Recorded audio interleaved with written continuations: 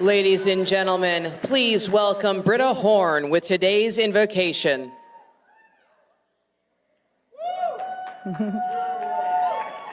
Please bow your heads.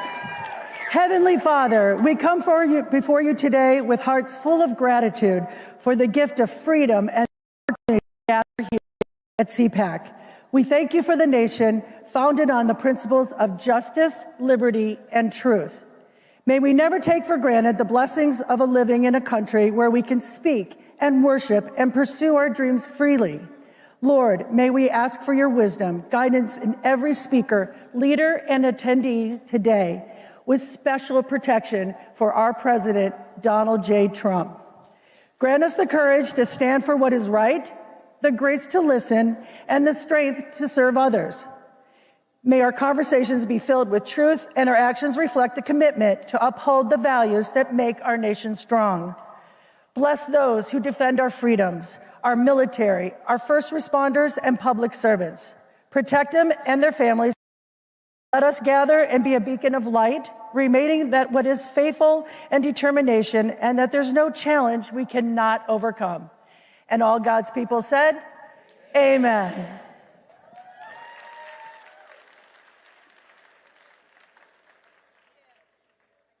It's our America. We conquered it. We built it. Great values like honesty and fairness. Great courage. A great nation needs a free press. Newsmax is it. 30 million Americans regularly go to Newsmax when they really need to know. They watch Newsmax TV at home. On the free Newsmax app, they go to Newsmax.com. Start today. Newsmax is real news for real people. This lunacy will end on my first day back in the Oval Office. I promise you it will end immediately.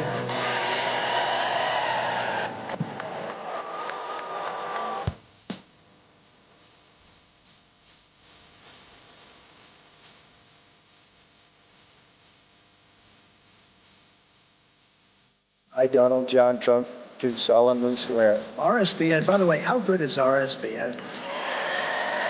They do a good job. So beautiful.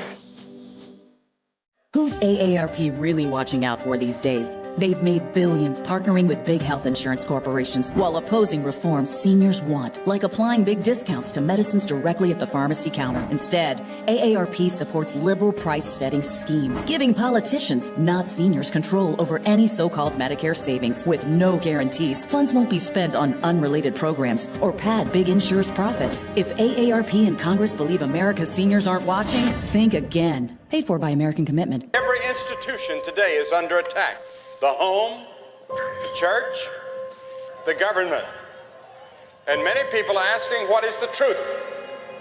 Jesus Christ claimed to be ultimate truth. Are you willing to face the truth? Do you think the MKUltra project ever actually ended? The Central Intelligence Agency is actively involved in mind manipulation. We all answer to one God and one Savior. And he's there to change your life for the better. Hey, it's Matt Schlapp with CPAC. You know, we've had a huge problem in this country with election fraud. But at CPAC, that's not a problem. Our only problem is getting each and every one of you to vote. So look at your badge. You have a number on that badge. And get your phone out and vote on all the issues that matter. And my guess is you probably like what Trump's doing as well. And we'll have the results for you very soon. Ladies and gentlemen, Obama didn't care. Regaining truth and health. Please welcome President of American Commitment, Bill Kirpin. Founder of Unleash Prosperity Now, Stephen Moore. Director of CPAC Foundation Center for Regulatory Freedom, Andrew Langer. Moderated by From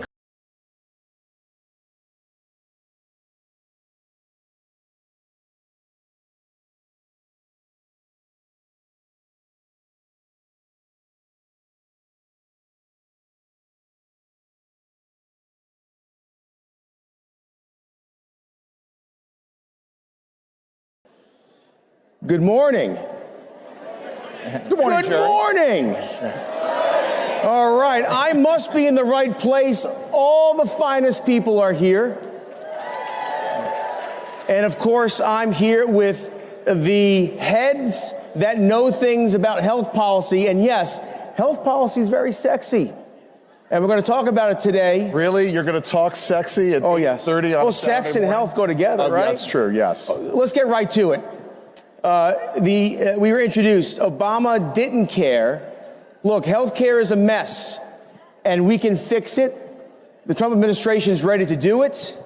And let's talk a little bit today about how the rest of the world freeloads on American innovation.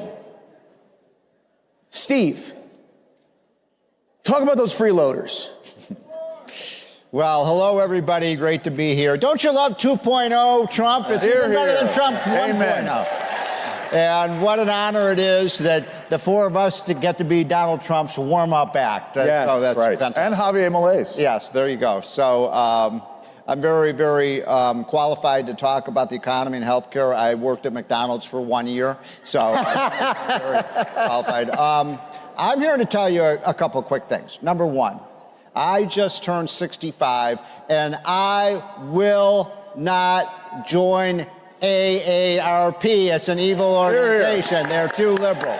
I call it American Association for ripping off old people, and we should get out of that. Number two, we need more. Phil, you're not old. We need more healthcare transparency in this country, so people know what they're paying for, and hospitals are telling us what it's going to cost, and patients are telling us when they go to the hospital, or when they buy drugs, or when they go to see a physician. You know, no one knows what these things cost, so we have a market that needs to be fixed. And finally, and then I'll turn it over to the rest of you, you are so right, Jerry. We lead the world in drug innovation. 18 of the last 20 wonder drugs in America came from American pharmaceutical companies. And what's happening is the rest of the world is ripping us off. They're stealing our intellectual property. They're not paying their fair share. And we have to make sure we can bring drug prices down in the United States if these other countries paid their fair share. So let's do it. And let me interject on this, Steve. One of the things we need to fix that was a holdover, you know, we talk about the importance of intellectual property rights in terms of our innovation. One of the things that had, God forbid, had Kamala Harris been elected was, remember, she had pledged in 2019 to seize the patents of drug companies and pharmaceuticals in the name of price controls. And in 2023, the Biden administration tried to do just that by changing the rules by which we innovate and award intellectual property. That's one of the first things that the Trump administration needs to do, is to pledge to protect intellectual property and protect this thing called the Bayh-Dole Act. Phil, price controls. It's not just the foreign countries, Europe, compulsory licensing threatening our innovative companies. It's also right here, the ridiculous named Inflation Reduction Act. It didn't, you know, it's like a Saturday Night Live skit. It didn't reduce inflation, but it did all kinds of mischief. It raided Medicare, but it also introduced price controls that is hurting American innovation. Yeah, is anyone here seeing less inflation because of Inflation Reduction Act? Did you see your prices go down, paying less for drugs and groceries? Everything worked just like Biden said. We call it the Inflation Acceleration Act. This is one of the most absurd, misnamed laws. And see ahead for knowing things. What they did that was so outrageous is they put these price controls on prescription drugs. And price controls are always a bad idea, because when you put a price control on something, you create shortages. You get less of what you're price controlling. Everyone who lived through the 70s knows what happened. We put price controls on gasoline, you had long lines. You put price controls on medicines, you don't necessarily have shortages of the ones that already exist, but you get fewer new ones. Right. You don't get new ones developed if there's a price control on them. And the craziest thing about Inflation Reduction Act is they used price controls to reduce the amount that Medicare spends on prescription drugs by over $200 billion. But they didn't use that money to shore up Medicare. They didn't use that money to send it to seniors in the form of rebates or lower prices or lower premiums. They used that money for giveaways to wind and solar guys and electric vehicles, all this unrelated left-wing spending. And so that bill is completely outrageous. Let me just finish my... All right, go ahead. And inside the price controls, this is even the craziest part, inside the price controls, they have more draconian price controls on pills than they have on injections. Yep. So they actually created an incentive within it for every new drug that is developed now is going to be an injection, because injections have a 13-year protection from price controls. Pills only have 9. There you go. Now, every person I know would rather take a pill than stick themselves with a needle. So this is one of the dumbest political things ever. So I'm hoping that Republicans, they should repeal every word of the Inflation Reduction Act, in my opinion. Do people agree with that, every single word? Yes. Okay. We should repeal every single spending bill that Joe Biden passed, and just save $5 trillion by getting rid of every one of them. IRA, what was the Build Back Better, all of these things. Erase them. Get rid of them, Mr. President. To put a price number... But if they can't at least get rid of that penalty on pills... Yeah, we're talking about that. Yeah. That would be pathetic. Yes. That's like the absolute minimum they should. But to put a price tag on the rating of Medicare, I mean, we're already talking about the issue of Medicare, which is strapped for cash. We can sort of debate that. But to rate Medicare for $250 billion to pay for the Green New Deal, and they admitted it, right? The Inflation Reduction Act was nothing more than the Green New Deal. Something has to be done. I know we're going to talk a little bit about the EPIC Act. You know, and what that does. The funny thing is, during the debacle debate, when Joe Biden, former President Biden, said we killed Medicare, that wasn't a slip. They actually raided Medicare, and again, they have the hubris to accuse others of wanting to raid Medicare. Real quick, guys, talk about the pill penalty. So. I referred to this a little bit, but the way they wrote these price controls, pills can be subject to price controls after 9 years. Injections can't be subject to them for 13 years. So you have this 4-year difference. So what we're basically telling all the pharmaceutical companies is put your investments into injections, because you're not going to get whacked for price controls. And there's a fix here, right? There's a fix here. There's an easy fix. A congressman from North Carolina named Greg Murphy has a bill that just changes the 9 years from pills to 13. So as I said, absolute minimum that they should be able to do is that. I want them to be more ambitious. I'd like to see the whole scheme gone. But absolute minimum is that, because how do Democrats vote against that? Yeah. They're going to go home and tell their voters, no, we want you to have to inject yourself with every new drug that comes out. So think about this. We have Europe and other parts of the world freeloading on American innovation. We have politicians in the U.S. enacting laws that introduce innovation-killing price controls. We want to bring, who here thinks they pay the right amount for health care? All right? Yeah. We want to bring the costs down, and there's ways to do that. One thing is PBM reform. Yeah. So all you guys, start here, Andrew, PBM reform. So let me just gin off of the issue of the price controls and the importation issue. Go. Because it is parallel to what we've been asking in terms of foreign policy generally, right? As we're asking other nations in NATO to pay their fair share for, so that America doesn't foot the bill for global security, we need to be doing the same thing with regards to healthcare, especially with the amount of innovation we're doing. Now, the issue of PBMs is an important one. And what's amazing what's about a PBM? That's a pharmacy benefit manager. It's essentially a middleman between the drug companies and the consumers in terms of setting prices. And it's an area, weirdly enough, in which Democrats and Republicans can agree that something needs to be done. And yet, nothing has been getting done. I know Phil could speak to that issue. We need to get it done now. We've had opportunities. I grew up in the Bronx and in Irish Italian neighborhoods, and there was always a guy walking around the neighborhood who would go and visit the stores and such. That's the PBM? Well, the PBMs now are actually all owned by the big insurance companies. Yes. So they're not really a separate company. It gets a little bit confusing, but basically, normally, I love middlemen. I'm not one of these middlemen are horrible guys. I think that usually they're market makers. They reduce friction. So I try to be safe. But in I'm this against case, middlemen. In this case, it's actually they exploit a loophole in federal law. They have an exemption from the federal anti-kickback statute. I don't know why or how they got this exemption. But in any other federal program, you couldn't do what they do. And this is what they do in Medicare Part D. When they're negotiating prices, the insurance company's PBM division, when they're negotiating prices with the drug makers, they don't go in and say, hey, we have huge buying power, we have 10,000 pharmacies, we want lower prices on all these drugs. Instead, because if they did that, they'd have to pass on the lower prices because there are caps on the copays. Okay, what they do is they say, we actually want a really high price, and we can base the copay at the counter on that really high price, but then give us a huge rebate, and we can pocket the rebate.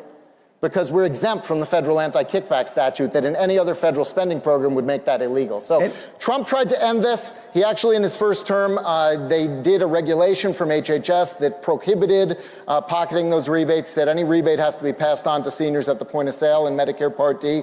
And in the Inflation Reduction Act, they delayed the effective date of that Trump rule until 2032. So let me put a fine point on this. Again, an issue in which voters, consumers agree is a bad thing, in which Democrats agree, many Democrats agree is a bad thing, in which President Trump has said is a bad thing. Many Republicans and Congress folks on this stage last year said this is a bad thing. It hurts average, everyday working families in America. We need to do something about this.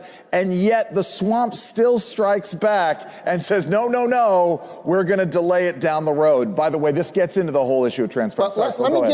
Let me get to some optimism, because we're more than halfway through the panel. This is why I'm very optimistic on healthcare right now going forward. First of all, I think that Trump learned a lot of lessons in this area in his first term when he was stymied in these different ways.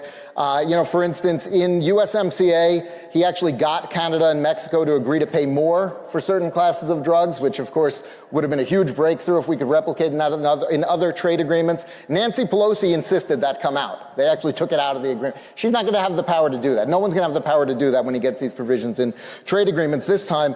And his healthcare team is fantastic. It's phenomenal. Yes. It's unbelievable. What do folks think of RFK running HHS? Are we excited about it? It's going to be unbelievable. How about Marty McCary running FDA? How about Jay Bhattacharya running NIH? Here. So we've really got a dream team coming in. Yeah. And I think that he did that incredible healthcare transparency order in his first term, that all the prices for everything in healthcare were supposed to be posted.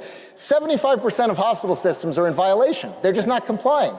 Well, I mean, when we get Dr. Oz in at CMS, we get this new team in play, they're going to say, hey, you don't comply, you don't get paid. Yeah. And we're going to force them to comply. Steve, so I'm really optimistic with the team we have coming in. Speaking of lessons learned from Trump's first term, and we all want to make America healthy again. That's why RFK Jr. is going to be one of the great HHS secretaries ever. But can we all agree, everyone in this room, that never, never, never again will we let the government shut down our schools. Never again should they shut down our government. Never should they shut down our churches. What they did was so terrible for our health, and we will never let the government do it. It was the greatest abuse of power ever. I want to make one point about the drugs, because this is so important.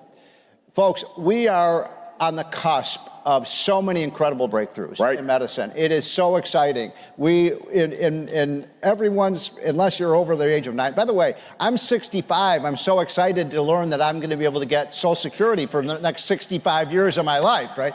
But we can... 65, you're living young. We know 150. Exactly. Yeah. So look, we are going to have cures soon for cancer, for epilepsy, for multiple sclerosis, for all of these horrible diseases. The fundamental problem with these price controls, be very clear about this. When they impose price controls, it delays the introduction of these new drugs that can save lives. So in other words, price controls on drugs kill people, and we got to get rid of them. You know, I want you guys to comment on this. So other nations have an industry or something that is innate to that nation, and they promote it. America has the greatest innovators in the world in human history. Yet many politicians beat up on the innovators. Talk about how there are solutions. Everyone here is probably very frustrated that politicians talk a big game, but there is legislation to fix the PBM problem. There is disruptors in place now with RFK Jr. and the others you mentioned. The fact of the matter is solutions are real. And what I like is Donald Trump says to his staff every day, how many days left? So there's not much time. Go ahead. I think that the Republican Party and the conservative movement have suffered from a lack of ambition. And I think that Trump and Elon Musk, people like what Doge is doing, let them loose on our healthcare bureaucracies, let them, bring some badly needed efficiencies. I think that, look, people by and large, voters, not just on the right, but everyone, they hate big pharma, but they also hate big insurance, and they also hate big hospital systems, and they also hate big government. Yep. We hate everything involved in healthcare except probably your own doctor. And one of the problems that we have is that everything that's happened in the last 20 years in healthcare has pushed towards bigger, more bureaucracy, more consolidation. You know, we have a situation now in Medicare. This is so crazy. We have a situation in Medicare where if you go to your physician's office and they're an independent physician and they're not part of a hospital system, they have to bill Medicare a lower amount than if you go to the exact same office and they're part of a hospital system. Right. And so all the physicians' offices are getting bought up by the hospital systems because we'll pay them more. That is an insane incentive because now they're part of some huge bureaucratized system that is generally inefficient, and they are less able to exercise their own medical judgment. So what I've been telling people, and I think we have the right team in place to do this, is be willing to blow everything up. Be willing to get a real functional market in healthcare that's free of all these bureaucracies, government. Well, and that's why these disruptors are so important. And look, before you say, I want to get to the EPIC Act because that's the solution. But Langer, go ahead. Let me just add to this because it goes beyond obviously the pharmaceutical side of it, the drug side of it. But again, if you are changing the way we reimburse doctors for their time, what you're going to do is like everything else with price controls, you're going to get fewer of them. We should have been, for the last decade, doing whatever we can to produce more medical care, more doctors, more nurses, and more physicians' assistants. We are facing a massive gap between the number of physicians that we have and the number of patients who are going to need them. This is the coming crisis in medical care. We need to be starting today with fixing that. Another point. And something that Trump did in his first term that's highly underappreciated and something we have to expand on in his second term, and I think all of you would agree with me, everyone should have the right to try these drugs. So in other words, if they have a new cancer drug or a new drug for heart disease, right now, the government holds these up by 6 or 7 or 8 or 9 years. And Milton Friedman used to say, this is a perfect example of how regulation kills people. They say, oh, look at how, all these drug approval processes. And they say, oh, there's a new drug that's going to save 50,000 lives a year. If the government, as Milton Friedman would say, if the government holds that up for 3 years, guess what? The government just killed 150,000 people. Right. So everybody in this country should have the right to try experimental drugs. How many are with me on that? Hey, guys, we're getting to 2 minute warning. There's another side of that coin, though, which is no mandates ever. Yes. It's your decision. No mandates ever. All right, guys, I think we all agree when we follow politics, patience, innovation get hurt. There's no reason why the Republican Party or the conservative movement shouldn't be the party and the movement of science and solutions. But we're short on time. Real quick, one solution, the EPIC Act. Tell me about the EPIC Act. This is a one-page bill that just fixes that pill penalty that we were talking about. Very good. I want to say, it's pretty rare to have a one-page bill. I'd like to see more one-page bills in Congress. This is a one-page bill. It's written by a congressman named Greg Murphy, and it just says the price controls are not stricter anymore for pills than they are for injections. All right. That's all it does. So I have a one-sentence bill that would solve all these problems. Government is the worst medicine. Here. All right, so wrapping things up in less than a minute. It's like being on the radio and I'm looking at the clock. Yeah, looking at the clock. How can we be more pro-science, more pro-patient? The right medicine, the right therapy to the right patient, the right time at the right price? Well, I think this is the challenge to the new team that's coming in with RFK and Marty McCary and Jay Bhattacharya. And I think we've got a lot of people who have been very committed to science. And you got to do it by, don't tell us, show us. Yes. Publish the results, prove it. Don't expect us to take your word for it. Steve? I'm going to go back to what I said at the very outset. We're up on a break. We have a lot of seniors in this room, a lot of people in their 50s. We're going to make a pact today that we're going to get, everybody's going to get out of AARP and we're going to join AMAC, okay? That's the way and no more freeloading. No more freeloading from other countries on our innovation. Hey, we are in a good place in this country. We should be hopeful and understand that innovation in science is on And how cool is this, by the way, that today you're going to see the two most popular leaders in the world, Javier Milei and Donald J. Trump. I mean, how about that for a Thank you very much. Thank you all very much. Thank you very much.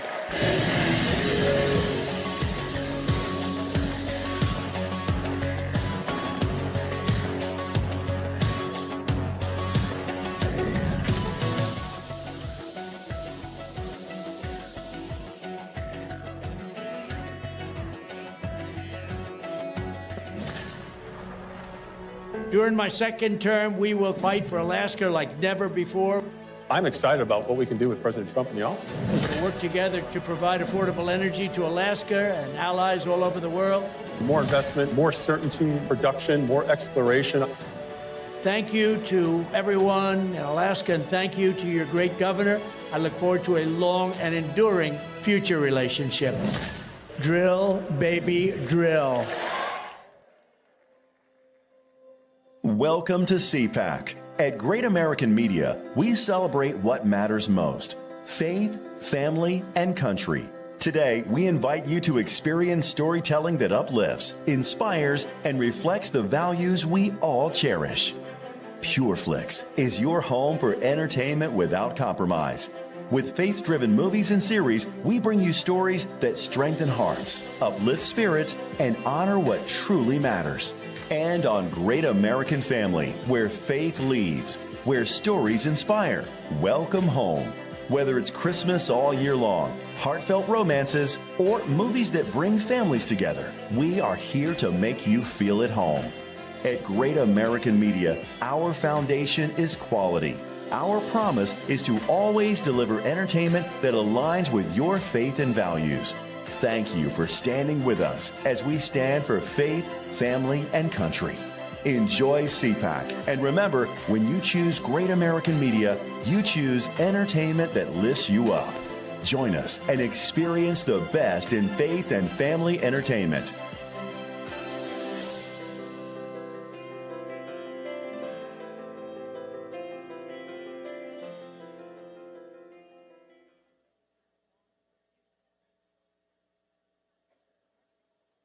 America is under attack. Our families are being crushed under the politics of a radical agenda. But moms have had enough. We are standing up and we are fighting back. This is our battle. This battle is every bit as important as the Revolutionary War because we fight for the same thing. Moms for America is a national movement of moms reclaiming our culture for truth, family, freedom, and the Constitution. I think Moms for America is exactly on track and is doing the right thing for the future of our country and our children. Like Moms for America is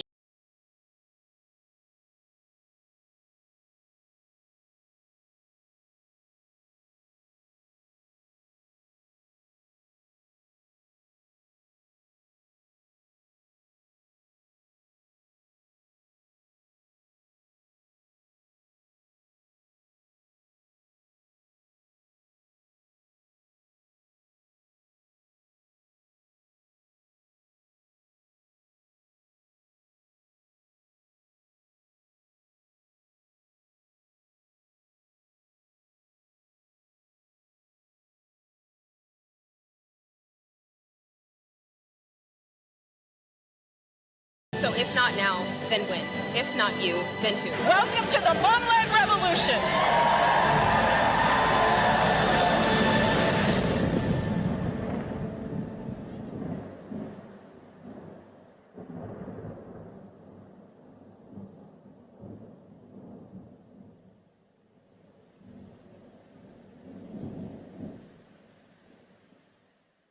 The Freedom Foundation is not your average think tank. The Freedom Foundation is a battle tank. Our job is to defend the rights of public employees against the nation's biggest bullies, government unions. Government unions are the largest single funder of the radical left in America. The Freedom Foundation is here to stop all that by helping hundreds of thousands of public employees to leave their unions throughout the country. We're liberating people to put their money back in their pockets and out of the union's woke political agenda.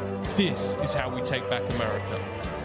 Hey, it's Matt Schlapp with CPAC. You know, we've had a huge problem in this country with election fraud. But at CPAC, that's not a problem. Our only problem is getting each and every one of you to vote. So look at your badge. You have a number on that badge. And get your phone out and vote on all the issues that matter. And my guess is you probably like what Trump's doing as well. And we'll have the results for you very soon. Ladies and gentlemen, it's Trump's world now. Please welcome co-founder Unplugged, Eric Prince, and CPAC board member, Gordon Chang.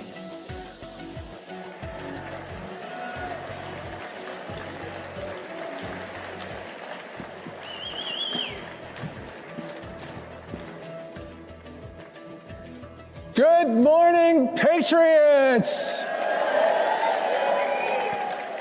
All of you are good people. And don't let anybody tell you otherwise. Because when they run you down, they take away your freedom. And freedom is the basis of our constitutional republic. And we've got a defender of freedom right here. Eric, I am so proud to be here today with you. Glad to be here, Gordon.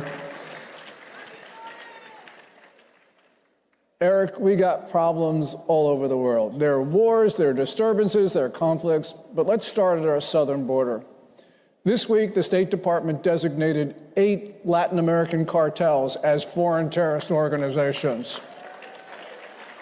6 of them are Mexican. So those 6, primarily 2 of them, control our southern border. What do these designations mean? Well, it certainly unlocks a lot of tools that can be used against these cartels. They have plagued the Mexican society for decades. I feel terrible for a Mexican policeman who, within days of coming on a job, gets a very unwelcome visitor, and they say, plata y plomo, silver or lead, you're going to pay you or we're going to kill you. And so I think most of the Mexican people really want to be rid of the cartels. The United States has invaded Mexico twice, 1845 and then around 1912, 13, chasing Pancho Villa. I don't think we should do that at all, but I think by designating them terrorists, it unlocks a lot of surveillance capabilities, a lot of intelligence gathering, and certainly the ability for special operations units to do of, by, and through Mexican units to help really degrade these cartels' ability to terrorize the society. So what you're saying is that we are going to bulk up the confidence of the Mexican forces, I guess, right? Yeah, the federales, the federal police there are very corrupt. The state and local guys are very intimidated and cowed. They've actually had to use the Mexican Marine Corps as one of the only reliable forces against the cartels, and even they have problems. So again, having a true mentorship, providing significant technology to overmatch the cartels, hopefully helps degrade their ability to terrorize that society. But again, part of the guilt is on America. We need to stop our own drug appetite because that still flows through Mexico, and that illicit profit screws that society up. You know, it's interesting.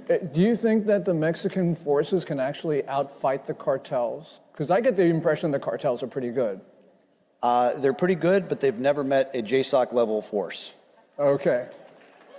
You mentioned 1845, President Polk sends the U.S. Army down there. What happens if we have to resort to that? That's a long time from now.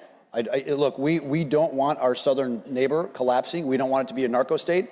Colombia was on its way to becoming a full narco state. Remember during Pablo Escobar, and he blew up the Justice Ministry and blew up airlines, and the U.S. never had to invade. They sent advisors of, by, and through, severely degraded the cartels, the FARC, et cetera, and eventually got them to a peace deal. So I think that kind of solution is possible, but we just have to be extremely careful. I think there's been talk about even allowing the private sector to help the government, because the more government we send, we don't have a great track record of stabilizing difficult countries like Iraq or Afghanistan. So I think being extremely light in the touch and being very severe in the cartels is necessary. Okay, we got a problem not only at our southern border, we actually got a bigger problem at our northern border. They call it the longest undefended line. Well, you know, the number of terrorist watch list suspects apprehended at our northern border is more than double the number apprehended at the southern border, even though the number of migrants coming across our southern border far exceeds those from Canada. And the problem is that the Canadian government has actually allowed dangerous elements to use Canadian territory essentially as a staging ground for assaults on America. What do we do about Canada? I know the president has imposed tariffs, the Canadians have done this and that, but what do we do? Some weeks ago, when the president was threatening tariffs on both Mexico and Canada, it was about that border issue. And I think Canada committed to spending a couple of $2 billion in some very specific border security capability. The RCMP, the Royal Canadian Mounted Police, not a bad organization. It requires leadership. Canadians have fantastic special operations units, so they can interdict the terrorists within their own border. It comes down to leadership, and hopefully the Canadian people dump Trudeau very soon. We got a lot of problems in the world. Let's go to Europe. What did Britain just do to Apple a few days ago? They just tore up the Magna Carta. I remember a few years ago, the Magna Carta was visiting the Museum of the Bible, and it's such a significant document because it's the first time that it defines a citizen's role versus the government. And I feel like we should keep it because they've lost the right to have it. Because what the British government did, they forced Apple to turn over the encryption keys for their cloud storage. And so the government, police can have unlimited access to anyone's iCloud account and all the pictures, content, whatever, with no warrant or any probable cause. It's the biggest invasion of privacy in the world. It's something that not even occur in China. You know, it's interesting because J.D. Vance at the Munich Security Conference last week talked about how freedom was being eroded in Western Europe. This is really the same thing, isn't it? Case in point. I mean, terribly. It's that surveillance state that there's a reason our founding fathers have a constitution, but immediately a Bill of Rights to define what government cannot do, and the British people don't have that, and they are lacking for it. And you can see the slow eroding, even destruction of that society. Because in Britain and in other places, we have these pictures of like people being rounded up for posting nasty comments. Yeah, you can misgender someone and actually go to jail. There was a guy that, as JD pointed out, a guy sent to prison for praying for his unborn child less than 200 meters away from an abortion clinic, and he was sent to prison for that. It's extraordinary. Wasn't doing anything violent. He was praying. Okay. I got to have time for a commercial. The Trump tribe of Texas is over there. Everybody give them a hand.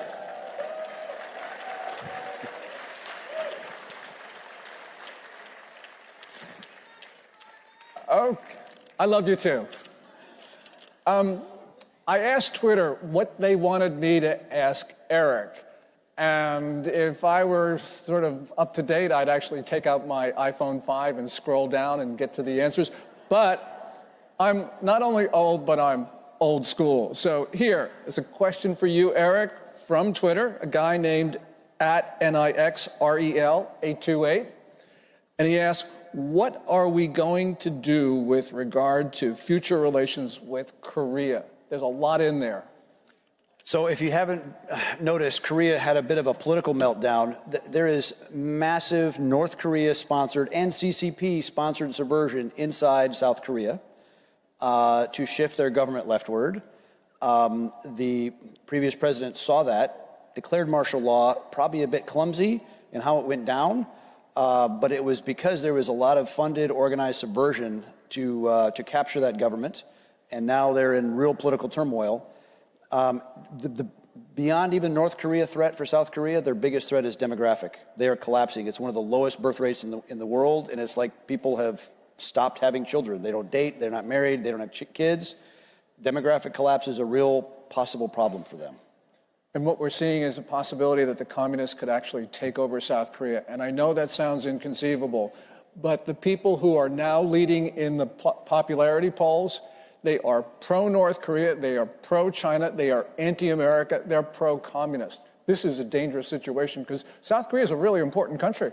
An extraordinary economic success to literally climb out of a very agrarian, super poor, starving society at the end of the Korean War to one of the highest standards of living in the world with unbelievable internet connectivity, productivity, industry. I mean, they make an enormous amount of vehicles, steel, electronics. Their aerospace industry is incredible, and I can't believe they're throwing it away. Yeah, and that really is a situation which is hard. We've got Korea CPAC here. Talk to these people around they are fantastic. And, oh, there they are, Save Korea. You know, and the good thing, Eric, is that when conservatives in South Korea,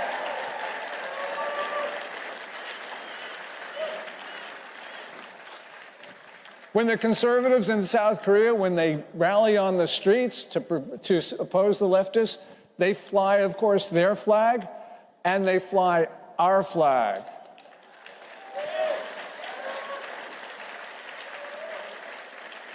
Well, and it's important to remember, 1953, we were still fighting against millions of Chinese communist troops there.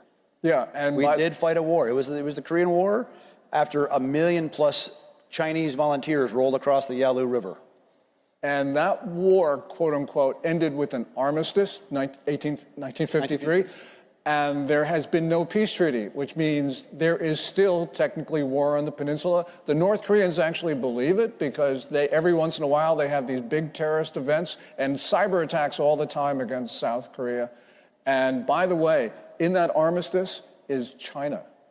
So we are technically at war with China. There's an armistice. What's going on in China, Eric? Look, Xi Jinping has kind of made himself dictator for life. Normally, after Mao, they were only staying for 10 years.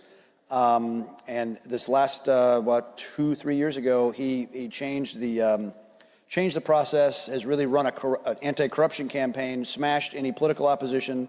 It's important to remember they have political factions there as well. The Shanghai faction, the Young Princelings, he's one of those because his father was literally someone that was rolling with Mao back in the 30s already. And the Communist Youth League. Xi has smashed all that opposition. I mean, Jack Ma, who's kind of the combination of Jeff Bezos and Zuckerberg all in one person, made some negative statement against the Central Bank of China. Oh, yeah. He was disappeared from public view, and he reappeared 6 months later lecturing at an elementary school in rural China. And the government said he had embraced supervision. So it's very Orwellian. Look, the issue with China, it's really a global competition of governance.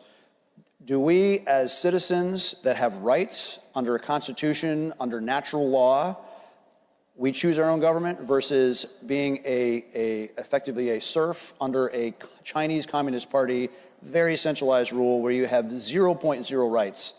That is the global contest in governance. And so when people say, well, we're contesting China in Africa or elsewhere, it is that global competition for how shall we govern ourselves, or shall we govern ourselves, or shall we be ruled? You mentioned China and Africa. That reminds me, a good friend of mine, Jonathan Bass of Argent LNG, had a question for you, and that was, Blackwater provided security for American companies. Now you have the Wagner Group providing security for Chinese enterprises, especially in Africa. Who is going to provide security for American businesses going forward? Part of the issue with USAID, and I would say an over-reliance on U.S. government everywhere, doing stuff, wasting an enormous amount of money and not being very effective at it, is it really crowded out the private sector from doing a lot of those creative solutions. And I think the great thing about capitalism, if there's a demand signal, the private market will respond, and as American companies do start to go abroad for energy, minerals, infrastructure projects, American private sector will be there right there with them. Great. Another question from Twitter. This is from @RRA. Is there a plan to improve relations with Cuba? I think the whole issue of we're invaded, right? Every day, well, much less now. But we had millions of people coming to America illegally. It is, again, that competition for governance. They're coming here to America because the water works, the power, the sanitation, et cetera. When I go to really rough places and I see everything is chaos, but you go to a hotel, a nice hotel, and the power, water, sanitation, and the food is there. It is a little microcosm of good governance. It's the private sector organizing things. We have a very robust private sector here with 3 levels of government: state, local, federal. The more things we do at the local level and at the private level, the better we are. Cuba has gone completely the opposite way, and a lot of the people coming from these failed countries have an all-government, all-the-time solution. Cuba, of course, embraced all communism from the early 60s. And that has completely and totally collapsed. And I think a great outcome of a Trump presidency would be that these countries that are trapped in communism are actually liberated from it. Whether the people rise up and say, enough, like Milei said, afuera, with these big government, big bloated incompetencies to be done. You got another one in Venezuela, where the people voted in socialism in '99. They've had 3 elections. The leftists completely and blatantly stole the election last summer. They lost 70-30, the Maduro regime, backed by Cuba, backed by the Chinese Communist Party and Iran. They deserve our support, our moral support, and they need to get rid of this cartel. I mean, Venezuela has effectively become a narco state. We should do business with them, but do enough business with them to flush them out. Eric, we have run out of time. Let's talk to these people now. You talked about the Trump presidency, which means that, of course, America is back. But there are a lot of bad actors in this world, so you need to tell them what we Americans are. So hear it. We are the United States of America. And remember, everybody, USA. Come on, let's say it. USA. USA. USA. USA. Thank you, everybody.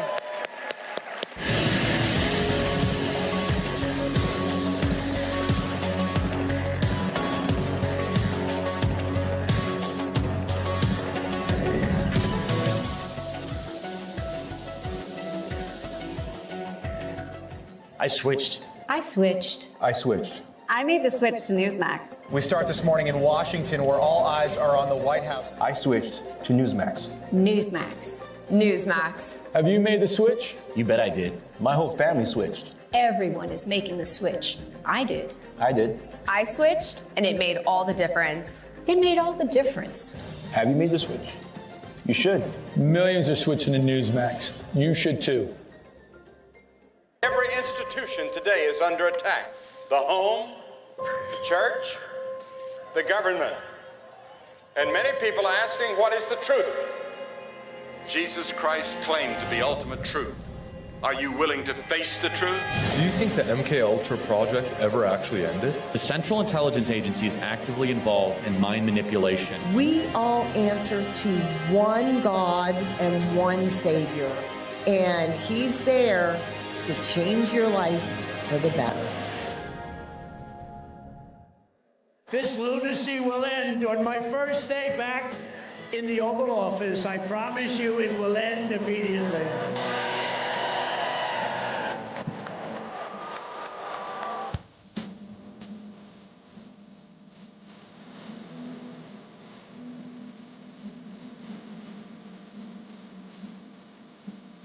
I, Donald John Trump, do solemnly swear. RSBN, by the way, how good is RSBN? Did they do a good job? So beautiful. Who's AARP really watching out for these days? They've made billions partnering with big health insurance corporations while opposing reforms seniors want, like applying big discounts to medicines directly at the pharmacy counter. Instead, AARP supports liberal price-setting schemes, giving politicians, not seniors, control over any so-called Medicare savings with no guarantees. Funds won't be spent on unrelated programs or pad big insurers' profits. If AARP and Congress believe America's seniors aren't watching, think again. Paid for by American Commitment. Every institution today is under attack. The home, the church, the government. And many people are asking, what is the truth? Jesus Christ claimed to be ultimate truth. Are you willing to face the truth? Do you think the MKUltra project ever actually ended? The Central Intelligence Agency is actively involved in mind manipulation. We all answer to one God and one Savior, and He's there to change your life for the better.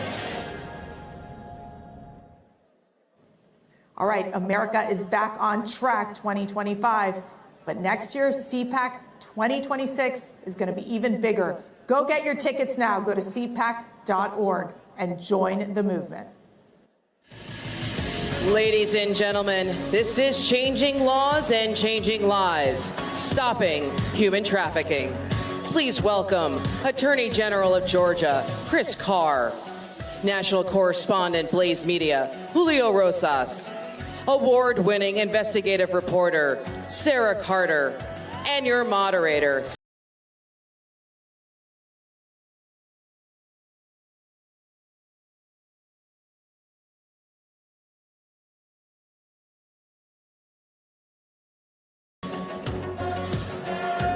I love Sarah too. I love Sarah too. We all love Sarah. But how about Julio? Woo! Guayabera, huh? I like this. It's a bold move. Red, white, and blue. Still, yeah, I love got it. the Latin flair, but still patriotic. It's good. It works. It's kind of like it adds to the international flavor of this. I just missed Florida, so I'm looking forward to go back. Yeah. All right, guys, let's dive into this awfully important topic. I want to be made irrelevant in this conversation because all of you are doing amazing things. But Sarah, I just want to pitch it to you to get started. Okay. We went down to CPAC, Mexico. We're in Mexico City. By the way, my Cuban wife was like, I don't know if you guys know this, there's like a little rivalry between all the Latinos and Latinas. Very. Not the Latinx, because that's like an unexistent thing. But you know, the Cubans and the Puerto Ricans and the Venezuelans, there's like, you know, they have their own little rivalries.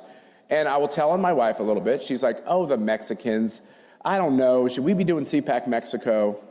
And then she like falls in love with the Mexicans. If you've ever been to Mexico City.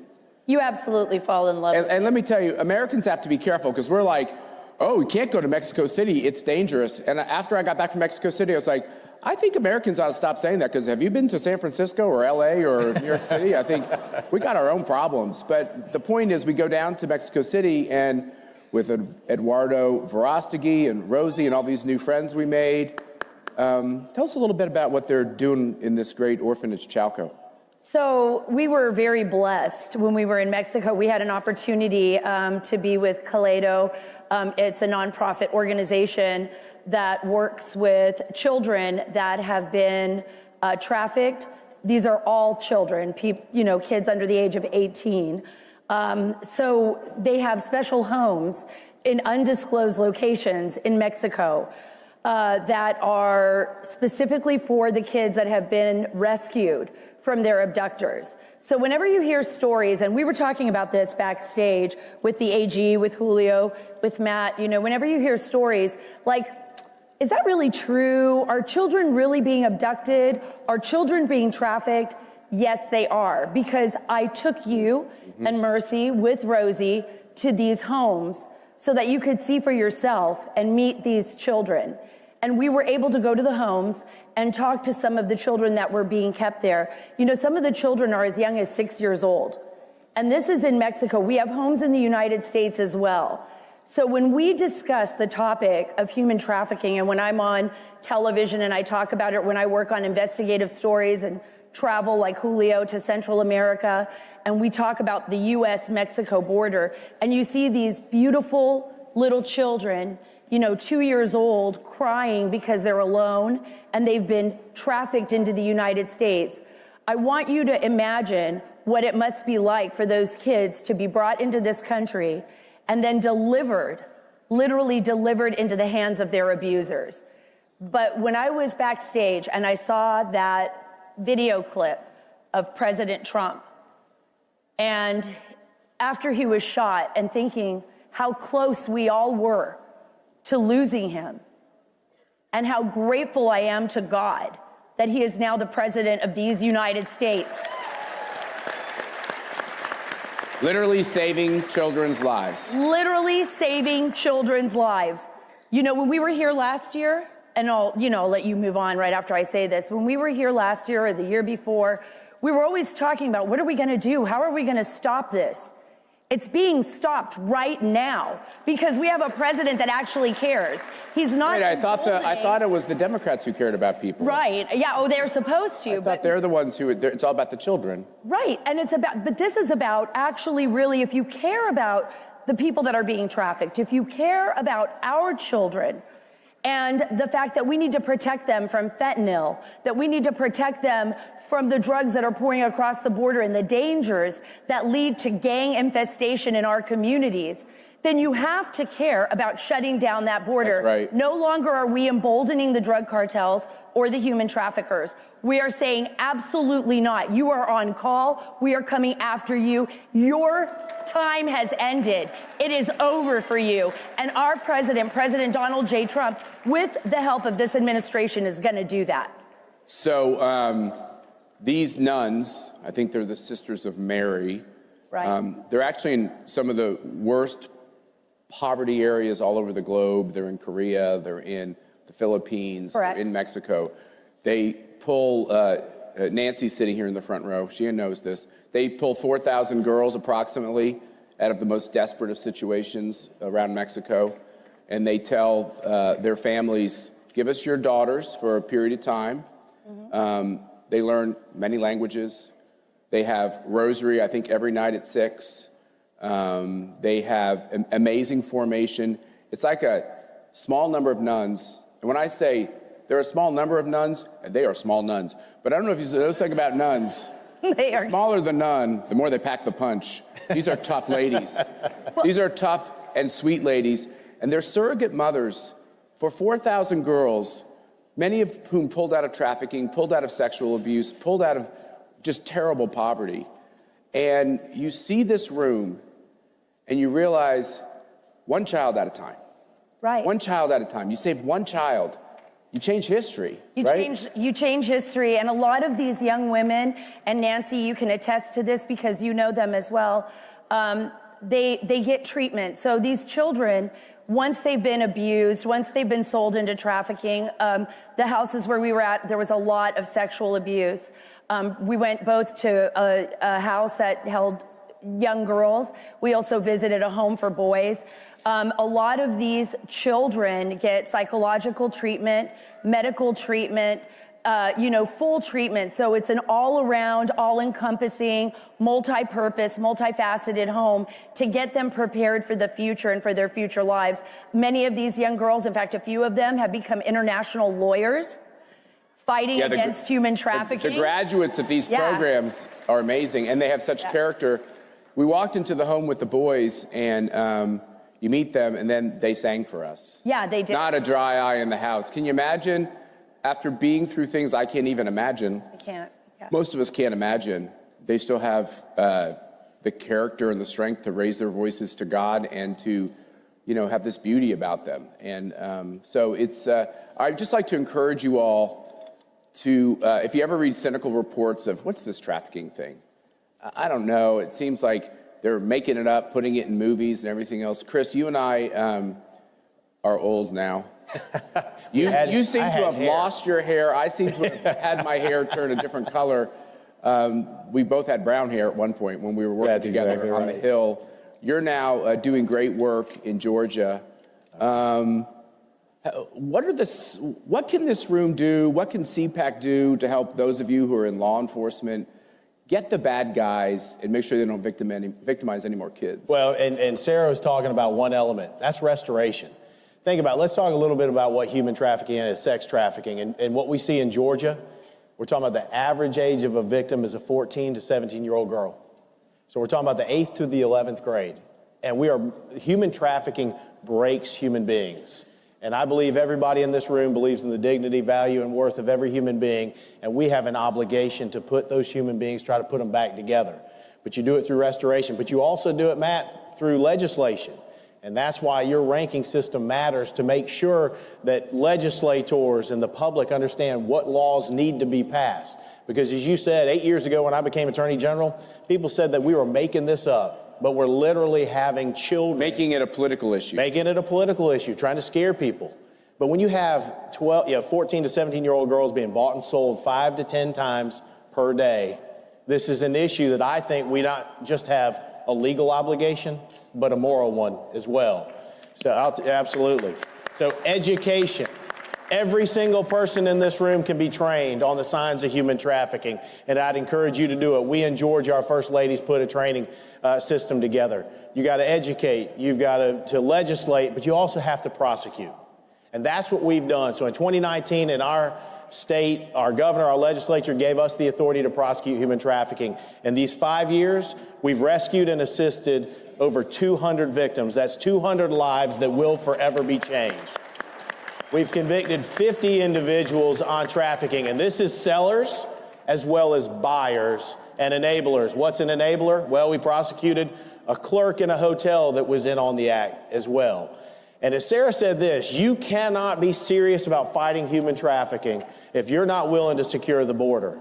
Because gang-affiliated, human trafficking, 80% of human trafficking is gang-affiliated, both in the country as well as transnational gangs as well as the cartels. And finally, we have an administration that's not willing to coddle criminals, but President Trump and A.G. Bondi and Kash Patel, they're willing to go after and partner with us too. So the cavalry is coming, and the people in this room are the cavalry as well, and God bless you for doing it.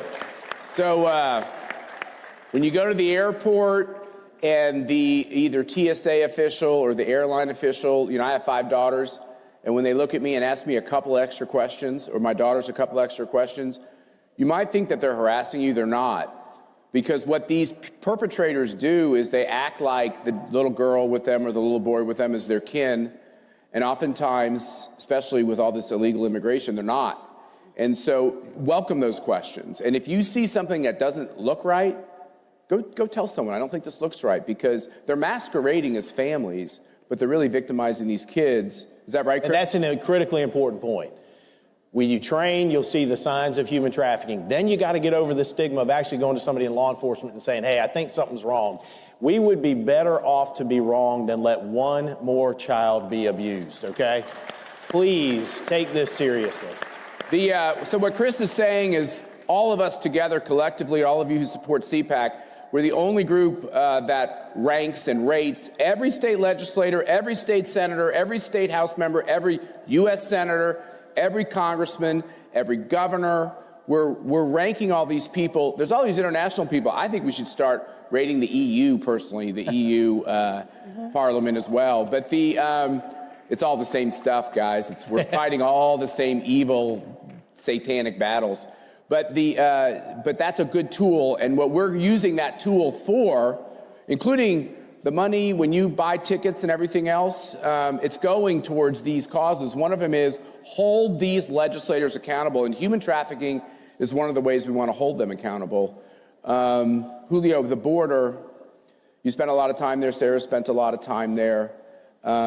Mexico's a complicated country. As I said, Mexico City is a beautiful country. They've elected this left-wing leader, unfortunately, to the presidency.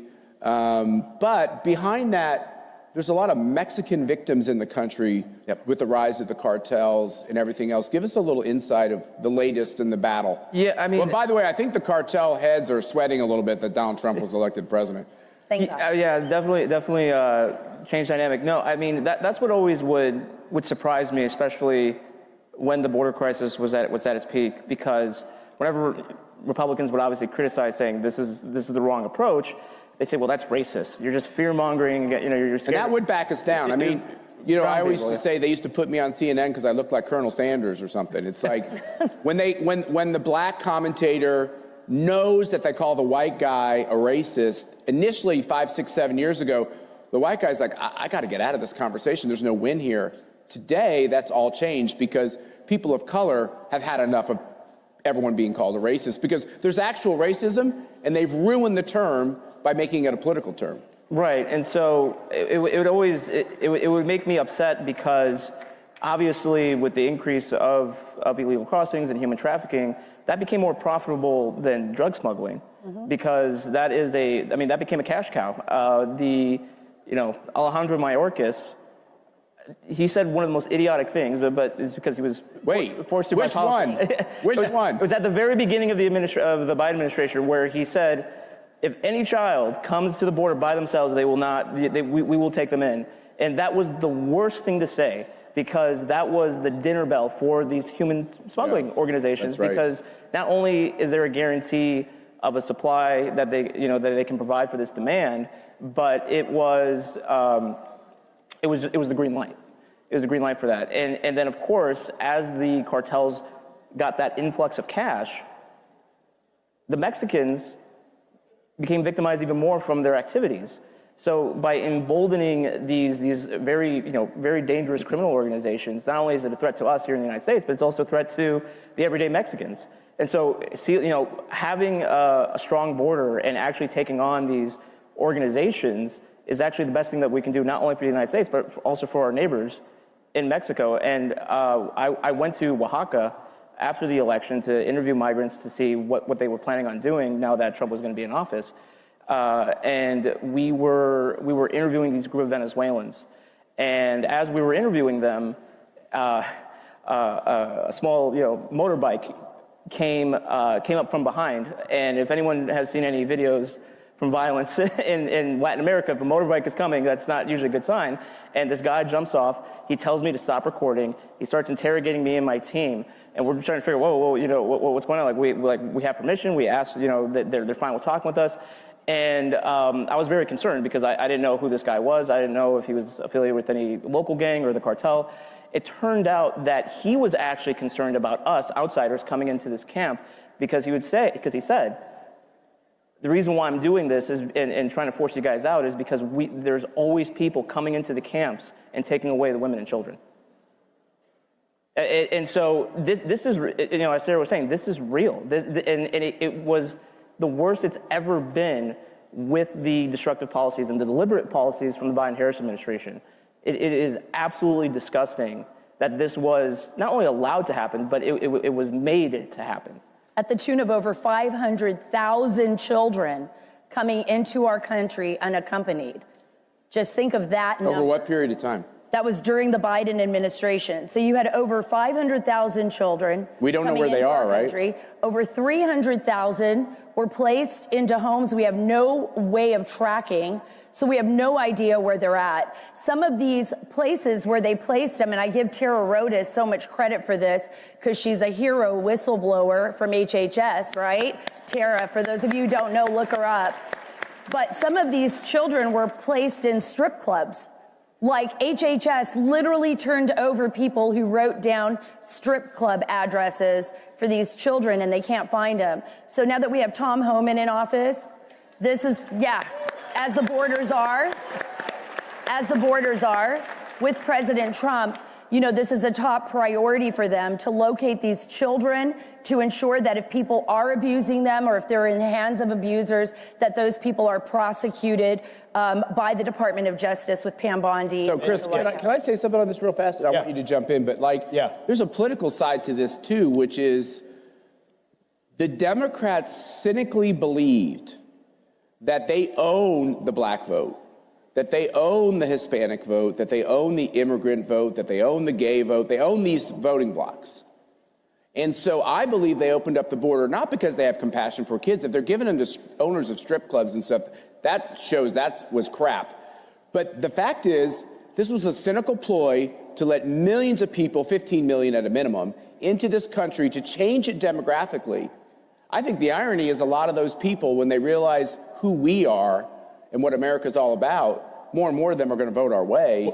But what's your take? Am I wrong about the politics? No, you're right. And here's the other thing that I think this is important for conservatives to understand. When I got into this 8 years ago, we didn't have a lot of criminal jurisdiction, but now we have human trafficking and gangs and organized retail theft. And I was told by somebody on the other side, be careful dealing with some of these issues because, Matt, like you said, you're going to get criticized for who the criminals are. And I said, well, I don't care what the criminal looks like. I care about the act that they engage in. But if we're going to look at something, let's look at who the victims are. Who is most often terrorized, vulnerable to human trafficking? Lower income, racially diverse immigrant populations. Who's most susceptible to violent crime and gangs? Lower income, racially diverse immigrant population.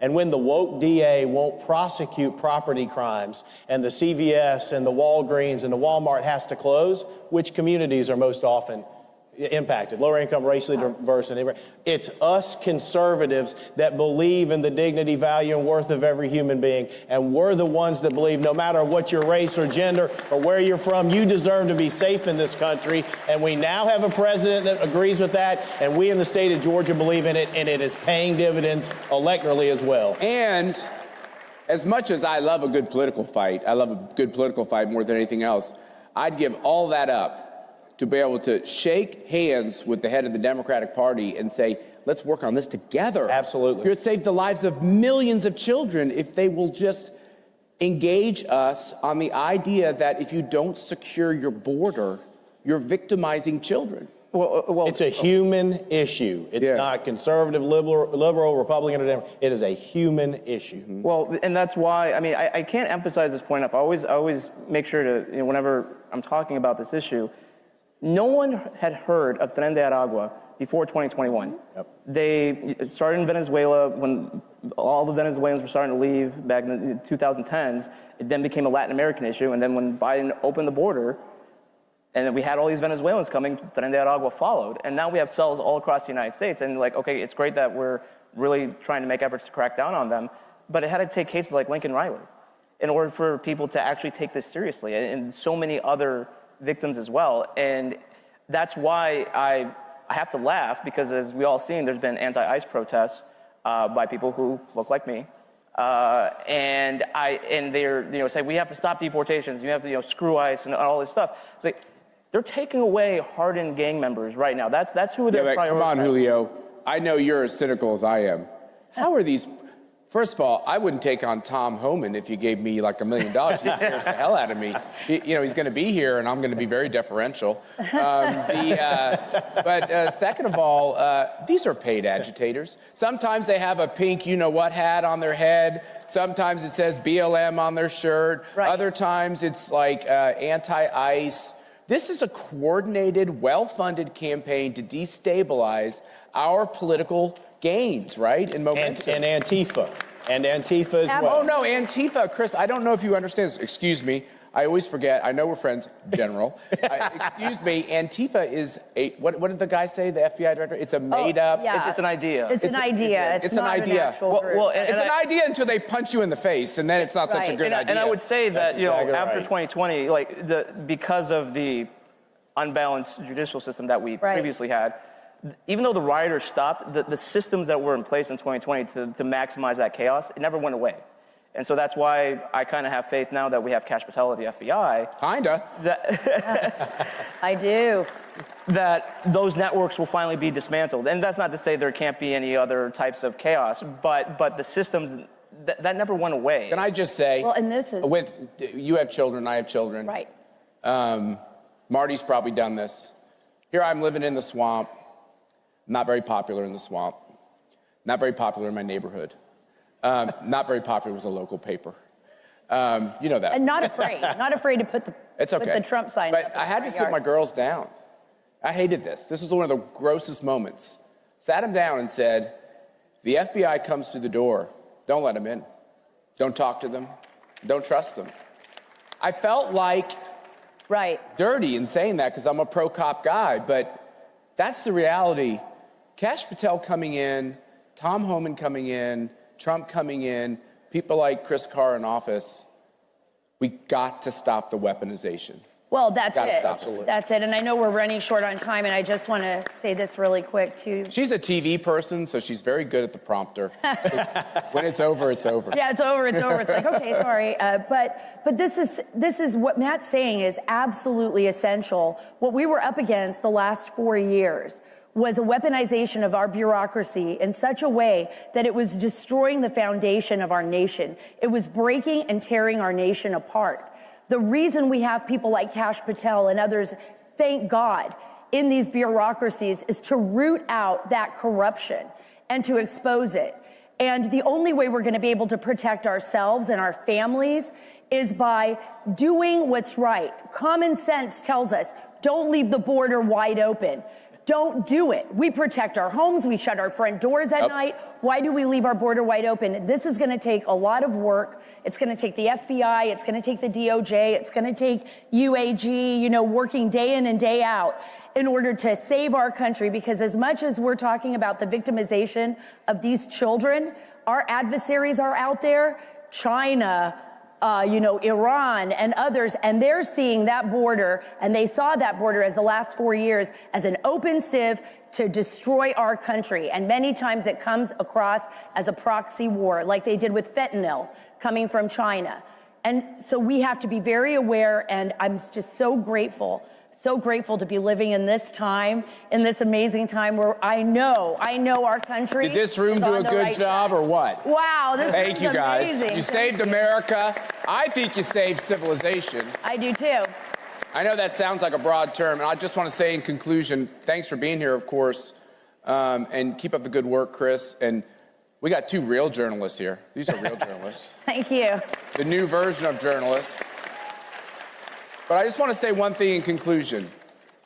When you see the videos throughout the next couple of years, when you read the false charges about how either Kash or Tom Homan or Kristi Noem or Donald Trump or fill in the gap, are destroying the lives of these mostly Hispanic people who are here illegally as deportations occur. All the lies and slurs that will come out, videos that will be true, probably deep fakes. Right. You know, instead of the ones when they said, well, Biden doesn't really have Alzheimer's, he's actually sharp as a tack. Yeah, whatever.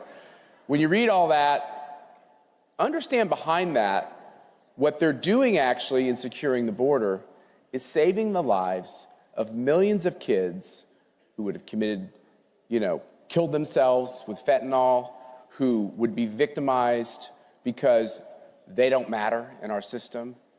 So don't let them lie to you. Know what's behind the headlines. Every country that believes in freedom starts with a border. And Chris and I are Catholic, even at the Vatican, by the way. You can't get in the Vatican without an appointment. That's right. And a country shouldn't be any different than that. So thank you all for being here today, and keep up the fight, okay?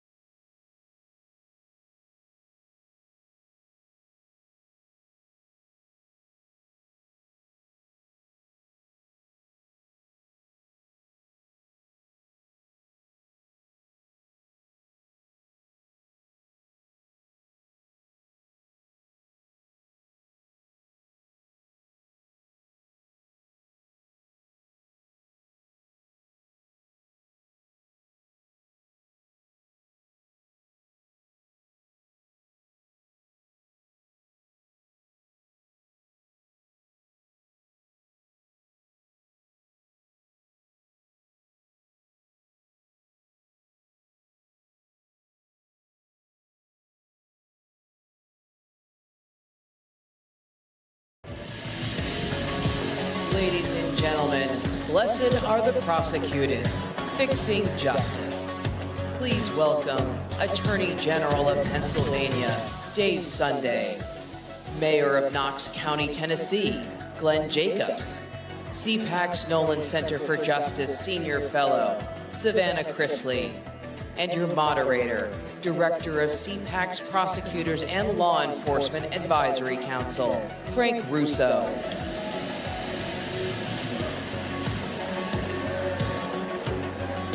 You nailed it. Thank you. What's that? I said you nailed it. I was almost following you. You got there. I'll ignore the Go Vols being a Georgia Bulldog myself, but thank you all for joining us today. We are honored to be here with such an important panel focused on one of the most important issues. You just heard from our chairman, Matt Schlapp, that the weaponization of government is tearing our country apart. And thankfully, in November, the voters brought an end to that damage. Amen. But unfortunately, there are still victims of that weaponization. And thankfully, there are prosecutors and elected leaders who are working to fix it. So I want to start with someone who's had to live through this weaponization. Savannah, you are well known to this audience, not just for a slightly popular show that some of us have seen on Bravo. My wife's a little jealous. Well, thank you. But also for some of the challenges your family faced when prosecutors who put politics over public safety harmed your family. Can you tell us your story? 2 years ago, both my parents went to prison for a combined 19 years. My dad got 12 and my mom got 7. This was in Fulton County, Georgia, and where prosecutors labeled us the Trumps of the South. And I spoke at the Republican National Convention, and as I like to say, I would take that as a compliment. I will be the Trumps of the South. I'll take it.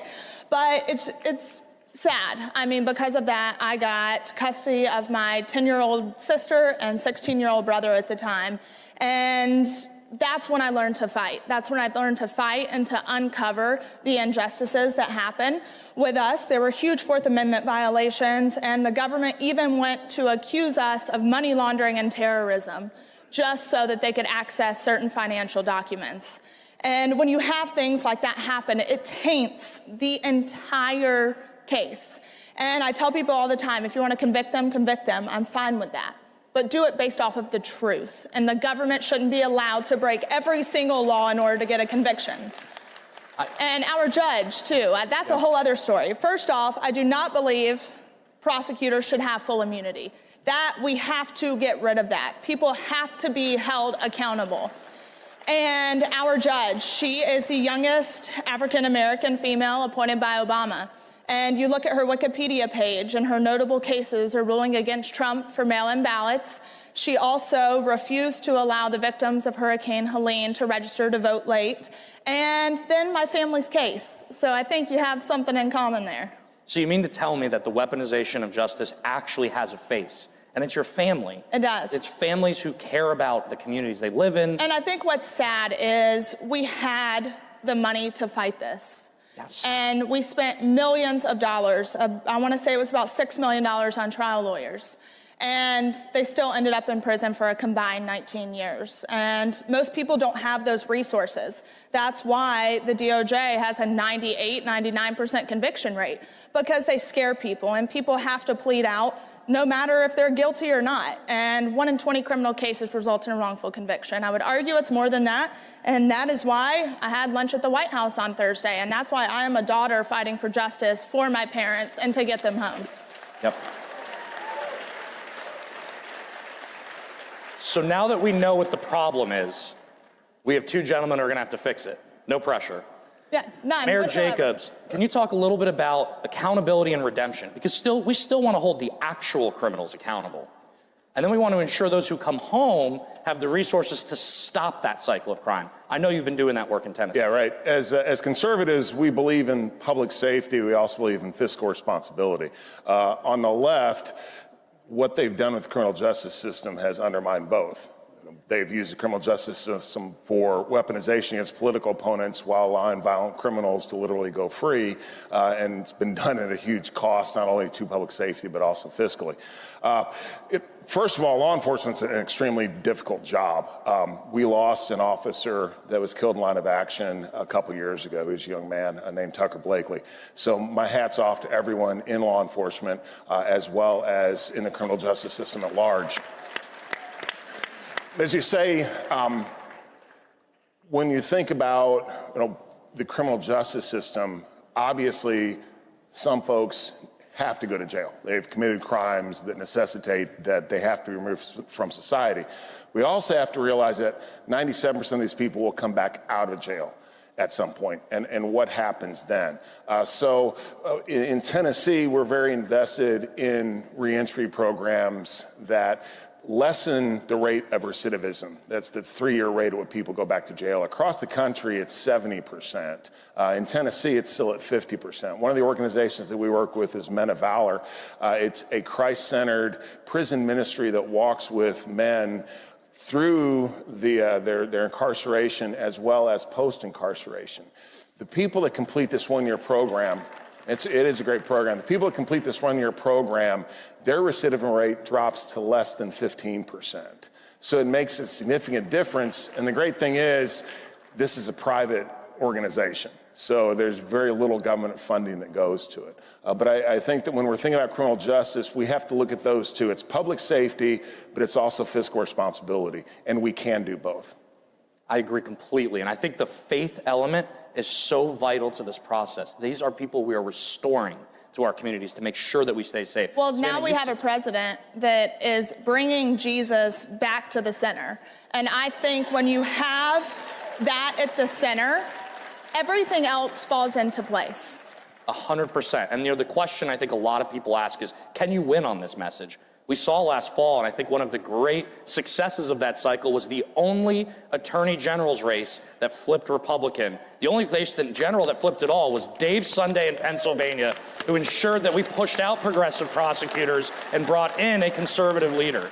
Dave, can you talk about how this message resonated with voters and got rid of that progressive prosecutor movement that has made so many people, so many of us here, you're in Washington, D.C. or close to it, unsafe?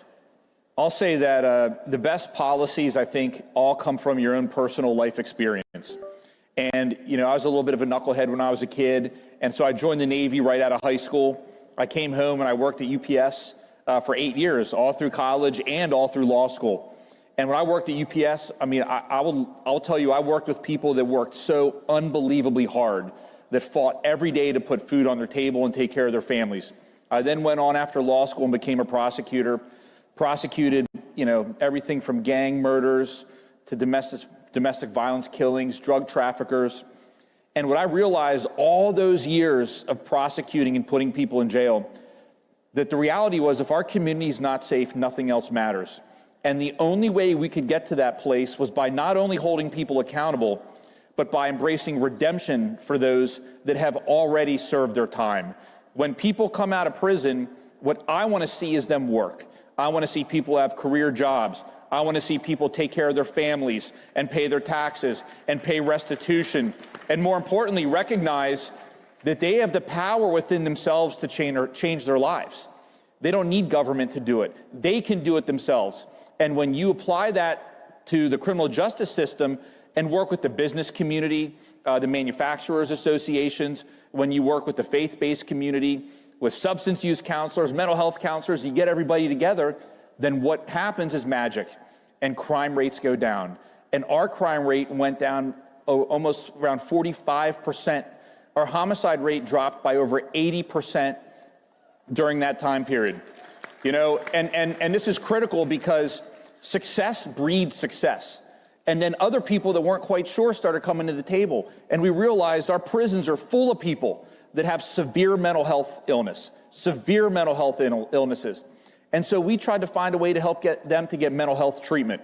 It took the pressure off police departments because the police need to be out there doing their job and getting the bad guys, not sitting, at a hospital staring at someone who's going through treatment. So my point very simply is I wasn't sure how the community would respond to that. That's my life story and how I've handled myself. And they responded in a very resounding and positive way. And that speaks volumes, I think. Yeah. Well, I think when you speak about mental health within the prison system, there was a hearing, and the former director, Colette Peters, which I say former, thank God, she was probably the worst thing to happen to the Bureau of Prisons, and I'm saying that as a woman. When she was sworn in, she gave me hope. I was like, finally, there's a woman in power. And she let us all down. She testified, and over half the deaths in the system were due to suicide. Over half of the deaths in the system. So it shows that there is a mental health crisis, and we have to take care of that first. And I like to tout myself as kind of the James O'Keefe of the prison system, because it has been my mission the past 2 years to absolutely deconstruct them. And the things that I have uncovered are extremely damning. I mean, the corruption that goes on within these facilities, these officials should be the ones in prison. And until we hold them accountable, we're going to continue that same rat race over and over and over again. We continue to allow the political decision makers in our criminal justice system to harm those who work in it and who are forced into it or who have to live through it because of the mistakes that they've made. I don't think there's a single cop in this room that's protecting us that wants to harass parishioners at their churches or that wants to go into communities and harass parents at school boards, and yet that's what we had for 4 years. Mm-hmm. What does that do to a police force? What does that do? Mayor Jacobs, you have to oversee a lot of these law enforcement officers. It decimates their mental health. Demoralizing. It's demoralizing. Absolutely. Yeah, absolutely. And back to the mental health aspect, we've done a great disservice to law enforcement. Yes. With essentially making them the mental health experts and the caretakers of folks who have severe mental illness. In Knox County, we estimate that about 35% of our daily census at our jail suffers from mental illness. And the reason is there's no place else for these folks. So you have law enforcement people who are trained to be cops, or in this case, corrections officers, and they're forced to be mental health professionals, which they're not. I was really happy. We just started a mental health court in Knox County. There's only about 300 around the country. It's a new concept in Tennessee. But basically, folks that qualify, that have mental illness, stand in front of a judge, but instead of going to jail, the judge oversees their sentence, and they have to go to counseling. They have to be on their meds and all those sort of things. But yes, that frees up police resources, because then they're no longer acting as mental health professionals. They can do the job that they're trained to do, and it makes things safer for everybody. Right. And also, you're exactly right. President Trump's First Step Act is overwhelmingly popular with Republican primary voters. So it is a winning issue. With the First Step Act, my biggest issue, I am a huge advocate for the First Step Act, but what the last administration failed to do was implement the First Step Act. And because they failed to implement it, you have the Bureau of Prisons that's asking for more money. Well, instead of asking for more money, why don't you actually implement the First Step Act, the Second Chance Act, and it could reduce, they are wasting upwards of $1 billion. I have an answer for you, because they're not concerned with public safety or fiscal responsibility. They just want to make sure that bureaucrats get more money, more power. That's why. Exactly. And I think, too, taking the Bureau, I have heard, and let's hope this is right, but taking the Bureau of Prisons away from the DOJ and giving it to DHS is going to be the most brilliant move, in my opinion, because I do not believe the DOJ should be able to charge you, sentence you, and house you too. We spent 4 years with the Biden administration acting as judge, jury, and executioner. And in that pace, I think what we don't talk enough about is what did that actually do to law enforcement? In my hometown of Roswell, Georgia, we lost an officer 2 weeks ago, the first one in 40 years. We've talked a lot about the problem, and there are real consequences. The good news is there is a solution, and that solution was delivered by all of you in November. And I'm excited, Dave, for you to talk a little about how we're going to keep communities safe now that you have a federal government that supports law enforcement, supports the rule of law, and thanks to Kash Patel, Pam Bondi, Kristi Noem, and others, is going to actually start solving these problems. You deserve to be safe. Dave, I know you're part of that solution because the voters sent you up in Pennsylvania to solve this. They did. I mean, I ran on, if our communities aren't safe, nothing else matters. And it's something that I believe in my heart. I mean, when you look at the challenges facing us right now, if you think about, I mean, millions of times a day, someone online is trying to get to our children. Every single day, all day long. We have an aging population in America, and every single day, millions of times a day, people are trying to steal our seniors, the money that they saved up throughout the course of their life. And I don't care if it's $1 or $1 billion, they earned it, it's their money, they can do with it what they want until the day they die. And I find it, and so when you add on the technology right now with AI, it's become so complex. Drug trafficking has become complex. And so what I look forward to doing is collaborating with all of our partners, from local law enforcement to state law enforcement to federal law enforcement, and really bring everyone together with a common goal, which is to make our community safer. That's to get fentanyl off of our streets. I mean, that's to go after the organized crime, these gangs that are shooting up our cities, and hold them accountable and put them in prison. The data shows that when you get the right people in prison, crime goes down astronomically. And so you have to use precision policing, targeted prosecutions, and you have to do it in a manner that's fair and that's safe and that's constitutional. And at the end of the day, that's how we'll make our community safer. So, Mayor, you have now the keys to solving a lot of these problems within your own city. You've actually seen the successes and talked about it. What should people here know and take back to their communities? What should this audience be telling their local officials when they go to town halls? And yes, that's me asking you to take a challenge. You should go to a town hall. It's cold in Alexandria, Virginia. I still go. I hope y'all do too. Can you tell them what message they should be bringing to their elected officials? It ain't rocket science, okay? This is not. You get the violent criminals off the streets. Make sure that the people that are going to reenter society have a pathway to do so successfully. And that's pretty much it. That solves so many of these issues. And the justice system should never be used for political purposes. Justice is supposed to be blind. Right. And for the past 4 years, it's had a target on certain individuals because of politics. And that's absolutely, in fact, of all the things all the horrible things that happened under the Biden administration, and there's a lot of them, all right? I think that was the worst thing, because a politicized, weaponized justice system, that is literally the definition of a banana republic, and we were this close to slipping into that. Yep. Savannah, I'll ask a similar question. What can people know about your story? How can they make a difference and impact? And how can we get your family out of this nightmare and back to the rule of law in our society? Yeah, for me, I believed bad people go to prison. That's just what I think as a kid is ingrained in you. And that is so far from the truth. These men and women are going to enter back into society. And I believe that God put us on this earth to love people and love people well.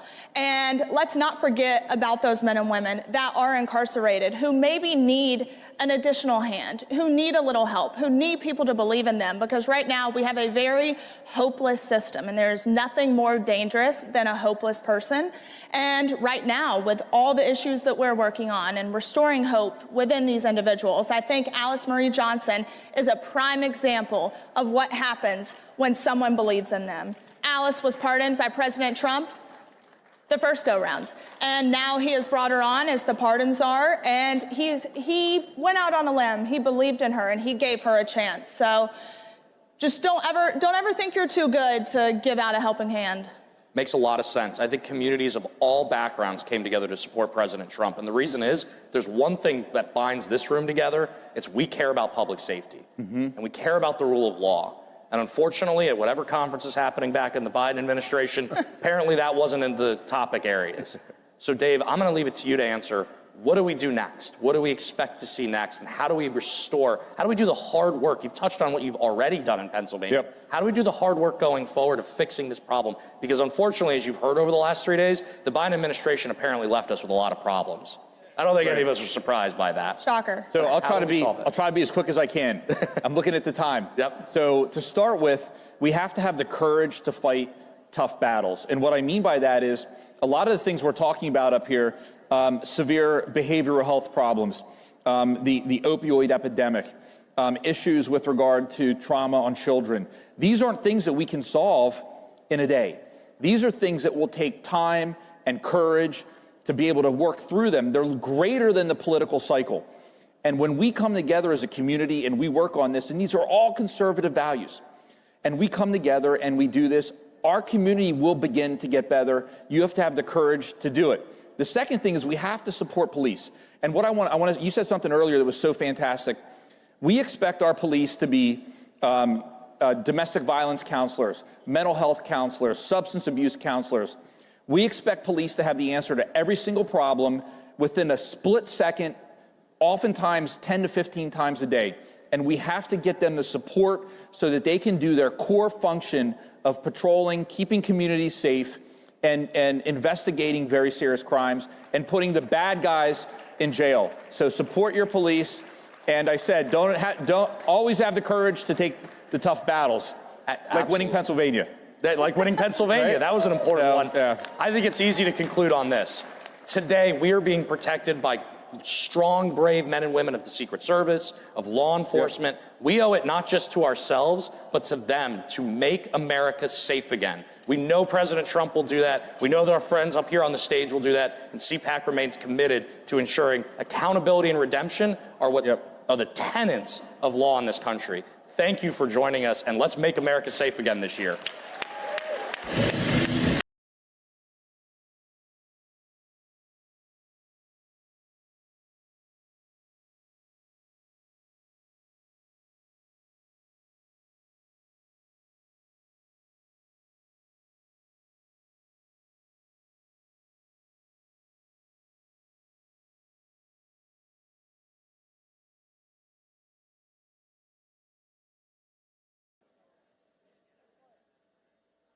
America is under attack.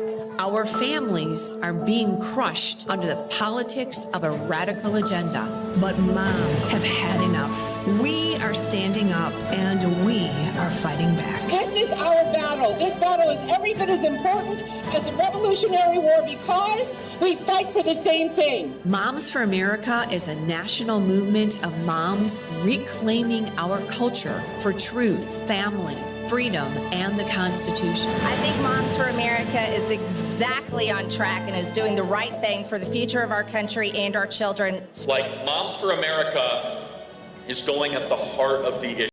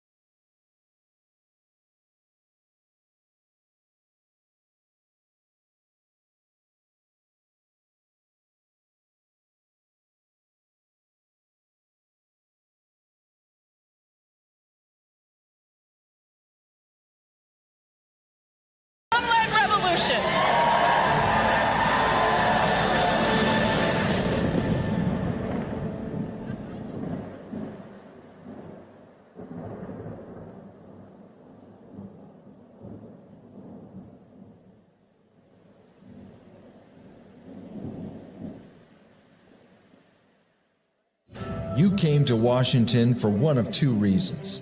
Some of you came here for position, for power and fame. You came for you. But a few came to change this town. We came to be sandpaper to a culture that despises truth. Are you one of the few willing to stand in the gap for our nation? If so, come join us as we make America's national motto our personal declaration. Creators, it's time to take control. With Bursts, you create impactful content in seconds. Powered by blockchain, your content and earnings are protected, transparent, and yours to control. Play TV isn't just a platform. It's a community of creators building a new future together. Your freedom starts when you press play. The conservative movement has come a long way. Back in the 1990s, there were so few college women who were interested in conservative ideas that we all fit on a very small boardroom table. Look at all of you in this room now. There's something special about conservative women. You all have a unique opportunity, I think in this generation in particular, to step into that full vision of womanhood. All right, America is back on track 2025, but next year, CPAC 2026 is going to be even bigger. Go get your tickets now. Go to CPAC.org and join the movement. Ladies and gentlemen, please welcome White House Deputy Chief of Staff, Dan Scavino.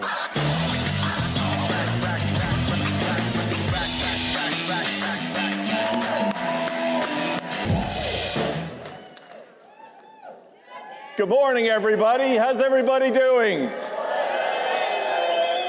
Let's go.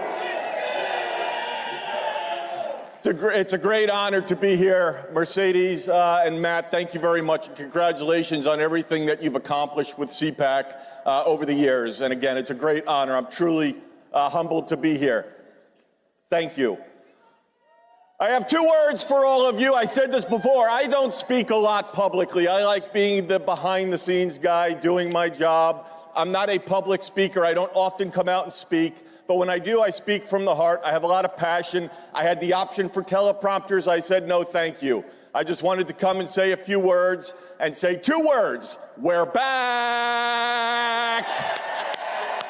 USA, USA, USA. USA! Let's go. Again, thank you for the support of the 45th and the 47th President of the United States of America. He will be here in a couple of hours. He's excited to be here. He's got a great history of coming here. Some of his all-time greatest speeches that have gone on for hours have been right here. He'll go out before the speech is expected to be 40 to 45 minutes, comes out on stage, comes back 2 hours later. Doesn't go off. He goes off the teleprompter. It's let Trump be Trump. Speak clear and transparent to you, the American people. What you see is what you get. He's a great man. He's a great president. And there's so many stories I could tell. It's been a long journey. And speaking of journeys, President Trump oftentimes behind the scenes will say, "You are so lucky I took you on this journey." And Team Trump that is out there will know exactly what I'm saying, whether it's subpoenas, grand jury testimonies, indictments, out on the campaign trail, big victories, out on the golf course, state dinners, championship games, World Series, Super Bowl, on the plane, in the Oval Office, good times and bad times, no matter what the news cycle is out there, he would sit and say, "You are so lucky I took you on this journey." It's been the journey of a lifetime for me. I've been with President Trump for 32 years.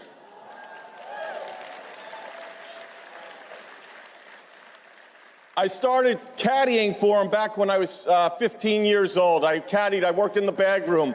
And this real estate mogul came up to Westchester County, New York, to buy a golf course. pulls up in the limousine. I couldn't believe it. I went to high school. I was probably a sophomore. That Monday in school, you won't believe who I saw, who I met. The New York State real estate mogul and tycoon who redefined the New York City skyline, Donald J. Trump. And here we are 32 years later, and Mr. President, if you're watching, this has been one hell of a journey, the greatest journey of my lifetime. Thank you for having me. And by the way, thank you for joining us and supporting us, everybody out there, all great American patriots. We appreciate each and every one of you. We campaigned in a courthouse this past summer. We were all over the place. Literally, the campaign run out of the courthouse. Not only the courthouse, but we would be running around the country, barnstorming every state rather, seeing all of you out there campaigning. So much fake news out there, all of the leaks, all the defamation, all the BS that went on out there. He went out there, the indictments, everything, the lawfare. He went out there, and as he raised his hand in Butler, Pennsylvania, during that assassination attempt, and raised that fist and said, fight, fight, fight. That's exactly what he does behind the scenes every day. He could be out at Mar-a-Lago every day, golfing in Palm Beach, Florida, California, New York, New Jersey, Philadelphia, but he'd rather choose to be out there and fight for putting America first and making America great again.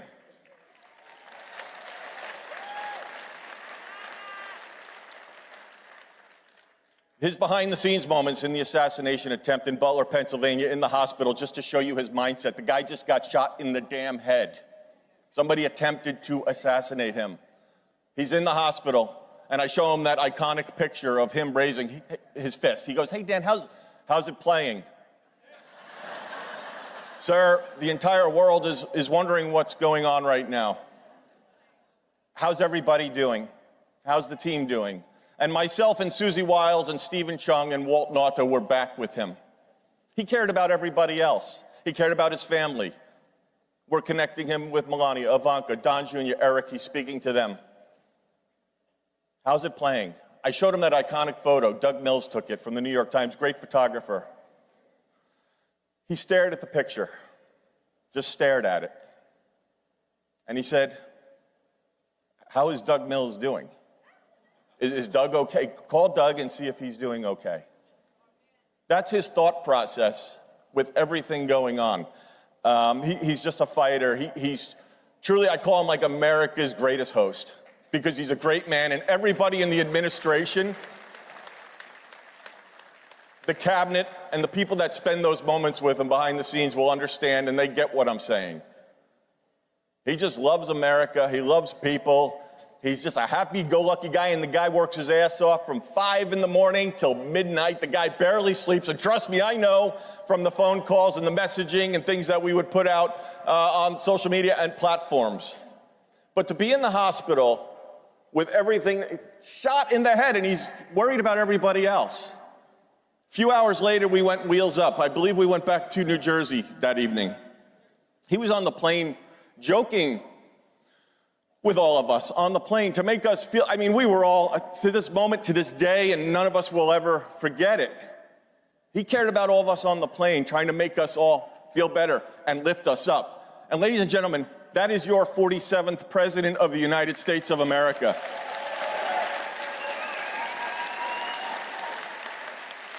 I have hundreds of stories I could share with you. Let's talk about in Pennsylvania, when he got excited to go work at McDonald's, because that's where Kamala claimed to have worked. For 2 weeks, we heard about going to work at McDonald's. He was excited to go do it.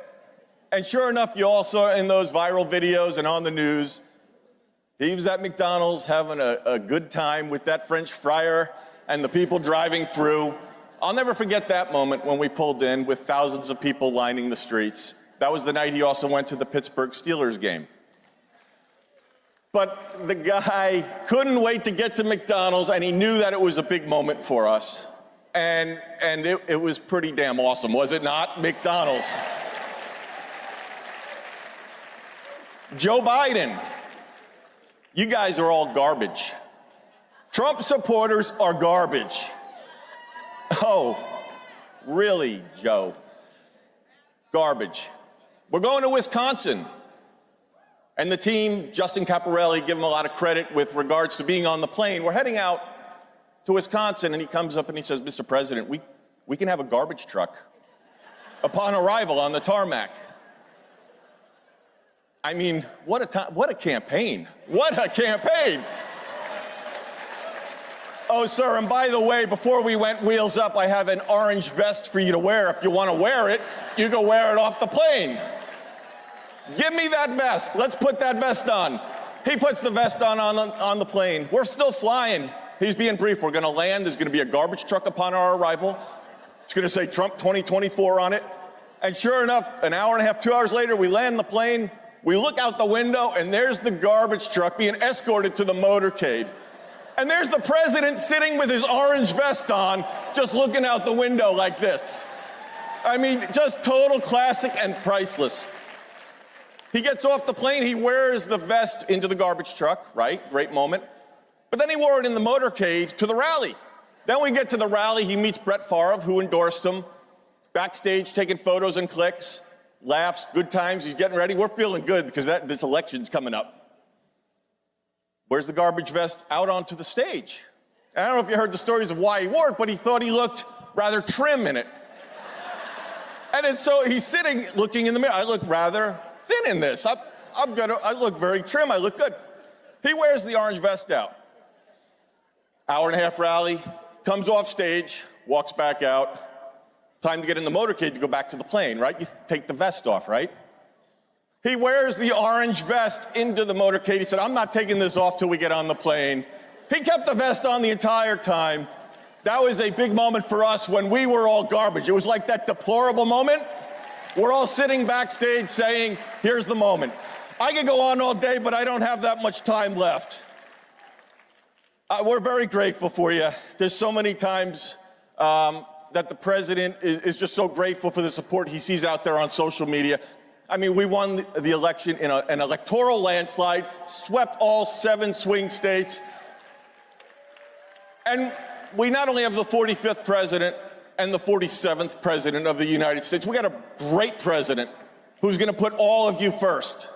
He's going to fight, fight, fight, and he's going to continue. And his legacy will go down as one of the greatest presidents of all time. And together, everybody in this room, with your support, we're going to make America great again. God bless each and every one of you, and thank you for having me. Thank you. Thank you.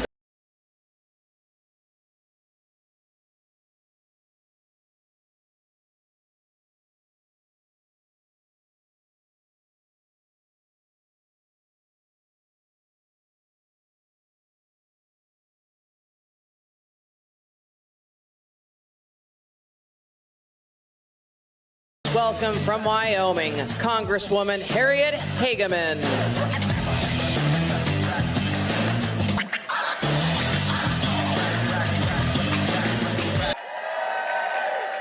Home of an abundance of affordable and reliable energy, wildlife galore, wide open spaces, gorgeous rivers and streams, magnificent mountains, beautiful blue skies, and not one Liz Cheney anywhere to be found.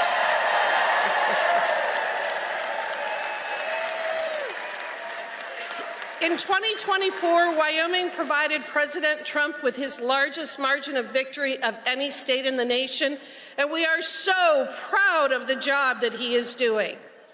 We are ecstatic that he is exposing and eradicating the massive government waste, fraud, and abuse that we have known for decades has been happening, and yet no one before would do anything about it. We are overjoyed that he has tasked Elon Musk and his team with overseeing DOGE, using their skills to implement what may be the closest thing to zero-based budgeting that we will ever see in the federal government. We are thrilled that he recognizes that we are a government of, by, and for the people, and that its primary purpose is to protect the homeland and secure our God-given rights and freedoms. It is quite apparent that the Democrats long ago stopped caring about the concerns of working-class people, the truck drivers, farmers, airline employees, miners, custodians, and construction workers, among others. And they paid for such neglect by being shellacked in the last election. But far be it for them to undertake a legitimate self-assessment of their policies and ideas. They are instead engaging in kabuki theater while standing in front of government agencies, screaming their opposition to everything good and just generally making fools of themselves. The agencies that they have chosen for their performance art are telling, are they not? The Department of Education, a $270 billion woke monstrosity that has presided over the steady and unrelenting decline of public education. And USAID, a $50 billion anti-American purveyor of ideology so toxic that even the bureaucrats who worked there knew they had to hide their programs so that they could continue to fund such things as transgender comic books in Peru, so-called sex change operations in Guatemala, and anti-Israeli rappers. By now, everyone has heard about the crazy things USAID and other bloated and unnecessary bureaucracies have spent our money on, and we are rightly infuriated. But there is more to this story than bureaucrats and leftists attempting to out-crazy each other, and it is critical that we understand the full picture, in part to ensure accountability, but to also understand how these actions, this overwhelming misdirection of assets, this radical anti-humanist agenda has weakened us here at home and allowed our so-called political leaders to ignore their primary responsibility to our citizens. In short, this obsession with pushing the woke agenda has real-world consequences and has caused real-life suffering. The way that I often describe it is that a government that does things that it should not be doing becomes incapable of doing those things that it should. What we can describe as the social and economic reality of opportunity costs. And it is this phenomenon that I, as the chairwoman of the House Anti-Woke Caucus, want to make sure people understand. We are not just dealing with stupid comic books and radical anti-American leftist policies. We are also dealing with an obsession that has become so all-consuming to those on the other side that the toll in human suffering and property destruction cannot be ignored. As a devastating example, let's look at the recent California wildfires. The cause and magnitude of those fires cannot be written off as an act of nature, because that is not what happened. Rather, a substantial number of fires in California are started by arsonists and homeless encampments. And that appears to be the case in terms of this recent conflagration. Even setting aside the cause of the fires, however, this catastrophe was years in the making, with resource management, overregulation, and failed water policies all finding their roots in a fixation on climate change and global warming. Ah, yes, with Gavin Newsom and Karen Bass deciding that the threat of a 1 to 2 degree change in temperatures 100 years from now warrants whatever suffering we may come about today. Let's start with the radical environmentalist decisions for the last several decades to fight every effort to undertake proper, effective, and safe forest and range management practices and to implement better fire protection policies. In fact, one such organization fought to block a wildfire prevention project near the Pacific Palisades to protect a shrub called the Broughton's milkvetch. We can thank this group for their efforts to protect this shrub, although such protections were clearly only transitory since they also burned in the November fires. But this is not an isolated situation, and we have watched it play out year after year in Western states, as the so-called experts and environmentalists would rather our forests, our prairies, and our homes burn to the ground than allow us to implement common sense and much-needed treatment techniques to prevent these catastrophes from happening in the first place. Did you know that in 2020, Gavin Newsom vetoed a fire mitigation bill that had been passed by both houses of the Democrat-controlled California legislature? That bill provided funding for vegetation management to maintain defensible space around structures, reduce flammable material, reduce fire risk, and harden evacuation routes.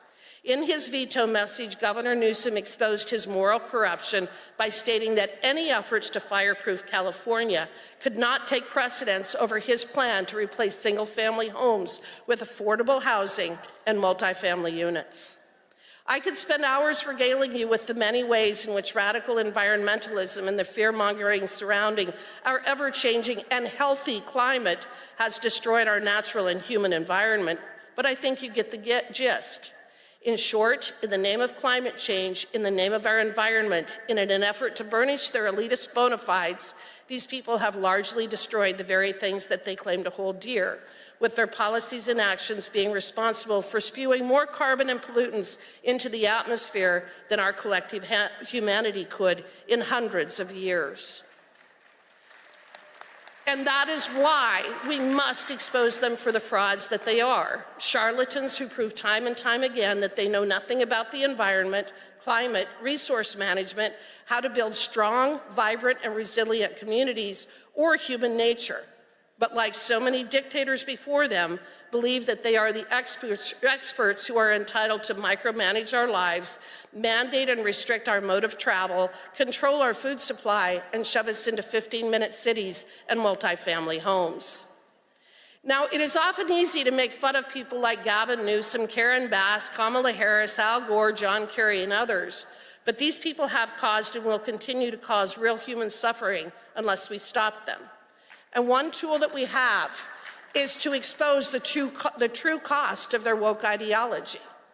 But it isn't just failed environmental policies that are to blame. We must also call out the entire DEI industry as being one of the many culprits resulting in the death and destruction that we have suffered. First, as I mentioned earlier, California's wildfire problem is largely man-made, with the homeless population and arsonists being responsible for well over 50% of all of the fires. All in the name of being equitable and inclusive, you see, personal and community responsibility are relics of the past when it comes to modern-day California.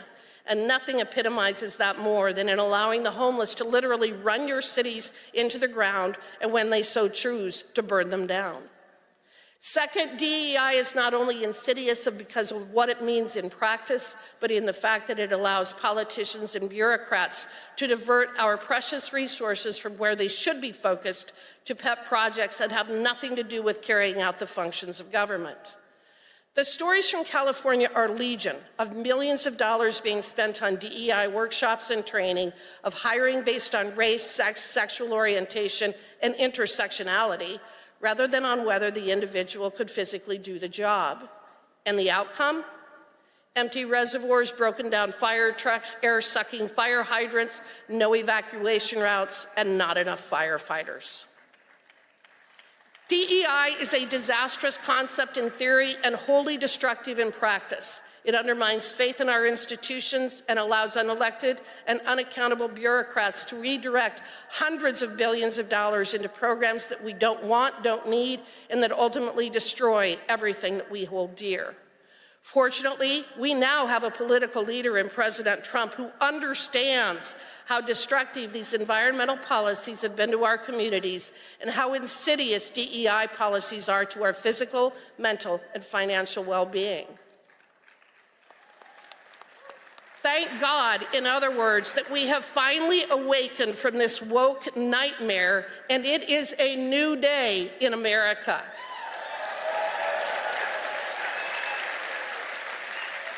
God bless CPAC, God bless President Trump, God bless our warriors who are fighting on behalf of all of us, and God bless America. Thank you very much. Newsmax has been terrific. President Trump is right. Millions are switching to Newsmax. It's the fastest growing. Really terrific. Gain access to exclusive documentaries, series, and special briefings. It's free to start. So go to NewsmaxPlus.com now to sign up and watch Newsmax anytime, anywhere. Welcome to CPAC. At Great American Media, we celebrate what matters most: faith, family, and country. Today, we invite you to experience storytelling that uplifts, inspires, and reflects the values we all cherish. PureFlix is your home for entertainment without compromise. With faith-driven movies and series, we bring you stories that strengthen hearts, uplift spirits, and honor what truly matters. And on Great American Family, where faith leads, where stories inspire. Welcome home. Whether it's Christmas all year long, heartfelt romances, or movies that bring families together, we are here to make you feel at home. At Great American Media, our foundation is quality. Our promise is to always deliver entertainment that aligns with your faith and values. Thank you for standing with us as we stand for faith, family, and country. Enjoy CPAC. And remember, when you choose Great American Media, you choose entertainment that lifts you up. Join us and experience the best in faith and family entertainment.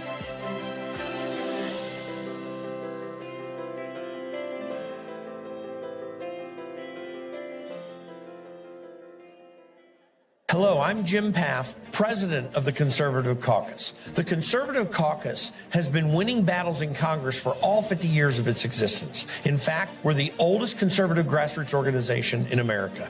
We helped re-elect President Trump and win the Senate. And with your help, we will continue to advance President Trump's MAGA agenda. Join the team to help Trump make America great again. Go to theconservativecaucus.org and sign up now.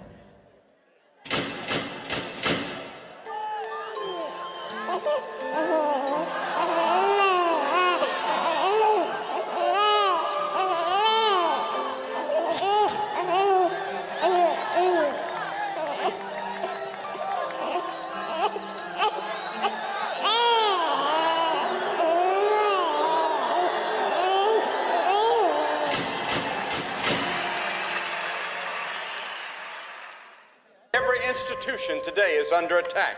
The home, the church, the government.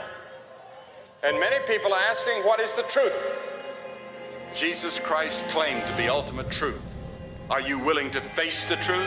Do you think the MKUltra project ever actually ended? The Central Intelligence Agency is actively involved in mind manipulation. We all answer to one God and one Savior, and He's there to change your life for the better.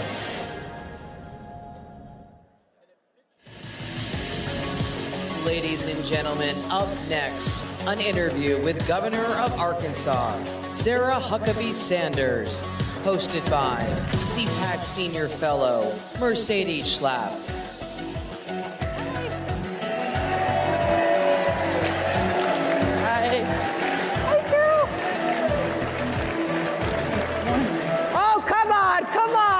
Favorite governor, let's go.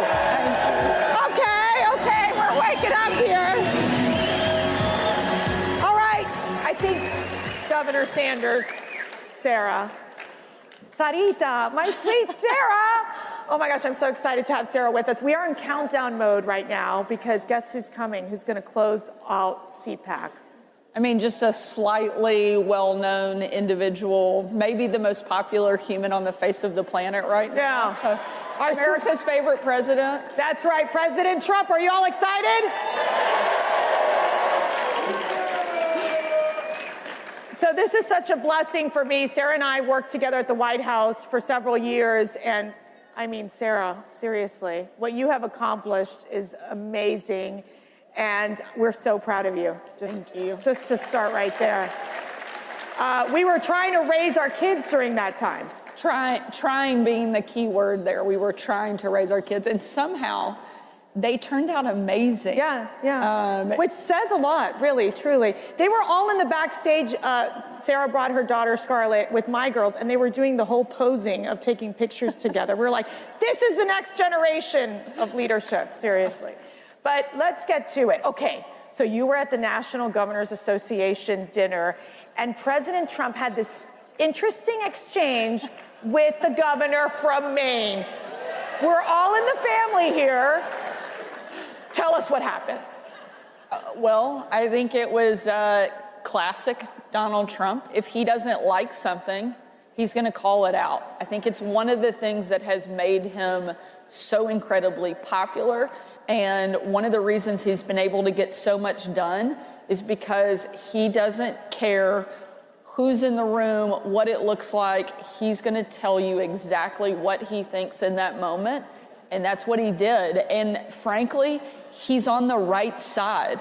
I'm so tired of hearing the left say that they care about women when they can't even tell you what a woman is. And we finally have a president who will stand up for women and fight back. And I think that it's a great thing to see Donald Trump being the one to sign executive orders that defend and define what a man and what a woman are, which it's sad that we have to do that. But also, as a mom of a daughter that is a 12-year-old volleyball player, that we have somebody that's saying, no, we're not going to let men play girls' sports. And Donald Trump is doing that, and I think he's right to call people out who are on the wrong side. So we have a rating system that we rate at CPAC, all the state legislatures, all the governors, all the federal legislators as well.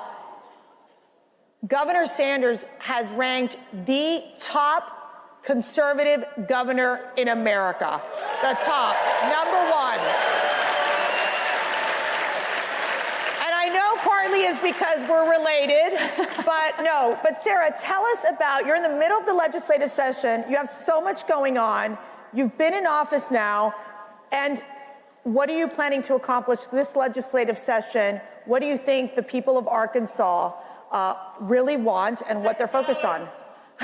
We're working on that, and President Trump is very quick to remind us on that every time I see him. But what we've really focused on is bringing conservative principles back, and everything from opening up universal school choice. We were one of the first states in the country to do that. Starting next semester, every single student in Arkansas will be able to choose where they go to school, and their parents will be empowered to make that decision. And I'm really proud we were one of the leaders of that. We've cut taxes 3 times in the state of Arkansas in just 2 years, now making us competitive with every other state in the region. We are getting indoctrination not just out of our K through 12, but also out of higher education. And we don't care if you're tenured or not. That is one of the big pieces of legislation that we have going through this cycle. We're also removing cell phones from the classroom, and I signed legislation this week. Bell to bell, no cell, and really proud of what we're doing for young people, for parents, for families, and we're going to continue fighting and making Arkansas the most conservative state in the country. And people are moving in. It is becoming a popular destination. I mean, walk us through why your state, and you know, we always talk about these federal elections, and obviously having President Trump in office is such a critical win. But these states are just as critical as well, because we meet people from California who talk about how horrific it is to live under Democrat oppression. Let's just call it what it is. And here we have a perfect example of what you're doing in Arkansas to be that blueprint for other states. What's your advice to other governors, especially Republican governors, that are trying to do the same? And we talk about conservative principles, but these are American principles of being pro-family, pro-economic prosperity, pro-safety. Well, one of the big differences now is we actually have a partner in the White House instead of somebody we have to fight every single day. I got to see Lee Zeldin yesterday. He's the new head of the EPA. I said, I'm just glad we have somebody there that we don't have to sue every single week, and we can actually work with to get things done. You know, over the last several years, Republican governors are the ones who have held the line. While Washington was a completely broken, dysfunctional mess, Republican governors are the ones who stepped up and worked on securing the border. We sent Arkansas Guard to the border 2 separate occasions over the last couple of years because Joe Biden wouldn't get the job done. Now we have a partner in Donald Trump who's not going to just be a partner, but he's going to be a leader.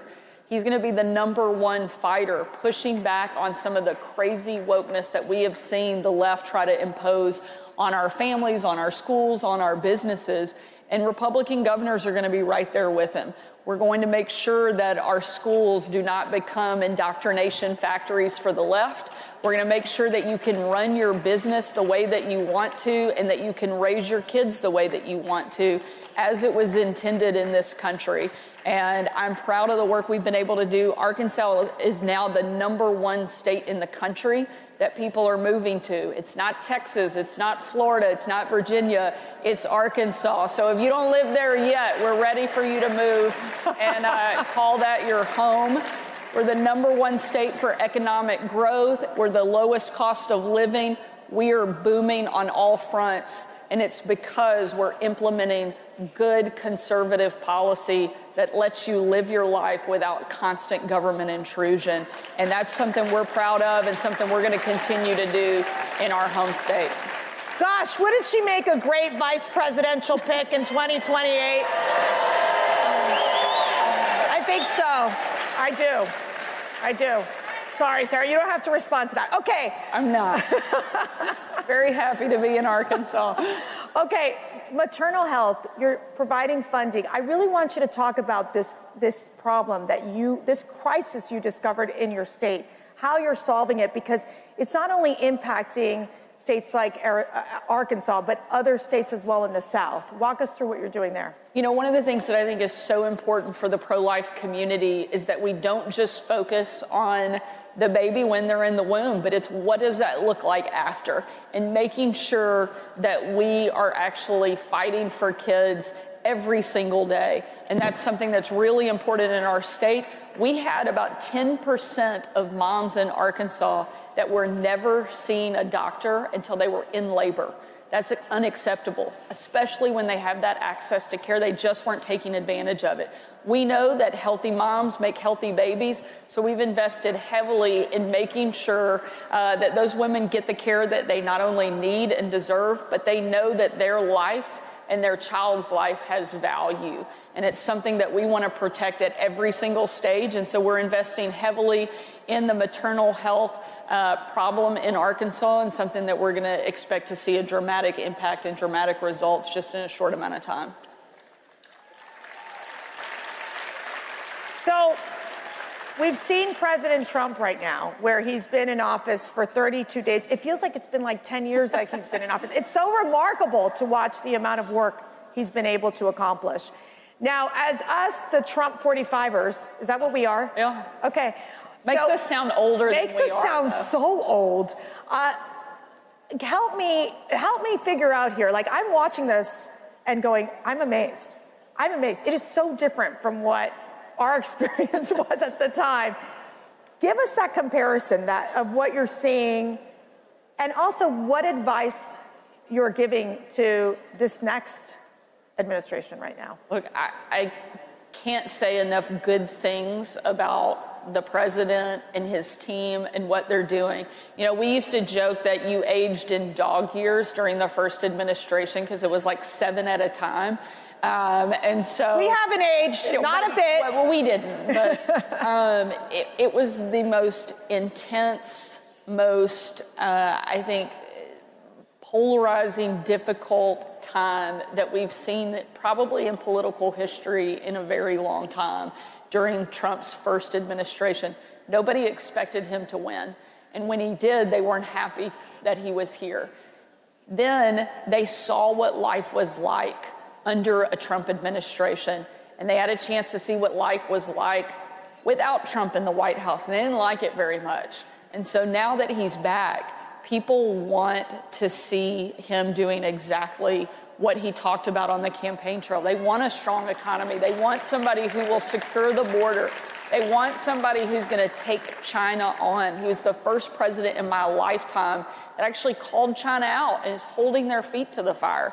I was the first governor in the country to kick China out of our state, off of our farmland, and impose a fine on them. We know that's popular. And it was because of Donald Trump that we were empowered to take those type of strong actions. We have a president who's going to make our allies actually respect us and our enemies fear us. It's a total opposite of what we saw over the course of the last 4 years. You know, you joke at the speed of which Trump is moving. They always have heard the moniker that we wish that government could move at the speed of business. Well, he's redefining that all over again. There's the speed of government, there's the speed of business, and now there's the speed of Trump, which is unlike anything I've ever seen. And he's doing so much so fast, they don't even know how or where to attack him this time. Yeah. And so I hope that he can keep up this pace. I've never seen anybody with the level of energy that he has.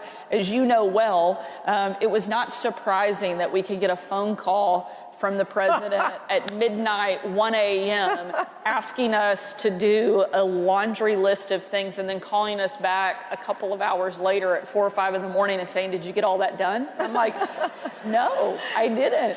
But he doesn't sleep. He doesn't expect anybody else to sleep either. And he's almost twice my age and he has twice my energy.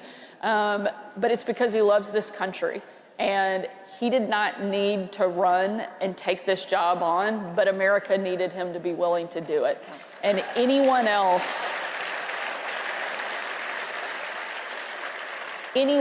that would have gone through the level of intense criticism and the attacks, 2 assassination attempts on his life, would have given up.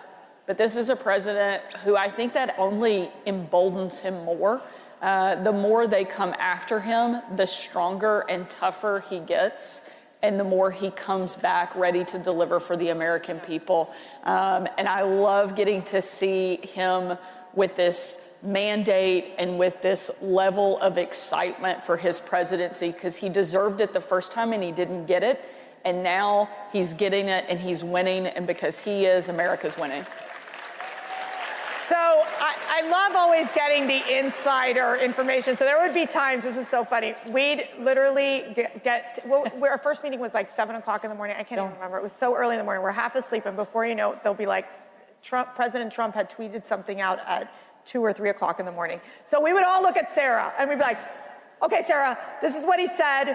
What are our talking points?" I mean, that's how it was. I mean, it was so really learning on the job too. So now that you've transitioned from being, the president's spokesperson, the press secretary at the White House, into being the governor of a state, how does that feel? I mean, how is it so different? It's really different when you're the one sitting in the chair and it's your name on the paper to sign legislation or an executive order. There's a different weight and responsibility that comes with that. But I could not be more thankful for the experience that I had in the White House, because I learned so much from the president. One, never back down, never stop fighting, and always do what you think is right. And the rest of it works itself out pretty well. And that experience, I think, gave me such great perspective. And one of the most important things and takeaways was that I didn't need the outsiders to define me. In those moments, the most difficult days that we had in the White House, of which there were many, we didn't need the outside world to define us. We had a creator who had already done that, who had given my life meaning and purpose. Amen. And my job is to believe that and try to live up to the path that he laid for me. And if I do that, the rest of it, whether it's in the White House, my house, or the governor's mansion, gets really simple after that. And so proud of what we've been able to do, and glad that I got to do it alongside some of the most amazing people on the planet. You're gonna make me cry. Sarah would get up every time we'd go into her office. She would have her scripture open every day. Every day. It's what guided you every day. Otherwise, I'm not sure we would have survived. I would agree. And I'd come in with my holy water, the Protestant, the Catholic, we're all in it together, okay? So I just want to get this question in real quick, because, Doge has been a phenomenon. It's been a phenomenon in the federal government, but you have pre-Doge. We started something we called Arkansas Forward. It was a project to go in, look at government efficiency, waste, fraud, and abuse. Just within the first 6 months, we've already identified at least $300 million in savings, which is big for Arkansas. Our budget's $6 billion. And so for us to identify that level of savings already that we're implementing, and some of it was as basic as getting rid of old phone and fax lines that haven't been in use in years. We will now save the state of Arkansas $1 million a year, just eliminating things like that. If we can do that on an Arkansas small state level, I can't imagine what they're going to continue to be able to uncover through DOGE and the amount of savings and waste, fraud, and abuse they're going to be able to get rid of. It's an exciting thing to see. So, Sarah, what inspires you every day? My family. I have, my daughter's here, so I'll cry when I talk about my kids. I have the three most amazing kids, Scarlett, Huck, George. They're 12, 11, and 9. My husband is incredible. He has the patience of Job because he is married to me. And I know I'm not an easy personality, so... You're easier than you think. You're wonderful to work with. But I have an incredible family that loves me no matter what, and my kids are perfect reminders of everything that's at stake, everything that's matters and is important in the job that I do. And I don't mean the job as governor. While that is a big role and one I love and I'm proud and honored to have, there's no more important and bigger task that I have than being a mom. And so I take that really serious and trying to do the best I can to deliver for my kids. So my call to action to you all is that you pray for Governor Sanders and her family, because it's really hard to raise a family, be in the public eye, and do the incredible work that you do. And what is your call to action to our CPAC family? To keep fighting. Without you showing up and cheering and championing not just the people that are running for office, but more importantly, what they stand for. Find people who love this country as much as you do, support them with everything you can, and keep showing up, because it makes a difference. Because there are moments where you're running for office or you're in office and you think you're all by yourself and nobody is there. And so when you look out and you see a room of people like this who love America as much as you do, it is a great reminder to keep fighting and not to let the naysayers get you down. So keep showing up, keep doing what you're doing. Thank you so much for being here. Okay, we love our governor, Governor Sarah Huckabee Sanders.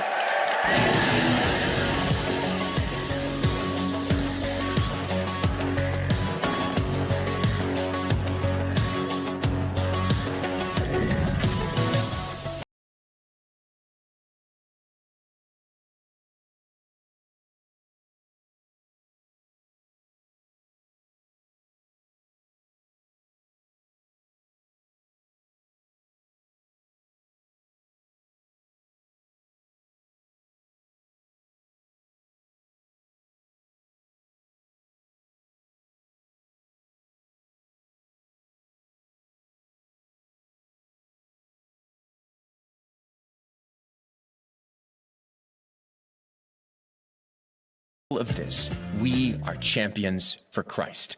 America is under attack. Our families are being crushed under the politics of a radical agenda. But moms have had enough. We are standing up and we are fighting back. This is our battle. This battle is every bit as important as the Revolutionary War because we fight for the same thing. Moms for America is a national movement of moms reclaiming our culture for truth, family, freedom, and the Constitution. I think Moms for America is exactly on track and is doing the right thing for the future of our country and our children. Like Moms for America is going at the heart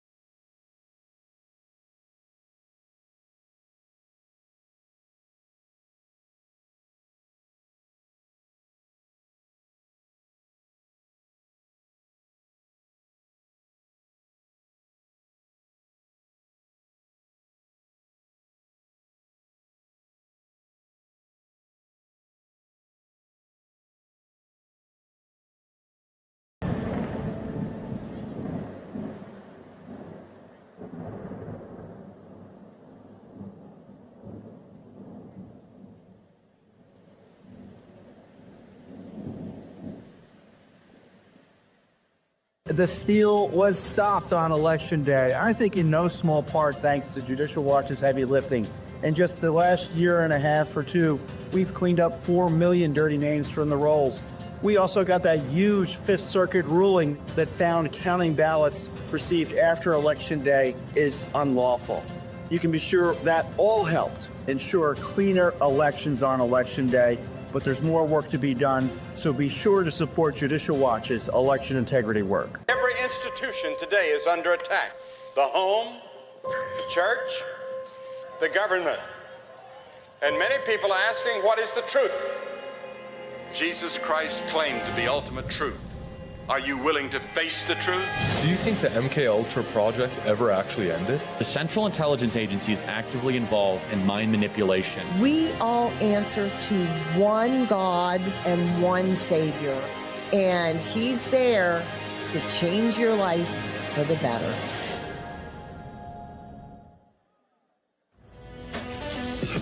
Ladies and gentlemen, please welcome the President of Argentina, Javier Milei.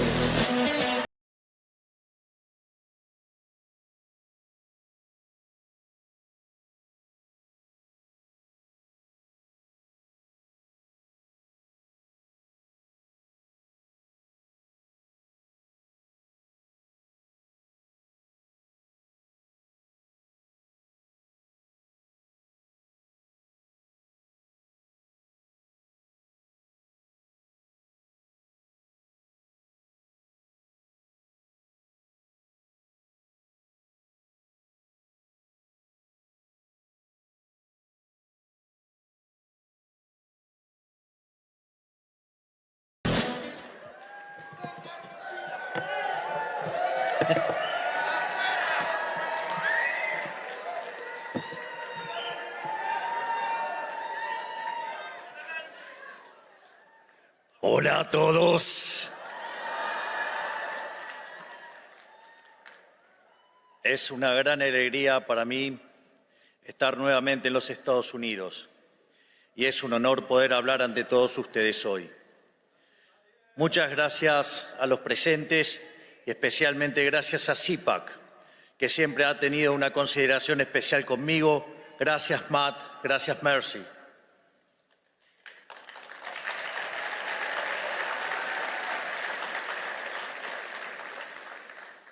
Hace apenas un mes dije en el foro de Davos que creo que estamos atravesando un punto de inflexión en nuestra historia.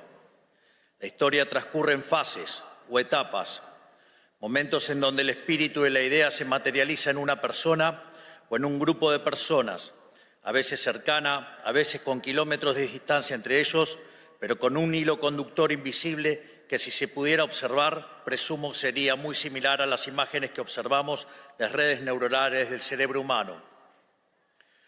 Hoy estamos precisamente en uno de esos momentos en los que la historia, con H mayúscula, está cambiando su curso. Estamos viendo en tiempo real el destino del mundo bifurcarse hacia un nuevo camino, distinto del lugar al que nos estaban llevando las élites y el establishment político de nuestros países. De la misma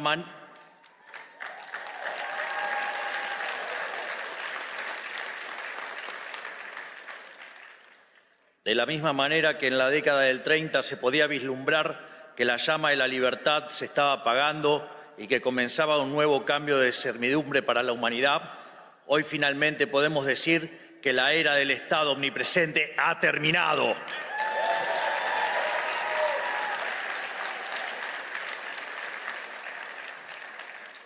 Hoy somos testigos de un momento en el que la larga marcha del Estado sobre el individuo está llegando a su fin. Me refiero, por supuesto, al colapso del modelo colectivista y el amanecer de una nueva era de libertad. Nos hemos preparado para este momento y creo que genuinamente que estamos dando una batalla crucial para el futuro de la humanidad.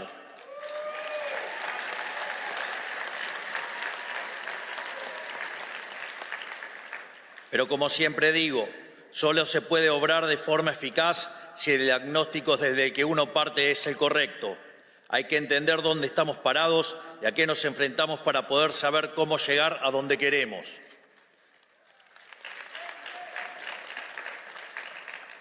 A lo largo de todo el mundo, las sociedades occidentales se enfrentan a un mismo problema y a un mismo enemigo: una clase política que extrae cada vez más recursos de los ciudadanos a través de impuestos, con el fin de implementar un modelo de expansión estatal ilimitada.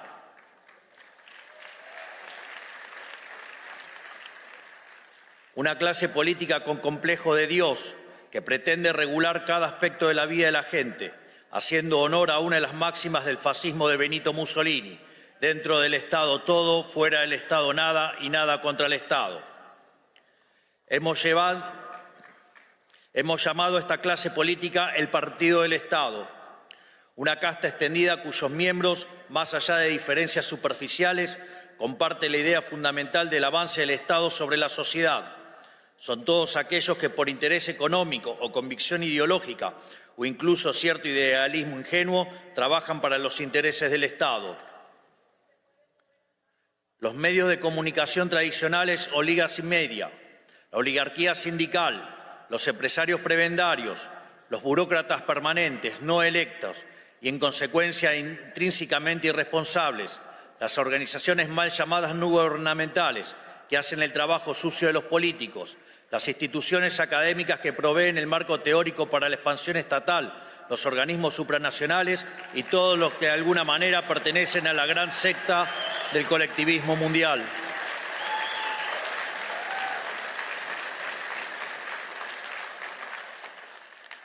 Y por supuesto, esto incluye a los partidos políticos tradicionales, que sin importar su color, coinciden en la tesis fundamental que más Estado siempre es mejor. En Argentina, por ejemplo, teníamos un sistema político compuesto por unas 50 sombras de socialismo.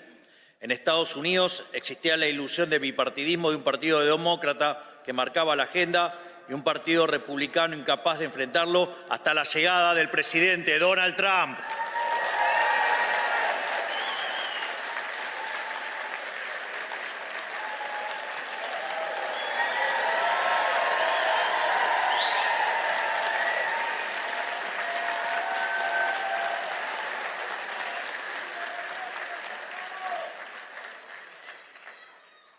¡Viva! Curiosamente, el mío lo van a tener que esperar hasta el final. Curiosamente, el presidente Trump es un outsider, igual que yo, porque la tarea que tenemos por delante, el desafío que tenemos por delante, no es para políticos tradicionales que han vivido toda su vida del sistema. Es para gente que no le debe nada a nadie, que no está comprometida por los vicios del sistema y que sabe que es más importante el cambio que el poder por el poder mismo.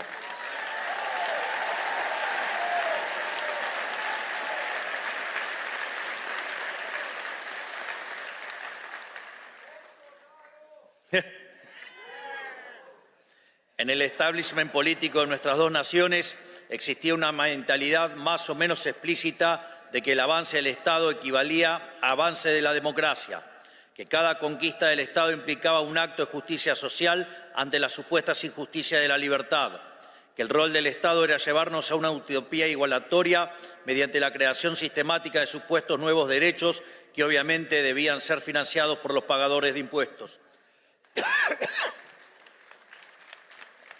Es justamente en el centro de este esquema que se encuentran los políticos, los principales beneficiarios de este modelo de expansión ilimitada del Estado, esos que hacen de vivir de otros por la fuerza un estilo de vida, depositarios de poderes y privilegios que serán la envidia de cualquier monarca de la historia. No importan las peleas televisivas ni las supuestas diferencias partidarias, todos trabajan para el mismo Dios, el siniestro, y su manifestación en la tierra, el leviatán del que hablaba Hobbes.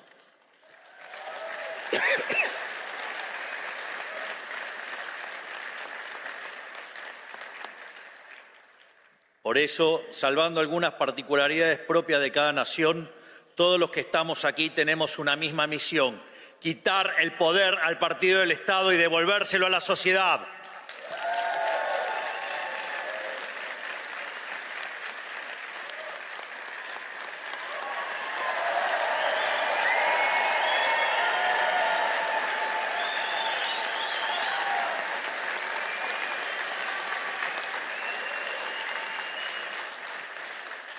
Es decir, como decía Albert Nock, que describió en su libro En nuestro enemigo el Estado, que el poder social fue progresivamente arrebatado y trasladado al Estado por la fuerza.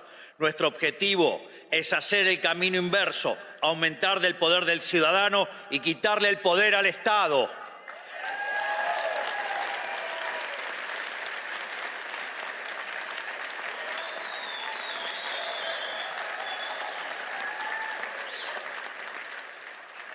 Por su... ¡Afuera!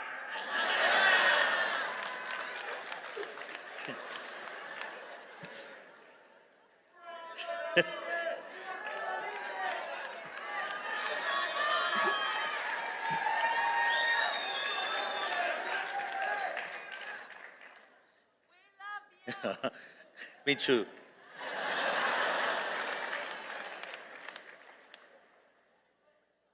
Sorry. She's my girlfriend.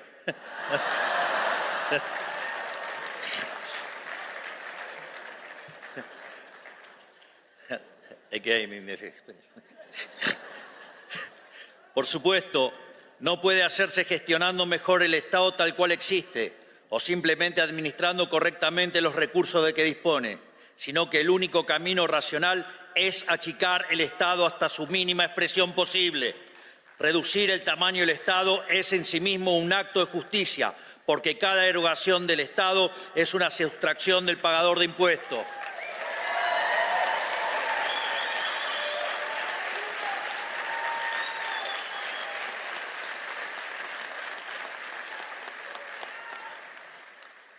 Desde nuestro punto de vista, el único Estado aceptable es el Estado más chico posible para devolverle al ciudadano lo que es suyo.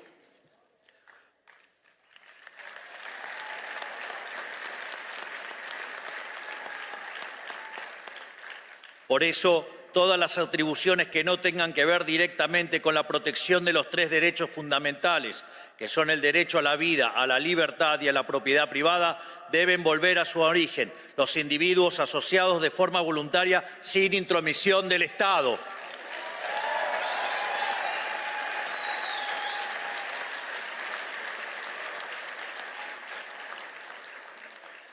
Esto debe ser así porque, a diferencia de la economía, el poder es un juego de suma cero. Todo el poder que tenga el Estado necesariamente no puede obtenerlo al mismo tiempo la sociedad.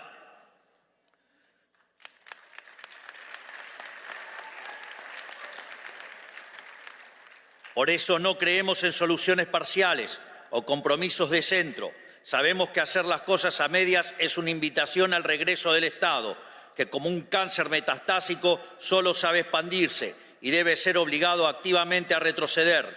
No sirve intentar alcanzar un justo medio. Todo lo que exceda su función esencial debe ser definitivamente quitado de su órbita o más temprano que tarde volverá a usurpar lo que no le pertenece.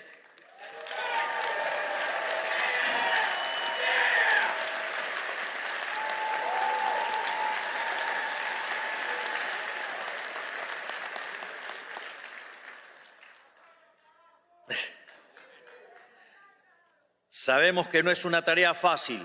El Estado moderno tiene herramientas de sobras que han crecido en sofisticación con el paso del tiempo. No estamos hablando de un Estado obvio como el fascista o el comunista, sino de un Estado sutil e insidioso que avanza sobre el individuo a través del arte, de la propaganda y la infiltración cultural. O al menos así era hasta hace poco, ya que le resulta cada vez más difícil disimular su carácter totalitario. Hemos visto, por citar solo un ejemplo, que en ciertos países de Europa ciudadanos están siendo arrestados por expresarse en redes sociales.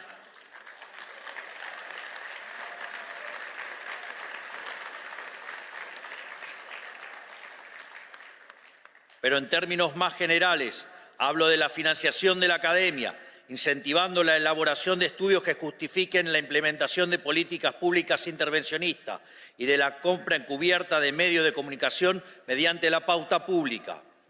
Hablo de las múltiples ONGs que viven de nuestros impuestos, de los subsidios a la cultura para producir propaganda. Y aquí en Estados Unidos, por supuesto, el escándalo de USAID, que destinaba millones de dólares de los pagadores de impuestos a financiar desde revistas y canales de televisión a fraudes electorales como en Brasil o gobiernos con aspiraciones discriminatorias como el de Sudáfrica.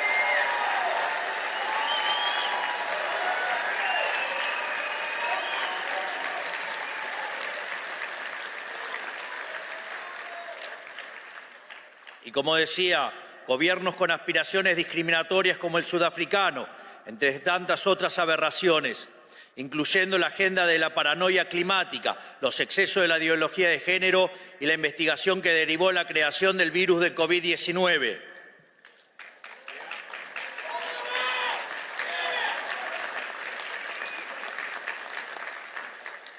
Sin embargo, lo único que realmente logra este mecanismo de bajada de línea globalista es transferir riqueza de la clase baja de un país rico a la clase alta de un país pobre.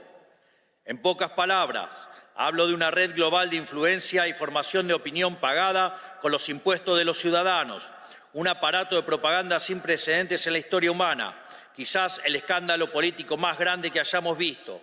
Y luego esos mismos hipócritas acusan a Elon Musk de interferir en las elecciones de otros países. Claramente, su descaro es tan grande como sus aspiraciones totalitarias.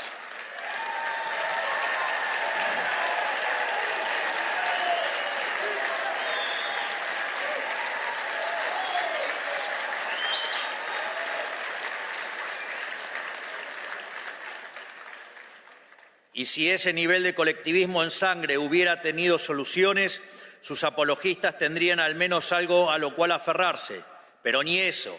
Esa fue históricamente la excusa de los estatistas del pasado, que la prosperidad llegaría mediante la administración racional de recursos por parte del Estado, recursos que el sector privado era incapaz de aprovechar. Pregunta, ¿y acaso quién maneja el sector público? ¿No son humanos? Sin embargo, hemos sido testigos de que a mayor expansión estatal, peor es la calidad de vida de la gente. No por nada Hayek dedicó su último libro a explicar este fenómeno, al cual llamó la fatal arrogancia.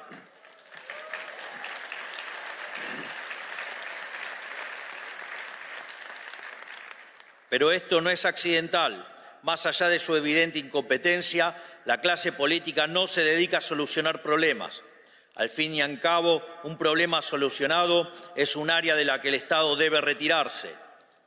Al contrario, la clase política se dedica a perpetuar los problemas y así vivir de ellos para siempre. Por eso viven creando problemas nuevos, instalándolos desde sus aparatos de propaganda para luego ofrecer a sí mismos como solución. ¿Y en qué consiste esa solución? En la implementación de regulaciones que causan todavía más problemas a ser solucionados por más regulaciones.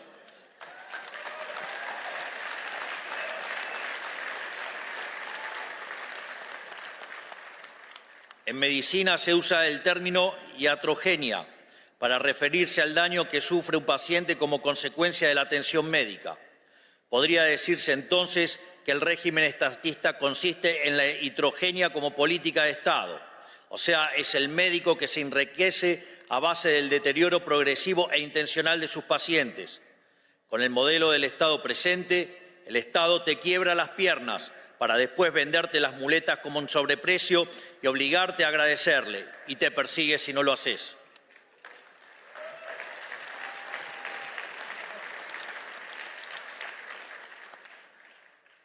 Como contrapunto, dicen algunos testimonios que en la medicina tradicional china, el médico familiar cobraba honorarios de forma constante por mantener a la familia sana. O sea, según la leyenda, cuando un miembro enfermaba, el médico dejaba de percibir los honorarios, viéndose incentivado a resolver la enfermedad de una forma eficiente y rápida. Imagínense tan solo pudiera funcionar así el Estado.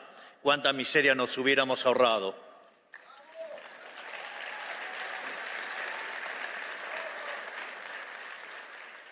Hoy, a quienes queremos desmantelar este sistema demencial nos llaman antidemocráticos.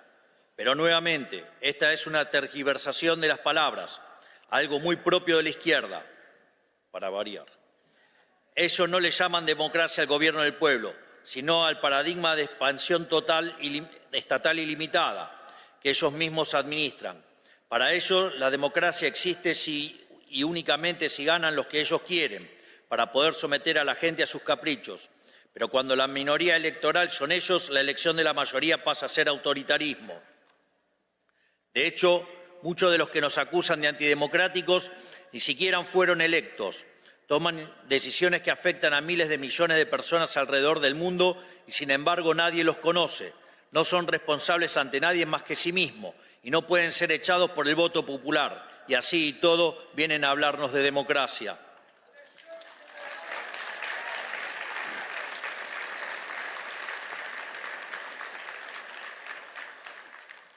En fin, dicen que Trump y yo somos un peligro para la democracia, pero en realidad están diciendo que somos un peligro para ellos.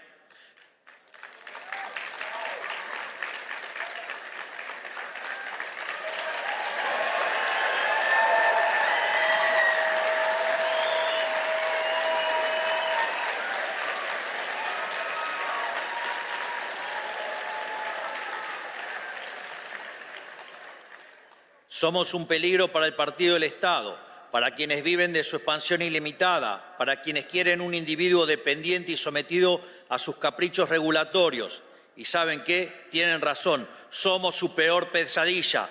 Venimos por sus privilegios, habiendo sido elegidos por la mayoría de cada uno de nuestros pueblos, con el mandato claro de quitarles un poder que no les pertenece.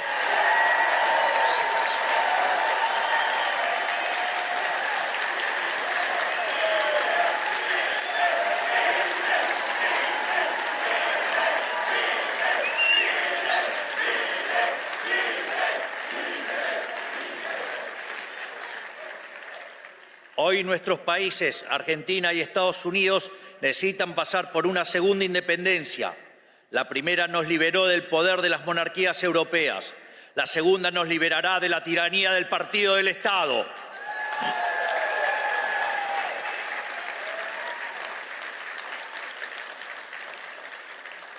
Por eso hemos puesto tanto esfuerzo en identificarlo, porque no se puede luchar contra lo que no se conoce. Y tener un enemigo bien definido es un aspecto fundamental de nuestra batalla cultural. Ahora ya lo conocemos, le hemos ganado en las elecciones y estamos en proceso de desarmar su leviatán, que es una herramienta de opresión perpetua.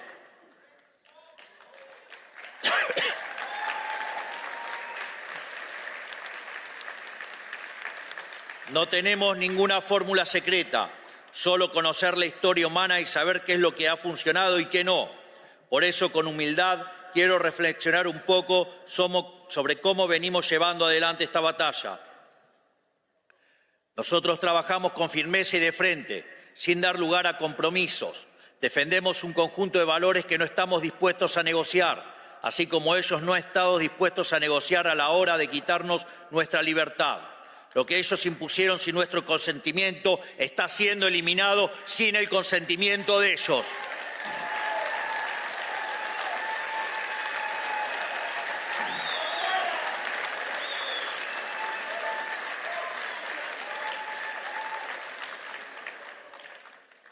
Por eso hemos pasado la motosierra por los sectores y atribuciones del Estado que consideramos superfluos, redundantes, innecesarios o directamente perniciosos para la sociedad.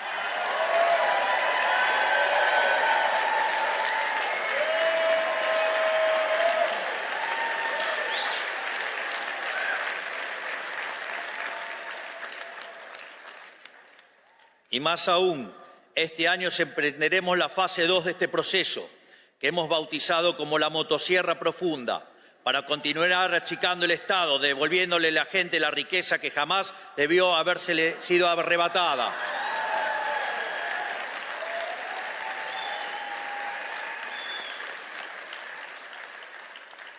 Lo interesante es que este proceso de justicia tiene un correlato político, porque por su naturaleza el partido del Estado se financió históricamente de gasto público mal asignado y de negocios turbios con el Estado. Por eso, achicar el Estado es cortarle la manguera a los clientes del Estado enquistado en él, que ejercían un feroz resistencia al cambio, valiéndose el dinero de los pagadores de impuestos para mantenernos subyugados.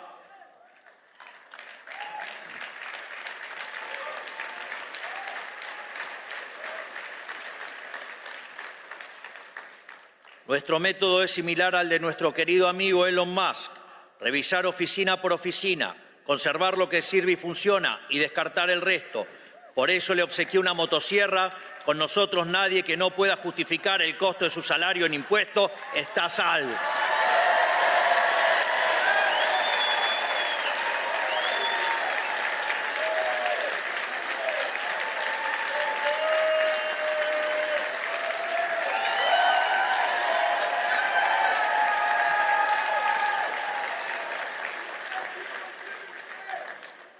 Muchos de ellos tendrán que volver al sector privado y ganarse la vida ofreciendo sus bienes y servicios en el mercado, tal como los pagadores de impuestos de los que han vivido tantos años. Mi más sentido pésame a los políticos que creyeron que este momento nunca llegaría y no están preparados, porque se van a llevar un baldazo de agua fría.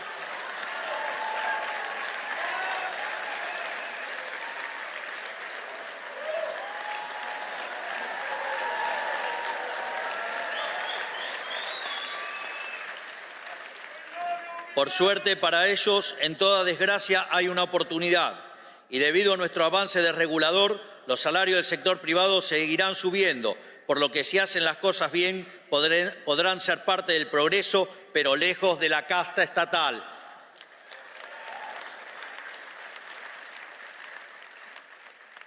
Como ya he dicho, esto no es una tarea sencilla. Aquí en Estados Unidos, burócratas rebeldes han intentado sabotear el trabajo del Departamento de Eficiencia Gubernamental y están recurriendo a mecanismos burocráticos ilegales para intentar bloquear cualquier reforma, lo cual también sucede en nuestro país y es algo con lo que debemos luchar día a día. Pero nada de eso nos ha tomado por sorpresa. Somos conscientes de que van a hacer lo posible por detener este cambio, sin importar el daño resultante. Si tienen que destruir el mundo para conservar sus privilegios, lo van a hacer. Y nosotros vamos a seguir luchando.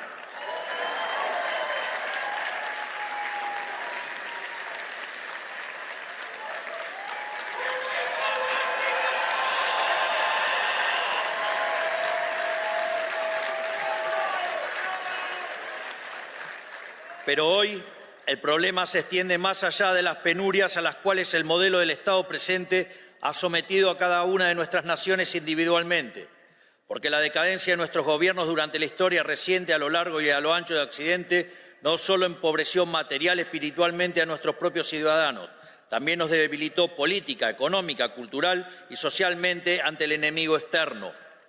Nos volvió moralmente débiles y nos hizo vulnerables ante las peores expresiones de la barbarie, los peores enemigos de la libertad.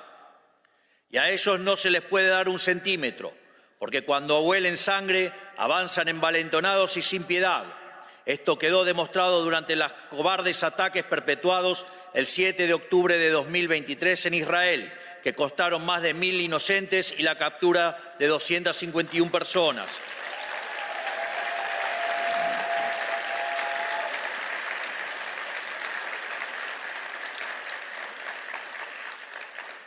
Esta semana Israel recibió los cuerpos sin vida de la familia Vivas, que permanecían secuestrados por el régimen terrorista y asesino de Hamas, entre los cuales se encuentra una madre y sus 2 hijos, un niño de 4 años y un bebé de tan solo 9 meses. Es tan inescrupuloso y sanguinario este régimen que, en el último gesto canallesco, no tuvieron mejor idea que exhibir burdamente sus ataúdes ante el vitoreo de una multitud sin el más mínimo respeto. Esto es lo que está en juego y no podemos darnos el lujo de fallar. Por eso es fundamental que las naciones que hemos abrazado las ideas de la libertad permanezcamos unidas y colaboremos unas con otras.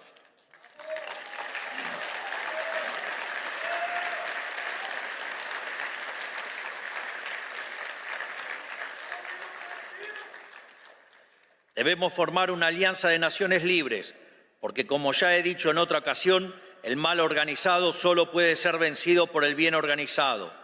Solo mediante esta internacional de derecha podremos ponerle un fin a la casta política a la que nos enfrentamos, que está hundiendo a Occidente en la más oscura profundidad, y recuperar el ímpetu para proteger a las fuerzas despóticas que nos quieren subyugados.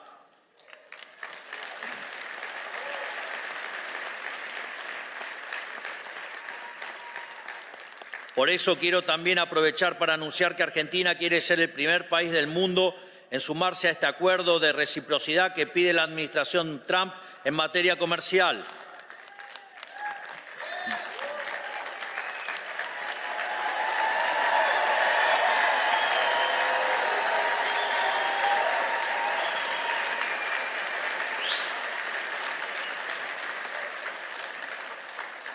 De hecho, si no estuviéramos restringidos por el Mercosur, la Argentina ya estaría trabajando en un acuerdo de libre comercio con los Estados Unidos que sea mutuamente beneficioso y que no cargue injustamente sobre las espaldas de los productores argentinos, pero tampoco sobre los de los americanos.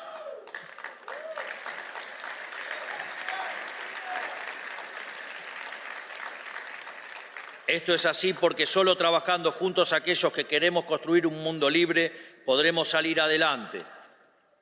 Solo así podremos salir de la pesadilla del Estado omnipresente y así poder seguir haciendo lo que sabemos hacer como Occidente, poner a prueba los límites de lo posible, confiando en la creatividad de la sociedad y no en la discrecionalidad estéril de los burócratas.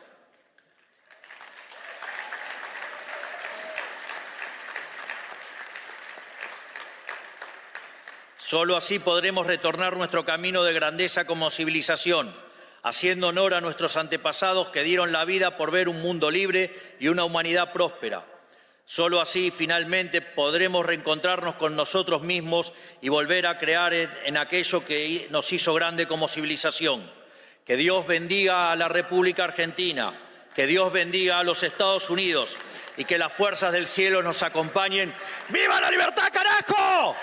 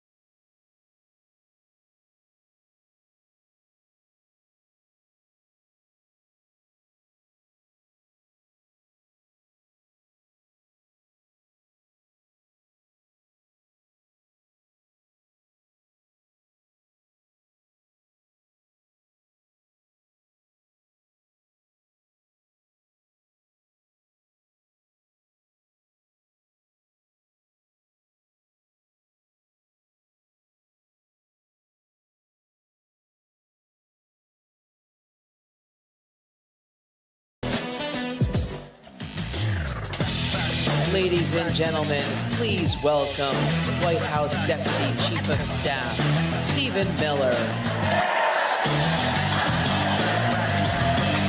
Hello, CPAC. Who is ready in just a few short hours to hear from the man himself, our 47th President, Donald J. Trump? My friends, it has been a long road, has it not? It's been a long road, and these last 4 years, victory. Who here has enjoyed the last 30 days of America's new golden age?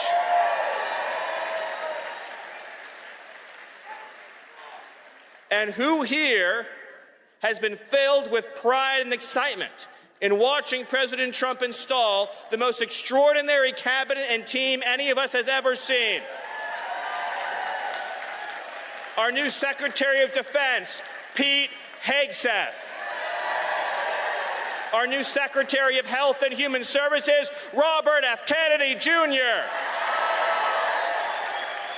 Secretary of Homeland Security, Kristi Noem. Secretary of State, Marco Rubio. And of course, we have at the Department of Government Efficiency, Elon Musk. White House Chief of Staff, Susie Wiles. And perhaps the most exciting of all is the fact that every single day, the entire White House staff, the entire administration, the entire cabinet, on behalf of President Trump and his extraordinary leadership, is getting the lies out of our schools, the men out of women's sports, the poison out of our foods, the woke out of our military, the predators off our streets, and the illegal aliens the hell out of our country. It's happening. It is happening. Every day under President Trump, he is saying hell no to DEI. He is saying hell no to CRT. He is saying hell no to the indoctrination of our children. And is saying hell yes to the idea that America belongs to Americans. A historic slate of executive orders have been issued by President Trump to reclaim control of this government, to reclaim control of our destiny, to reclaim control of our future, and to restore the idea that under a democracy, the entire federal bureaucracy works for President Trump and not the other way around. He is the elected head of our government. And to all the people in the media, all the people on the radical left, all the people in the Democratic Party screaming about democracy, Donald Trump is the one who is saving democracy. Donald Trump is the one who is saving our Constitution. Donald Trump is the one who is saving America. And any federal bureaucrat who defies the lawful orders of this president will be fired. President Trump will ensure that whether you work at the FBI, whether you work at the CIA, whether you work at the Department of Homeland Security, the Department of Justice, the Department of Health and Human Services, career civil servants, also known as bureaucrats, work for the American people, and they work for the president the American people elected. They do not set their own agenda. They do not write their own rules. They do not work for themselves. They work for each and every one of you. You pay their salaries. You pay for the buildings they work in. You pay for every single thing they do. And if they are not following the laws, the Constitution, and the President of the United States, then they will find a new career.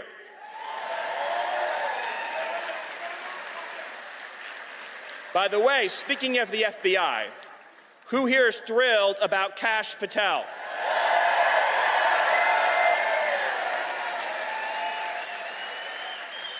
Let us not forget what President Trump endured in order to get to this point, to climb to the top of that Everest summit. Let us not forget what this whole movement has endured to reach this glorious day. 8 long years of weaponized government, the Russia hoax, the Ukraine hoax, one lie after another, one fraudulent impeachment after another, one hoax, one smear. Government weaponized at every level against democracy. Government weaponized at every level against the people.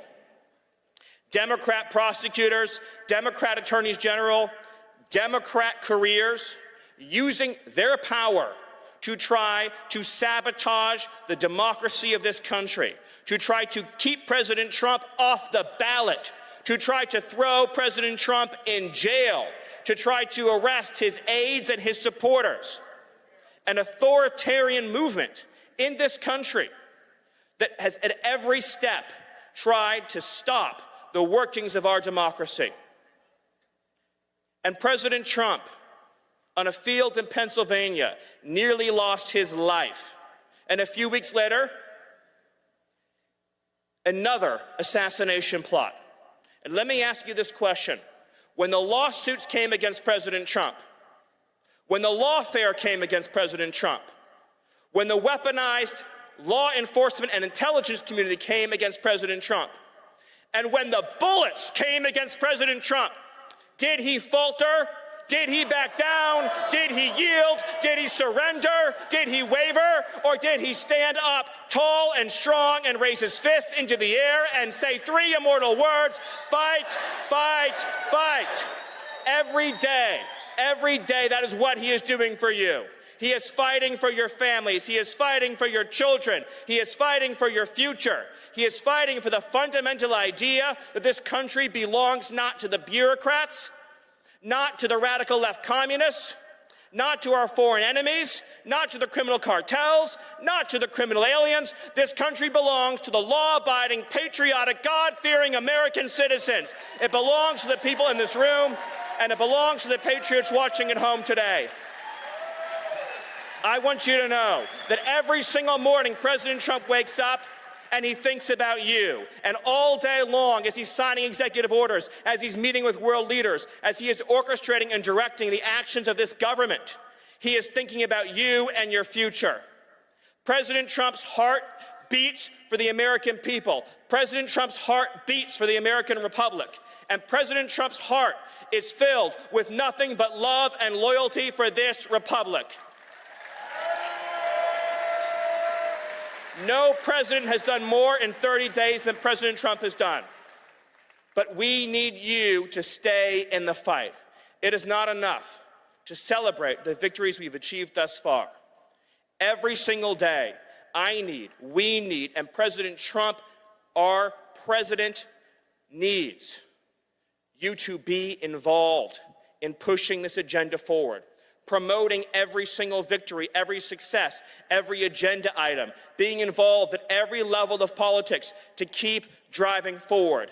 You think they're just going to give us our country back? You think they're just going to roll over, move out of the way, stop their scheming and their lying? Or do you think we are going to have to be on top of it every single day, focused every single day, driving forward every single day with unrelenting focus and passion? Because God gave us this country. Our founding fathers fought and died for this country. Generations of Americans have sacrificed and bled for this country, and we are not going to let the radical left, the communists, and the America haters take our country. It's not going to happen. Not now, not ever. But it's going to take everyone in this room to stand with President Trump each and every day, to stand by his side every single day, as President Trump boldly and bravely leads us into this golden age. And if you do that, I promise you, if you support this president and his leadership vision and his command and his inspiration, I promise you that if we follow President Trump, then this is what our future will look like. The best economy in history, the strongest border in history, the proudest and most patriotic children in history, and the single greatest future in history. And we will prove worthy of this moment.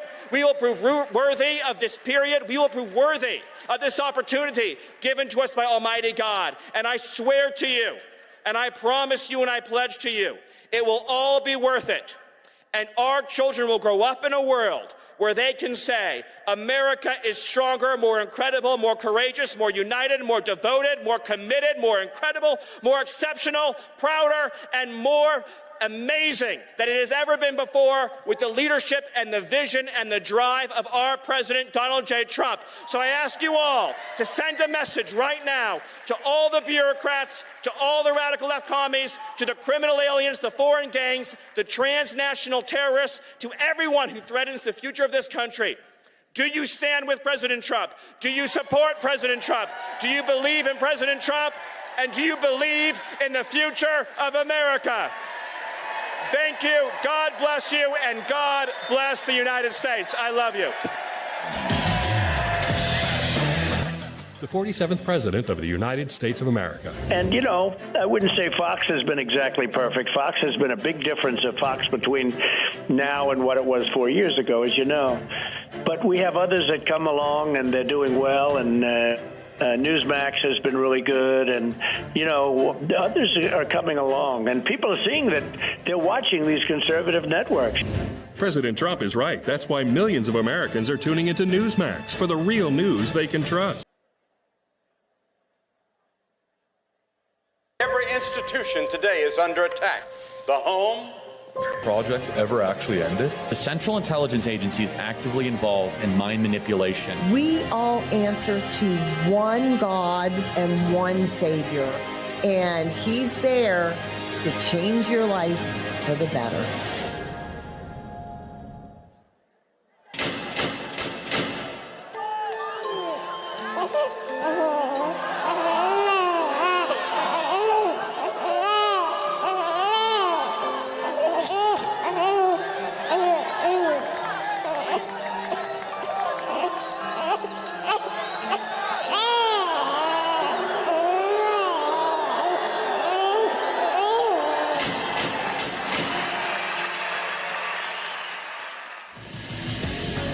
Ladies and gentlemen, it's time for the great one and his boss.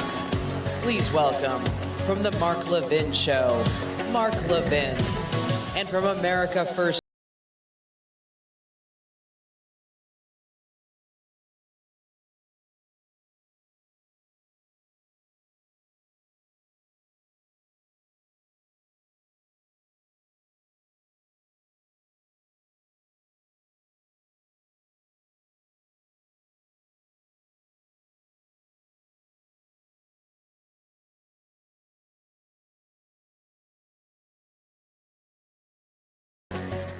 Good morning, CPAC. How's everybody today?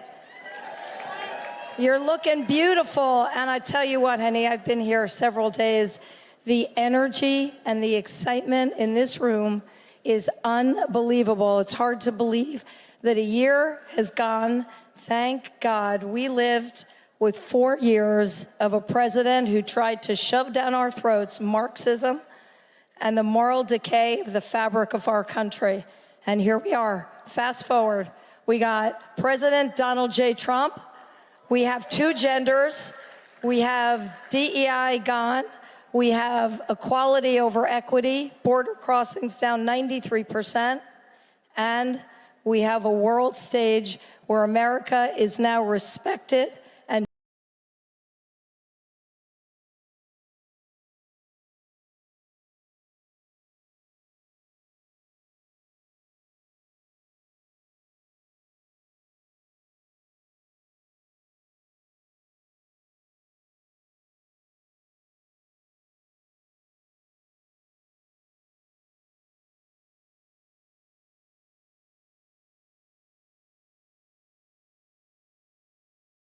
First of all, we have a president that knows how many grandchildren he has, and he loves every one of them. That helps. But let's look at this cabinet. We have the first, I'm sounding like a liberal. We have the first person of color as the FBI director. Have you heard them say that? No. First Cuban American as Secretary of State. The first gay Secretary of the Treasury. The first straight Secretary of Transportation in 4 years.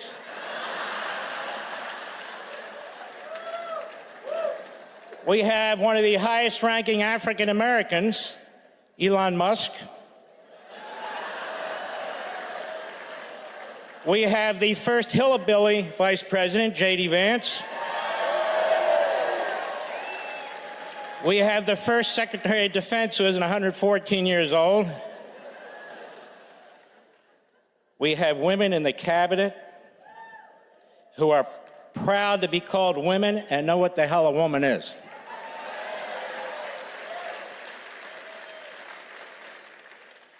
And then there's Donald Trump, who's on course of being the greatest president, if not modern history, all history. Look what he's done in 4 weeks. bravo, bravo. Give a round of applause. And one other thing about Donald Trump. I told Donald Trump this at a Hanukkah party a few years ago. He's the greatest friend Israel's ever had.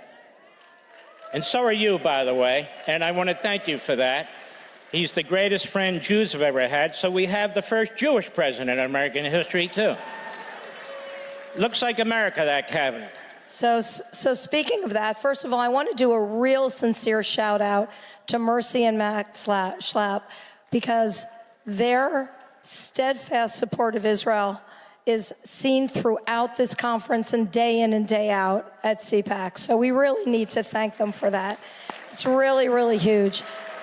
You know, there used to be a time that depravity, murder, brutality was not acceptable to either party, when Republicans and Democrats alike were determined to eradicate the enemy. But here we are after an October 7, where we really learned what today's Democrat Party is.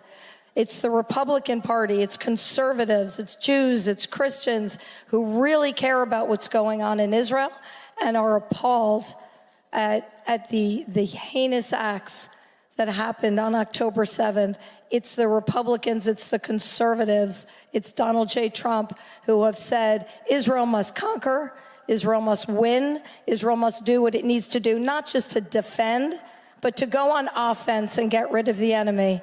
So I just want to remind everybody that a year ago, I interviewed the father of a hostage victim at that time, Sagid Dekelhen, and here we are a year later. He's out.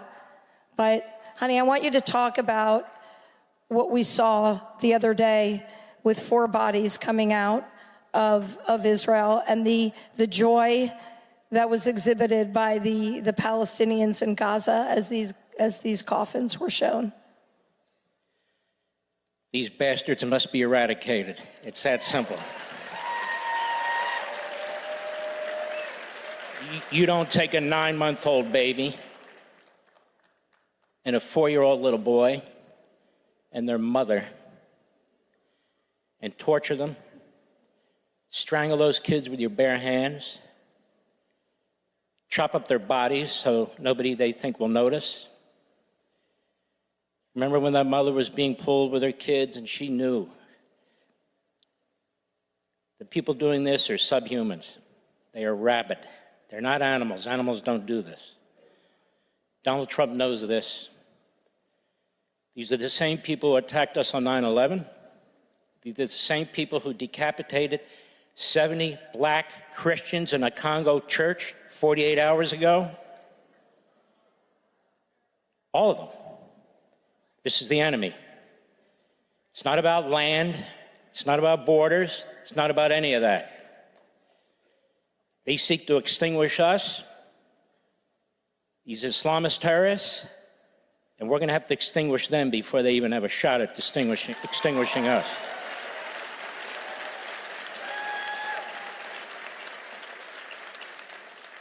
Another thing, constitutional crisis. Give me a break. The Democrat Party that hates the founders, that is pushing CRT, the 1619 Project, that tells us the Constitution's too old and too white. The Democrat Party that doesn't believe in the First, Second, Fifth, Sixth, Ninth, 10th, 14th Amendments. The Democrat Party that doesn't believe in separation of powers. We don't need lectures from them about the Constitution of the United States. That's number one. Number two, you activist judges, which are basically slip and fall ambulance-chasing lawyers in black robes. That's what they are. You either act like judges or get the hell off the bench.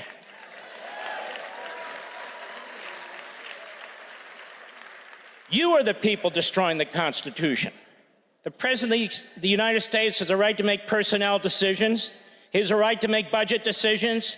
He has a right to restructure the bureaucracy. You know, I happen to have here a copy of the Constitution. Not that you need it. I mean, you really do pretty much This little baby sticks with me all the time. And let me tell you something. You know how many federal district judges are in this Constitution? None. They're created by Congress. That's right. So Congress has the power to make decisions over the executive branch. I thought it was separation of powers. Judges have the power to tell the CDC what to put on their website? How's that separation of powers? We have a big problem in this country. We can't decide if we're a constitutional republic, a federal republic, a representative republic, or a republic at all. And the truth is that if they have their way, the people who are worried about the Constitution, first of all, what Constitution are they worried about? The old Soviet Constitution? Because they're sure as hell not worried about our Constitution, that I can tell you. You can't be a Marxist and Islamist or radical leftist and support the Constitution of the United States. You just can't. What Elon Musk, with the leadership of Donald Trump, have uncovered is a government within a government. It's not just waste, fraud, and abuse. It is a subterranean government that is spending trillions of dollars to push a radical left agenda. And we have no help from you in the media who are attacking the very people who are uncovering the bloat and the spending and the waste and the criminality. Why the hell aren't you uncovering it? That's your damn job. Well, and it's the same media that likes to avail itself of the First Amendment, right, when it's convenient. So, oh, can I? Yeah. AP and the rest of you big corporate media, it says freedom of the press. It doesn't say freedom of the corporate press, okay? President of the United States can decide which press he wants in the press room and which he doesn't. Who died and gave you permanent seats in the press room? NBC and ABC and CBS? Besides, we don't get news from you people. I wrote a whole book on it called Unfreedom of the Press. You're Democrats, you're leftists, we know exactly who you are, what you're doing. You can do whatever you want on your own time. You can pretend you're in the press. We're not going to shut you down. We want you out there. Why? We want the schmucks out front so everybody can see what they look like. Well, that's okay. And not only that, what happened on November 5th? I mean, November 5th proved that the American people are not fooled by the people back there, and they know and they're able to find the truth because Americans are smart and they know American values, they know right from wrong, and no media is going to change that. So, look, we don't have a lot of time. By the way, I know I can't stop. No, but wait. I'm going to let you say something, but I do want to, I need you to reserve, because remember, I'm the boss here. I'm the boss. 30 seconds. I need you to reserve time to talk about the misnomer that is birthright citizenship. I will deal with that. Takes about 14 seconds. But No. You know, the media are funny, aren't they? They lied about Joe Biden. They didn't care. They didn't have any press conferences. And now they're worried about a seat at the table. They're worried about a seat for what? Let me tell you something in the media. Do we agree that Abraham Lincoln was a fantastic president? Yes. He was a great president. He shut down 200 newspapers. Donald Trump hasn't shut down anything. You're going broke because we, the people, are shutting you down. We're not subscribing. We're not buying your damn newspapers. We're not watching your TV shows. We support the First Amendment. We support free speech. We support freedom of the press. You don't. How do you really feel about it, honey? No, just kidding. Okay, so now seriously, I think we need She's pretty. We need to talk about birthright citizenship because, again, this is a perfect example of what the left do. They take words like democracy and the Constitution, and then they exploit them because they don't really care about either of them. So they came up with this term, birthright citizenship, like anybody who comes here illegally and gives birth, that child, that baby, is an American citizen like magic. And that's not true. They cite the 14th Amendment. Do your Mark Levin thing where you give a little bit of a primer. No, because it's really important. It was so taken hostage, this paragraph in the 14th Amendment. First of all, I wore the wrong socks, honey. I'm showing a little ankle up here. I'm not showing any more. Okay, so I wasn't going to bring an intention to All right, let me do it. I've been talking about this for 20 years. Read it yourself. Where's the phrase birthright citizenship in the Constitution? It's right next to abortion. It doesn't exist. So they have this invisible pen, you know, where they write these things in. The 14th Amendment was passed like the 13th and the 15th because of slavery and the Civil War. And the country came together and said, we must, in the Constitution, fix this. We must give equal rights to human beings who have been held as slaves and are now free. We must give them all the protections and rights of a citizen of the United States. Jurisdiction thereof meant the black slaves who are now free were in the jurisdiction of the United States, and all the rights and privileges, including equality and all the rest, would apply to them. It was written by Republican senators. The 14th Amendment was based, this aspect of it, based on the 1866 Civil Rights Act, the first Civil Rights Act. Andrew Johnson, who was then president after the assassination of Lincoln, was a Democrat. He refused to sign that civil rights bill. So they overrode him and they said, we need to enshrine this in the Constitution of the United States. That provision applied to black people who were freed from slavery and were still being abused in the old Confederacy. And that amendment was passed by 3/4 of the state legislatures, including southern states that were told, if you don't vote for this, you're not coming back into the Union. We know what they meant. The author of the 14th Amendment specifically rejected the idea of aliens, specifically. In fact, they rejected the idea of what they called Indians, because they had separate countries at the time, or at least it was viewed that way. So they were excluded, underscoring the fact that you had to be a United States citizen and understood to be. So people who write that, all of a sudden, now it's interpreted to mean if you come into the United States illegally and you have a baby, that's a citizen, that baby? There is literally no language to back it up, no legislative history to back it up, no history whatsoever to back it up, and yet I suspect the courts are going to give the birthright citizenship crowd what they want. And they'll mention some 1898 decision involving a Chinese couple.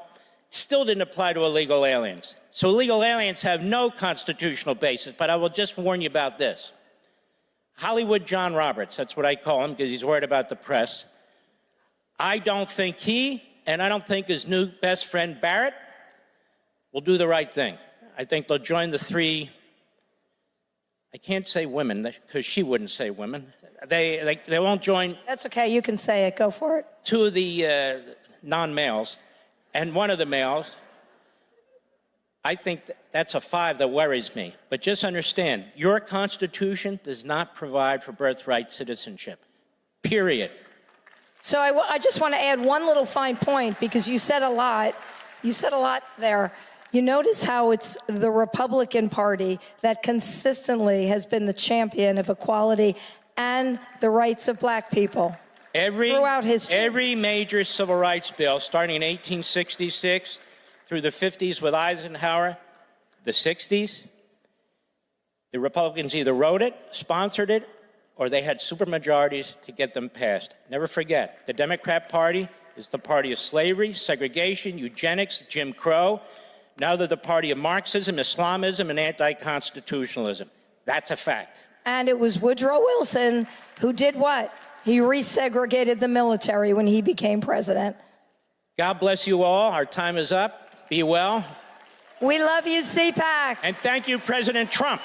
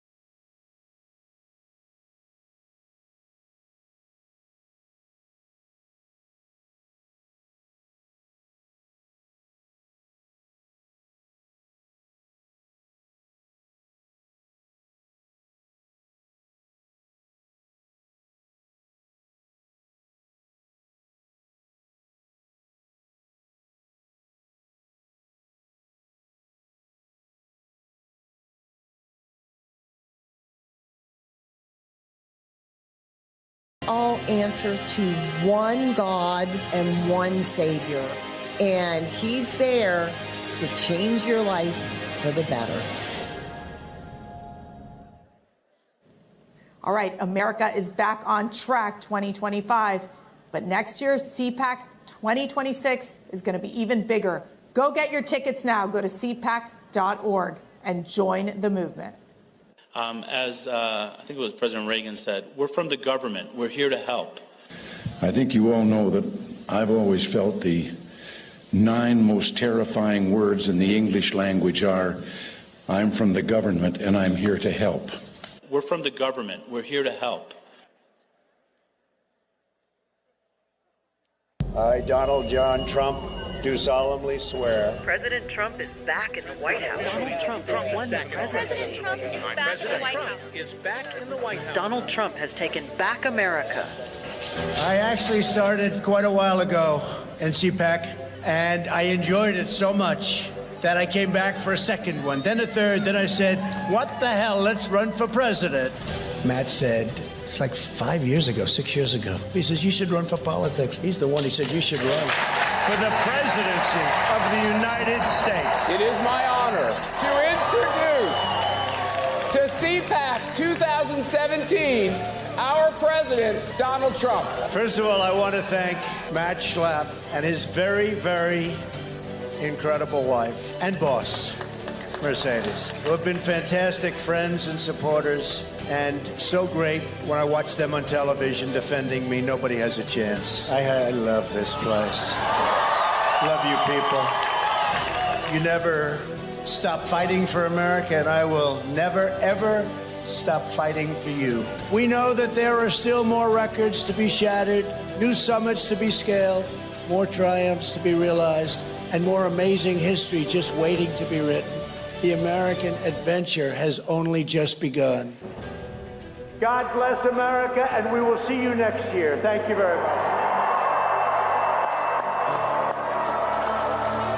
You never stop fighting for America, and I will never, ever stop fighting for you. Ladies and gentlemen, please welcome host of the PBD podcast, Patrick Bet David. All right.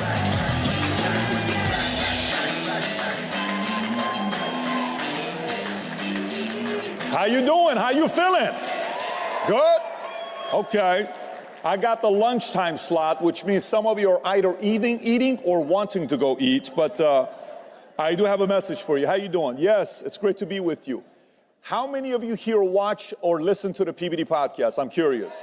Okay, it's a good amount. All right, so I got a simple message for you with the limited time that I have here for you. First of all, it's an honor to be here at CPAC. This is my first time being here.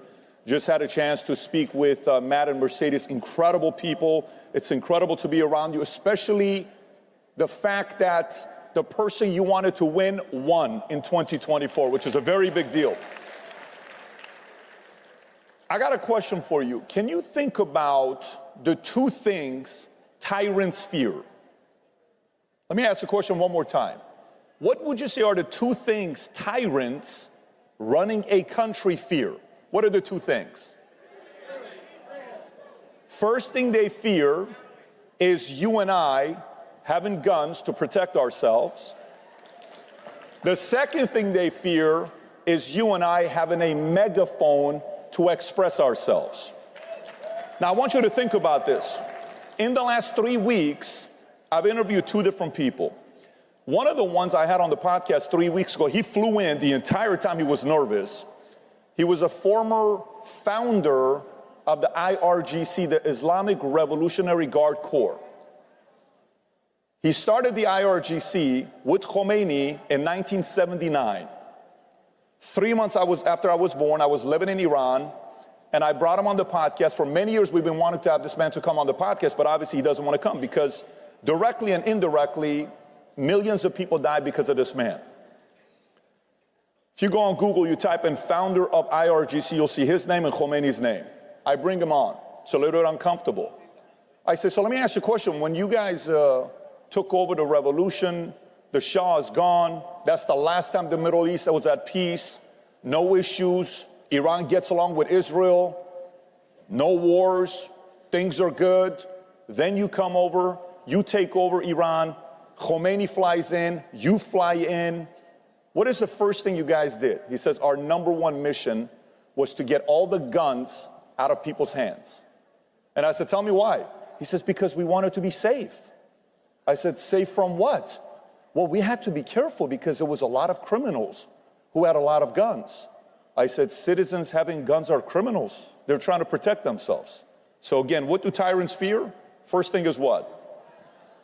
Your guns, because you can protect yourself. 2 days ago, I got back from Brazil. We're flying out to Brazil to do a 3-hour interview with former President Jair Bolsonaro. How many of you guys love President Bolsonaro? So we're in Brazil. While we're about to go, they are briefing us on what to be prepared for before we go to Brazil.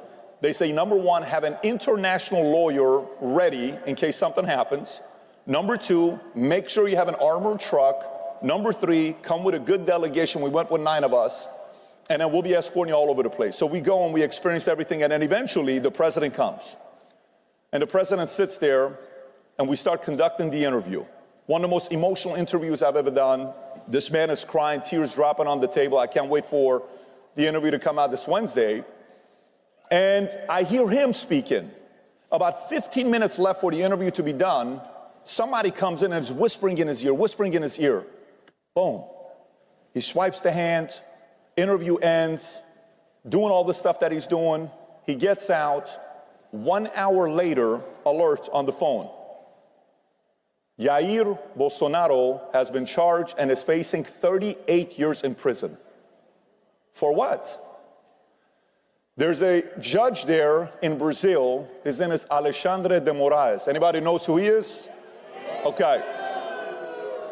If there is a picture for someone that looks like a tyrant, it is Alexandre de Moraes. This man is a tyrant at the highest level. And he is the second man, the second point that tyrants fear is freedom of speech. I'm talking to the former president. He's not comfortable talking about certain things, but he let everything loose. He knows you can't talk. They don't want you to talk over there. So you got guns, freedom of speech, and in the world, we have 195 countries, of which 193 have constitutions. Of the 193 that have constitutions, only one country gives you full-on freedom of speech with nothing about hate speech and Second Amendment. We're the only ones here that we have in America. Now, keep this in mind. Sometimes when we sit there, we hear about, next year's going to be United States birthday for 250 years. It's going to be amazing. We are one of the youngest countries in the world. It's awesome. Well, think about the oldest countries in the world. Iran, roughly 3300 BC. Egypt, 3100 BC. You got Assyria, you got Armenia, you got China, you got all these countries, right? Oldest. We are one of the youngest. But watch this here.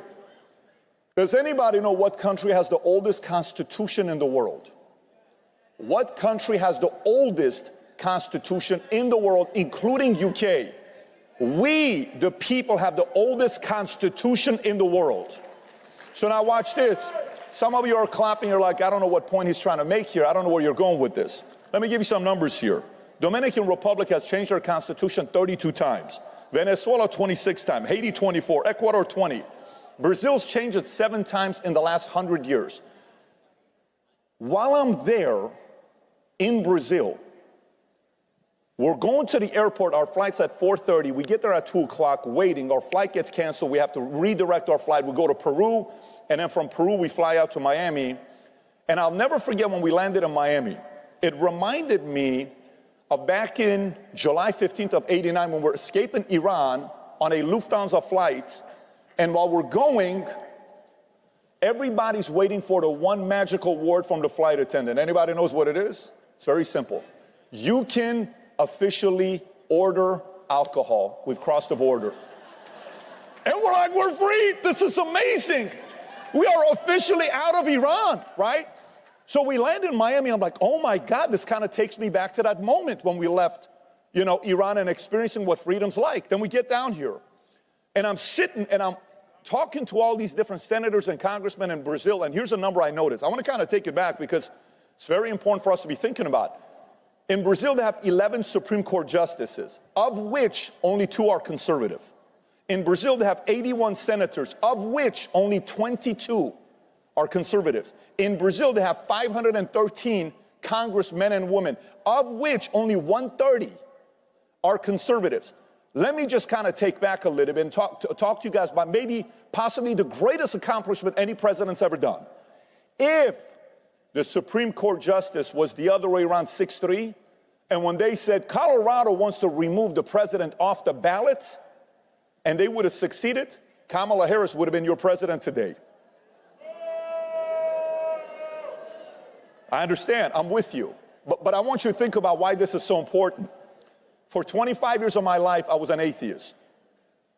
When you live in Iran, my mother's Armenian, her last name's Bogosyan, my dad's Assyrian, Bet David. I'm living in Iran, we're a Christian family, trying to make it work. We're going to school, you're going to church, kind of keep it quiet. And you dream about one day coming here. You're like, oh my God, I can't wait to one day come to America. It's going to be such a great deal to come to America. I'm sitting there kind of thinking to myself about all this stuff with Iran. And hey, the Congress, the Senate, all this stuff. You bring it to today. This man flips 3 Supreme Court justices. He doesn't do that. Kamala gets in. They would have done everything in their power they could have to prevent the president from speaking. They tried to silence him. They took him all the social media sites. There's a lot of people that want to be friends with him today. Same people that silenced him. They said you can't use social media. Got off.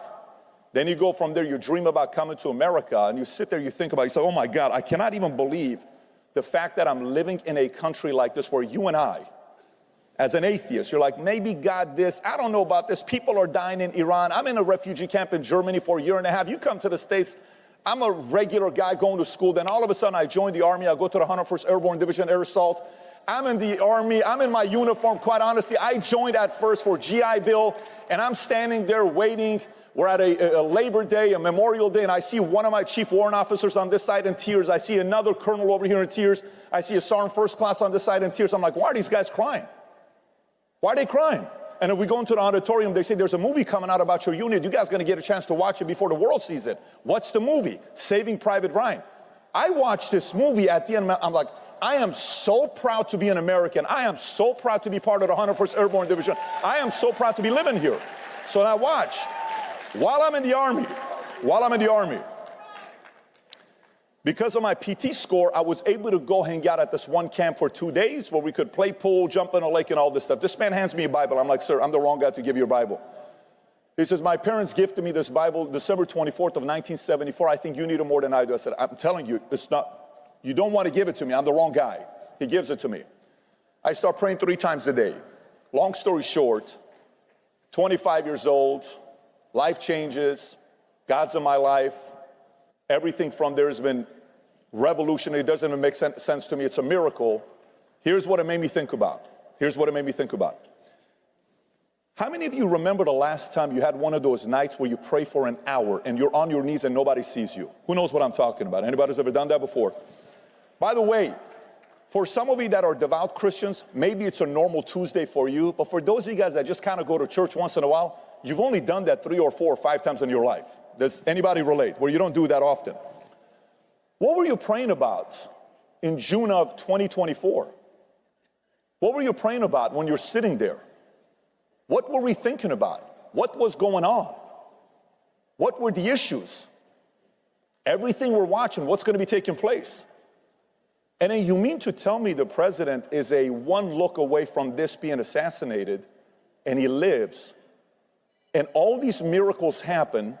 President Obama in 8 years flips 1 seat. Trump flips 3 seats in 1 term. You don't think God's hands on America again?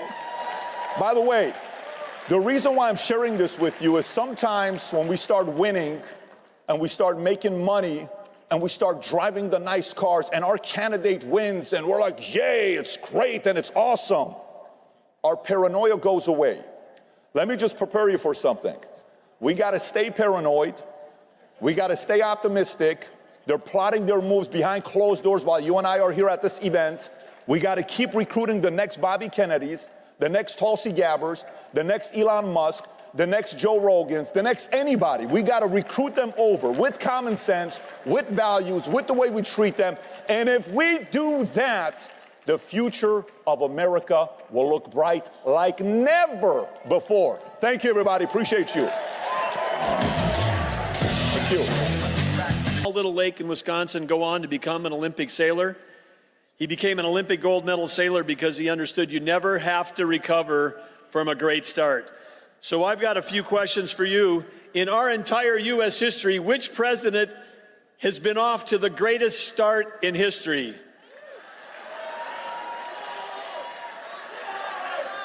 Yes, okay, I can ask that a different way. Which president in American history has had the most impact in their first 33 days? Trump. And of course, we know the answer to this one. Which president right now, every hour, every day, is making America great again? There you go. I want to say thank you all for being here. This is such an important group. You are the difference makers.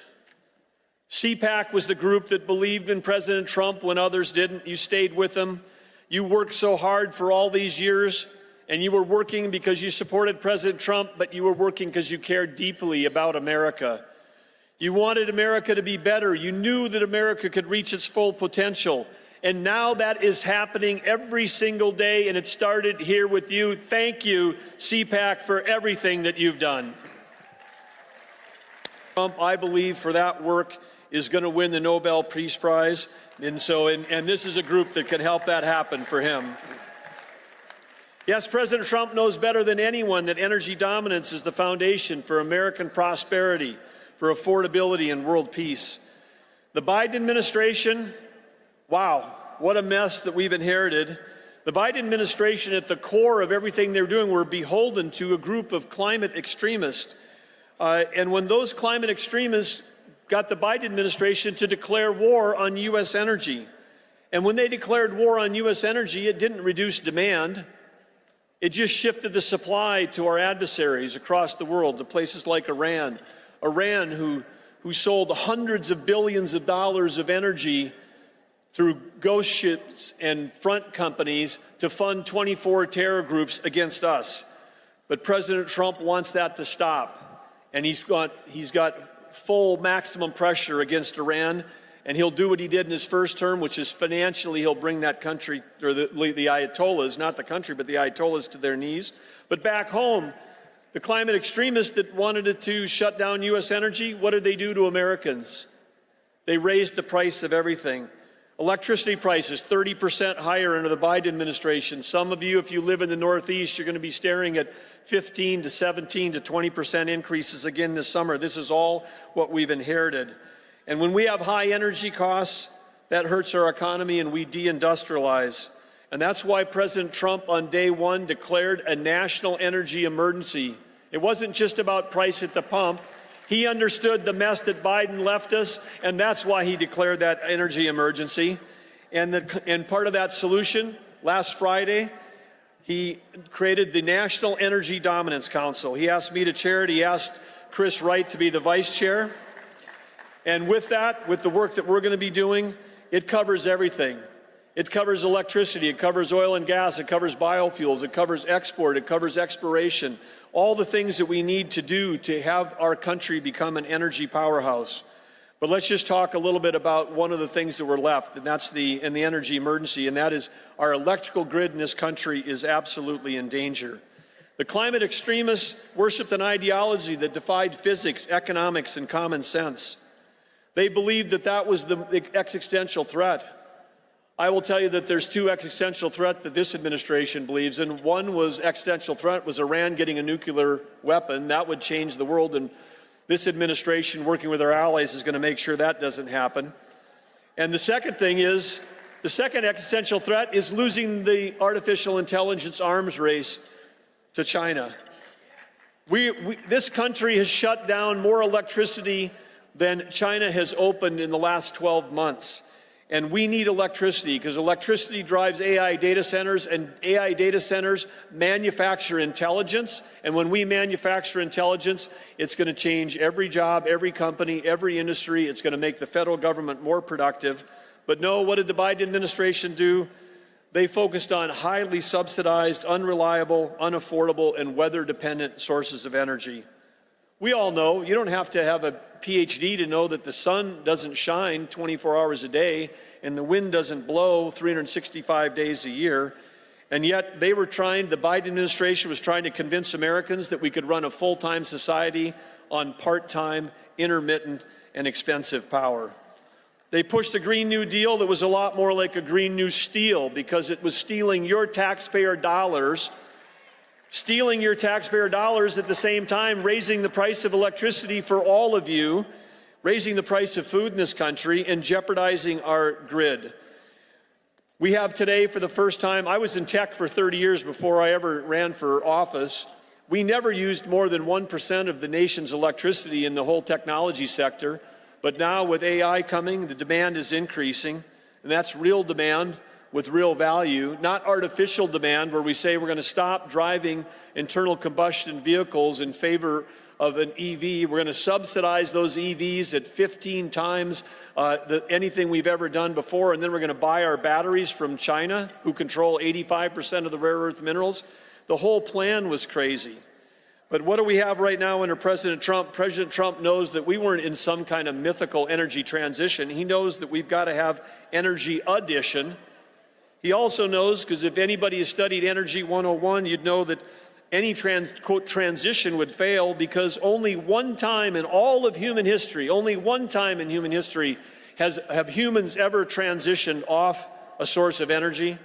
It was in the 1880s. Anybody know what that was in the 1800s when we transitioned off energy? Whale oil. I heard somebody knew the answer. Yes, we transitioned off of whale oil. Whale oil became very popular because it was cleaner, but then along comes oil, and oil we could refine into kerosene, and kerosene was better than whale oil. And so who knew, but you're hearing it here at CPAC, that it was over 150 years ago, fossil fuels saved the whales.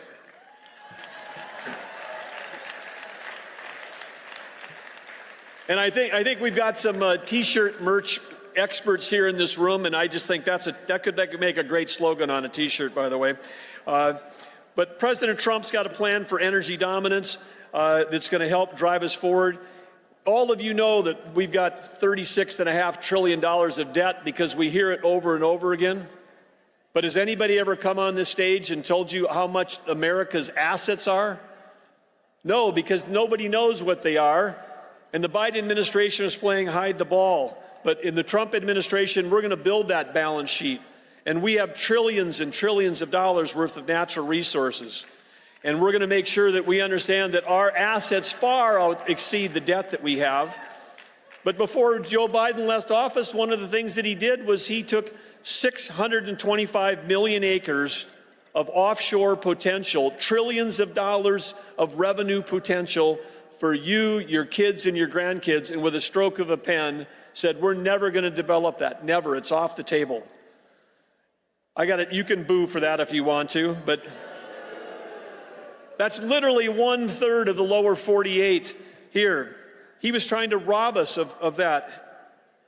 But he's robbing us of those revenues and also of the American dream. But President Trump got into office, and with an executive order, he reversed that ban. That 625 million acres is back on our balance sheet, including some of those acres are where? They're in the Gulf of America. One of the other falsehoods is that somehow that those climate extremists cared more about the environment than any of us in this room. And I know how deeply this group cares, and I know the people in my home state, the farmers and ranchers, 4th and 5th generation. They live on the land, they care about the soil health, they care about the water, they care about the air, and that's why in North Dakota we had some of the cleanest air and water in the country, and we were an energy powerhouse.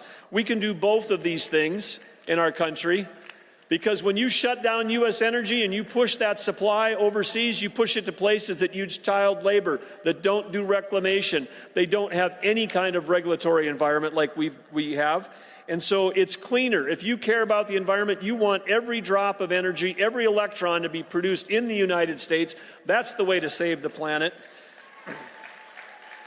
And the Biden administration, they sanctioned Alaska 68 times with executive orders.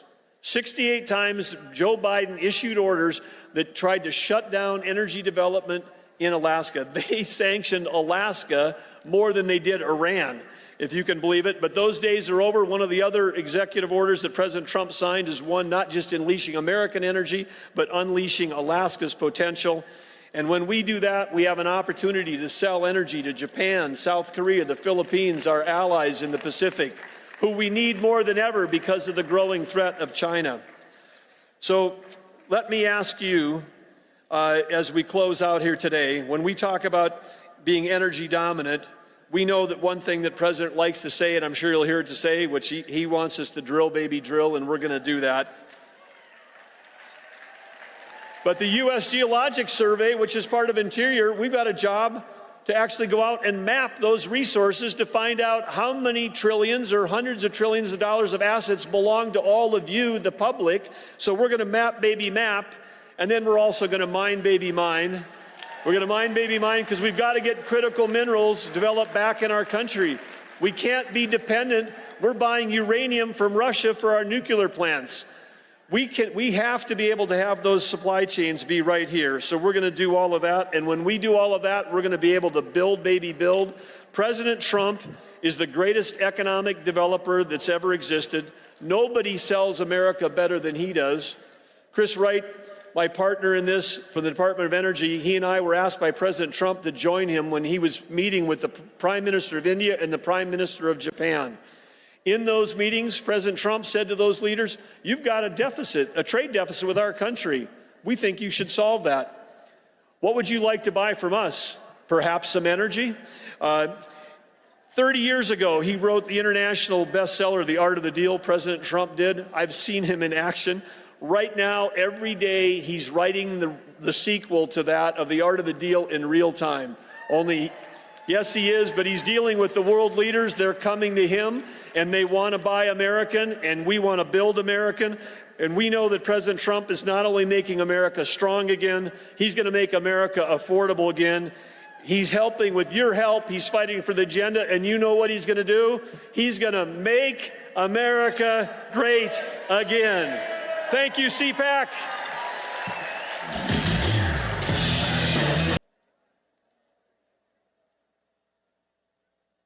America is under attack.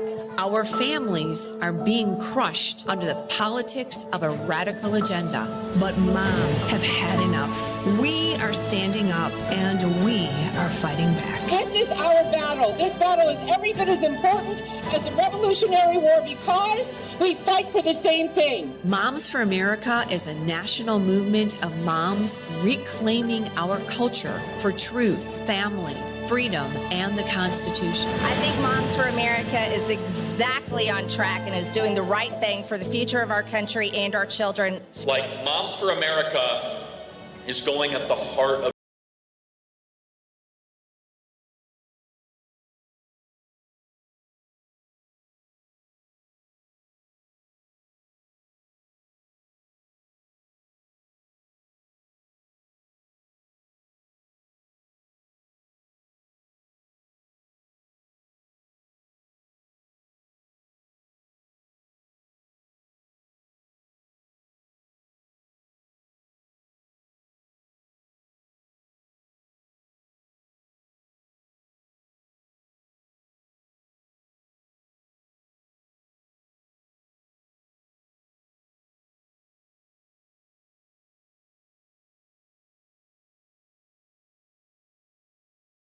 Revolution.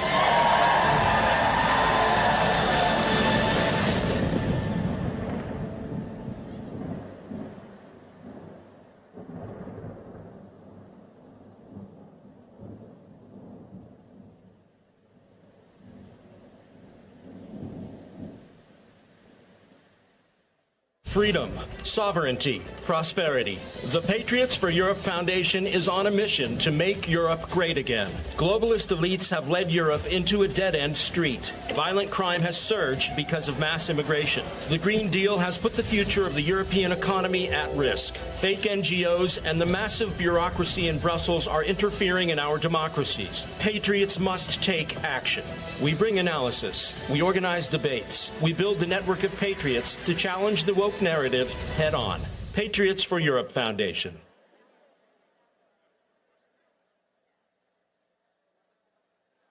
America is under attack.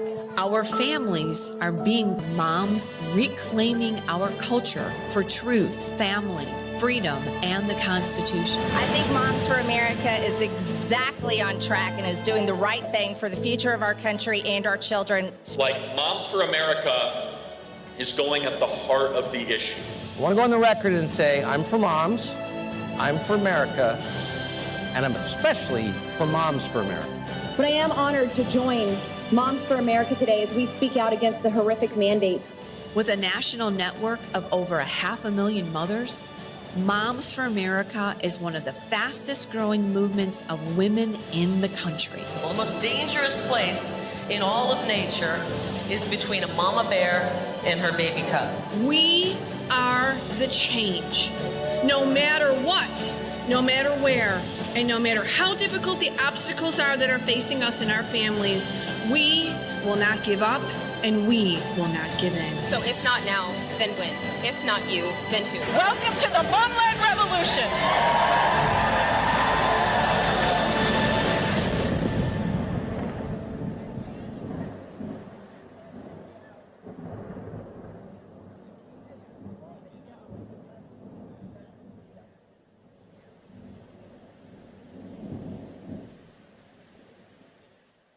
Every institution today is under attack. The home, the church, the government. And many people are asking, what is the truth? Jesus Christ claimed to be ultimate truth. Are you willing to face the truth? Do you think the MKUltra project ever actually ended? The Central Intelligence Agency is actively involved in mind manipulation. We all answer to one God and one Savior, and He's there to change your life for the better.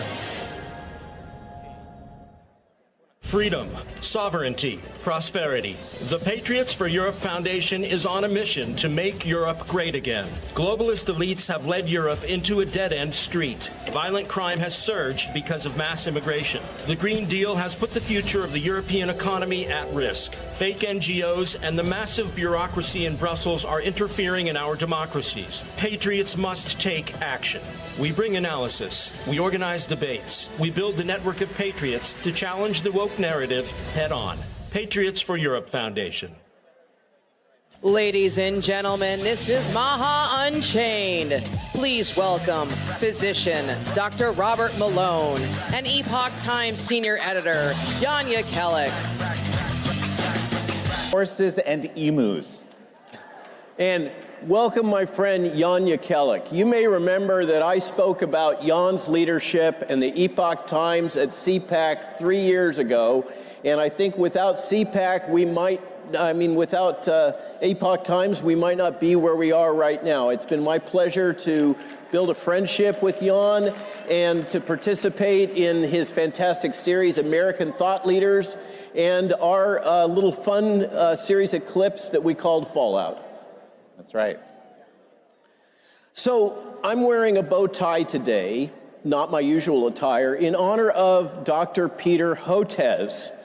You'll recall that Peter Hotez last December darkly muttered about the fact that as soon as President Trump was in office, there was going to be a series of virus outbreaks, of threatening viral events that were going to cause him a lot of grief, and to focus on responding to those.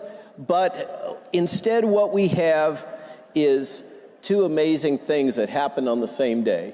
Well, so who here noticed that the new HHS secretary is Robert F. Kennedy Jr.?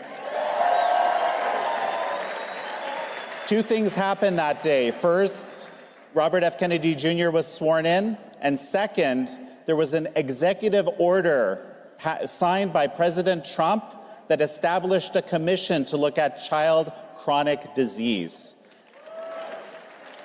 A 1-2 punch that, in our view, is kind of revolutionizing the future of health. Robert? I agree.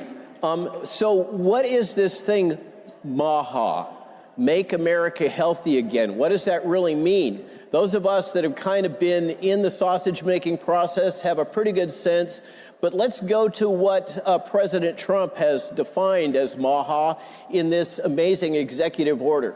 And what he's laid out, the mission he's laid out for my friend, your friend too, Bobby Kennedy, this amazing new Secretary of HHS that, I mean, can you believe this? He's both a bodybuilder and a biohacker. That's what we have as our secretary. And so what is MAHA? A key factor in this is a refocusing of the entire government health enterprise from a focus on disease treatment to a focus on health promotion. And I really recommend that all of you take a moment to read President Trump's executive order creating the MAHA Commission, which is across government. It even includes Treasury. It's an amazing document in which he talks about the crisis of health in America, the crisis of chronic disease in America, but in particular, it zeroes in on Bobby Kennedy's sweet spot, protecting the health of children in America. It talks about child's health. It talks about the epidemic we have now of all kinds of chronic disease, getting them to be complacent in the schools so they don't cause trouble, making it easier to control them.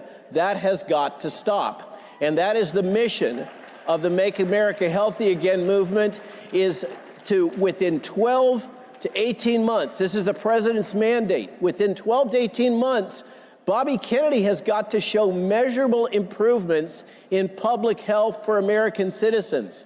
Now that is a tall order. And to do that, he's got to let loose, frankly, he's got to let loose the dogs of war. He's got to let loose the whole federal bureaucracy, transform it, and take this new leadership team that he's created under Donald Trump's direction and completely radically transform CDC, FDA, NIH, work with his partners at USDA to enable the health of Americans, and particularly the health of Americans' children. So, but Bobby Kennedy, Bobby Kennedy did not work alone, and MAHA was actually something that existed in America already, a kind of subculture, one that I didn't even know very much about, that I discovered on American thought leaders, throughout COVID. All these people that had been hit by reality in some way. Maybe they had a child that had been vaccine injured. Maybe they were poisoned by something. And millions of Americans basically were not, many of us were just simply not aware that there was this growing movement of people that were looking at root causes of health. And Bobby was kind of a central figure in this. So him coming in as the HHS secretary, I mean, this is in terms of budget, the largest of the departments. Yes, right? well, except for defense. But China went through a MAHA movement itself at one point in time. Isn't that right? And what happened? 100%. And so this is what dawned on us as we were preparing for this session. Back in the 90s in China, there was the health system had actually collapsed, a little bit like what's been happening here. And these traditional methods of called Qigong, or kind of a Chinese yoga, became incredibly popular in China. The most popular was Falun Gong, and some of you will know that the founders of Epoch Times were Falun Gong practitioners. 70 to 100 million people were getting healthy. They were getting awards for getting healthy. And what did the regime do in 1999? They decided to crush this health and spiritual movement. So, I mean, this is something that totalitarians do. This is the other part that I realized. Totalitarians do not like healthy people, right? And it's a kind of a mindset. So here we are. So China now is not only crushing its own health promotion movement, but they're promoting bad health in the United States. Talk to us about fentanyl. Well, so, how many of you noticed that we have a new FBI director? Kash Patel, of course. One of the things that Kash kept talking about as he was going through his nomination hearings, Okay, he said 100,000 Americans a year are dying of CCP fentanyl, and that is going to be one of the priorities of the FBI. Okay? So that is the Make America Unhealthy Again movement. But we also have to have our own kind of individual agency here. We can't let cash have to deal with this entire problem, or our foreign policy establishment deal with the entirety of that. So if we have enough time, we'll talk a little bit about things that can be done about fentanyl. I think it's one of the clear things that HHS can do together in partnership with the other agencies, and particularly the FBI and CASH, to help make America healthy again within measurable responses within 12 to 18 months. But let's talk for a moment about what is public health. We all hear about public health, okay? Today's public health is not about medicine. It's not about the physician-patient relationship. It's not about empowering patients to take control of their own health, which is what we need to do in the day of Maha. What we don't need is top-down management of what you are able to do, what your doctor tells you to do based on the government's mandates and your insurance company's profit. Okay, we have to get back to decentralized health under the control of you, the patient. But what do we have right now in public health? Public health is basically grounded in utilitarianism. It is functionally socialism. It is the logic of the greatest good for the greatest number. That is absolutely the centerpiece of modern public health, and it's based on big data. It's based on big data analysis of what on average is best for you, and then a top-down approach to cause you to comply with what the numbers say under close analysis is best for you.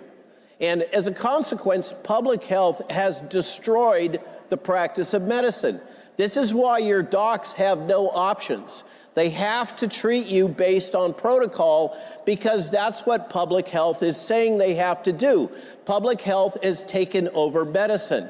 And as I say, it is focused on outcomes, optimizing outcomes, the best outcomes for all of us. What it needs to do is focus on opportunity. What we need to do is enable you to have the opportunity to choose whether or not to optimize your own health and have the information to do it. But what we don't need is public health telling us that we can't eat McDonald's hamburgers and drink Coca-Cola. What we need is the information so that you can make an informed decision about what you eat and what you do to manage your health, not to tell you and micromanage you about what your choices have to be. And the bottom line of this, and think about this, okay? Inalienable individual rights. One of the core things America is based on, a core element of freedom. This approach, this CCP, Chinese Communist Party approach, what happened during COVID? They locked down. They used the totalitarian method. They used the collective rights method. What's apparently going to be better for the greater good. But what happens when you use that collective rights approach? Every time, to paraphrase Stalin here, okay, to make an omelet, you have to break a few eggs. And it turns out to be a lot of eggs, unfortunately. So we have to get back to this approach of individual rights, individual agency, and the Hippocratic Oath on the medical side. So there's an insidious thing that's happened. They've snuck some stuff in while Bobby was busy focused on confirmation. They've snuck in a UN Agenda 2030 item called One Health. Okay? The CDC surreptitiously agreed to the One Health policies of the World Economic Forum and the United Nations and the World Health Organization. What is One Health? Who's against One Health? Of course, we all think that animals should be healthy and the environment should be healthy, just like the Secretary was talking about with U.S. policy. But in One Health, your health is equivalent to the health of animals. Your health is equivalent to the health of a lab rat. And you know, I had somebody post the other day, we put out an essay today about One Health and what it really means, and they said, hey, I'll be glad to sacrifice a lab rat if I can have a focus on my grandmother and improving her standard of living. In One Health, the health of animals and the health of the environment are considered equivalent to the health of humans, and this has now been slipped in this policy that's right up there with the Green New Deal while the new administration was distracted. Something that was in progress for 2-3 years under the Biden administration, they managed to sneak in. They managed to sneak in the new director of pandemic preparedness, a veterinarian who is the associate dean of One Health at Texas A&M, before Bobby even had a chance to sit in the chair. And this is what Bobby really needs your help with. This is what Maha needs your help with, is he is going to be up against an entrenched bureaucracy that is going to fight him tooth and nail every step of the way. And the only way that we're going to be able to get sustainable change is we have to have all of us, the citizens of the United States, saying, we support you, we support a focus on health in Americans, and we are not okay with this globalist agenda of One Health, and we are not okay with the bureaucracy sneaking stuff in behind his back. Now, we only have a little bit of time left, but let's talk a little bit about bird flu. Well, so how many have noticed egg prices have gone through the roof? How many? Okay, front page of the Epoch Times, okay, the national edition, you should check it out. It's unbelievable, right? But what is the reason? You might think, looking at mainstream media headlines, that it's because bird flu has killed 55 million birds. No, people have killed 55 million birds in an attempt to stop the bird flu, but that's not necessarily the only way to do it. So bird flu has been around for years. I think this is our 4th episode of fear, of promoted fear about bird flu. And it never materializes. It never transfers into humans so far. Let's hope that continues to be the case. But now, even according to the CDC, bird flu is not a major risk for humans. It doesn't transmit from human to human. It's not putting people in the hospital, and they're not dying at any kind of a rate. Bird flu needs to be controlled, but the policies of the USDA, which now have cost you $1.2 billion, and that's direct costs for the USDA to compensate farmers that have had to kill their flocks, and it's not working. That is the old school way to control outbreaks. But bird flu is in all the birds. It's in migratory waterfowl. We cannot eradicate bird flu. So we got to think of something different instead of this, you know, give a 3-year-old a hammer and everything becomes a nail. That is what USDA bureaucrats keep applying. I argue that instead of vaccinating chickens with a zoetis mismatched leaky bird flu vaccine, heard anything like that before? Say COVID, okay, which will drive the evolution of more vaccine-resistant bird flu strains. We need to rethink this whole strategy. And what I advocate, and I can tell you, I hear rumor that this is being actively considered in the administration right now, and we may hear some announcements about this, is there's going to be a rethinking of how we approach this. And personally, I like the idea that we let loose the chicken industry to breed flu-resistant chickens and turkeys and ducks, rather than trying to jab them all with crummy vaccines or kill them all because they get infected. That's just one example of what can happen if Maha is unchained.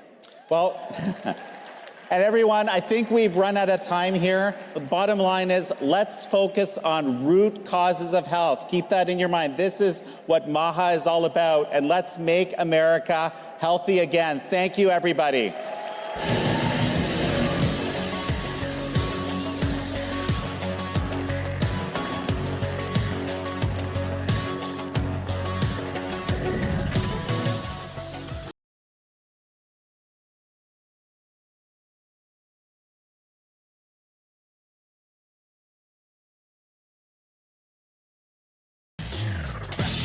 Ladies and gentlemen, it's time for the CPAC straw poll. Please welcome CPAC Chairman Matt Schlapp, and from McLaughlin and Associates, Jim McLaughlin. This way I can follow.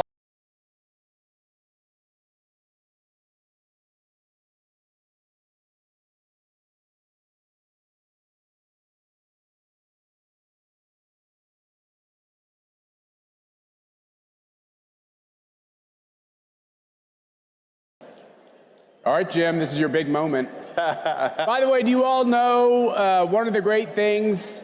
Can we just start off by saying a warm round of applause to the fantastic competence of the Trump for President campaign. Yeah, without a Susie doubt. Wiles, Chris Lyle on the polling. Thank you, Jim, for your great work. And you know what? We've been with President Trump from the very beginning. Believe it or not, he talked about running back in 2011.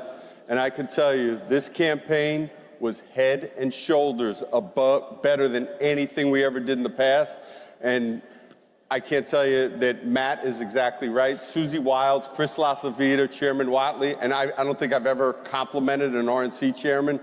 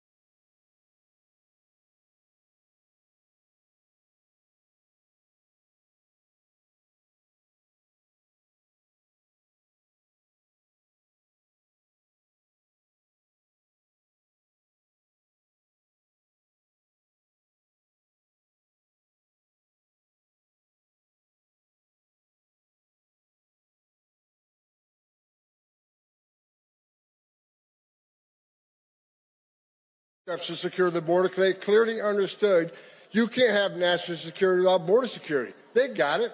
Joe Biden's the first president in history of the nation who came into office and unsecured the border on purpose.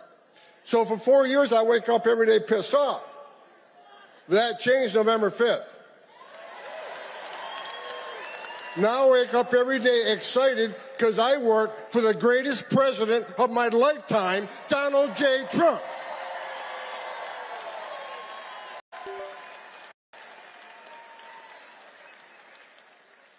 For 4 years, we had over 10.5 million illegal aliens at our border. They released nearly 8 million into the country illegally. We had a 600% increase in sex trafficking of women and children. We had a record number of known suspected terrorists and people on the terrorist watch list crossing the border. Under Trump, we had 14 in 4 years. Under Joe Biden, just shy of 400. Think about that for a moment. What Joe Biden did to our border was create the most significant public safety and national security vulnerability in this nation's history. But guess what? We got one badass president now who's going to come in and is going to take care of this border.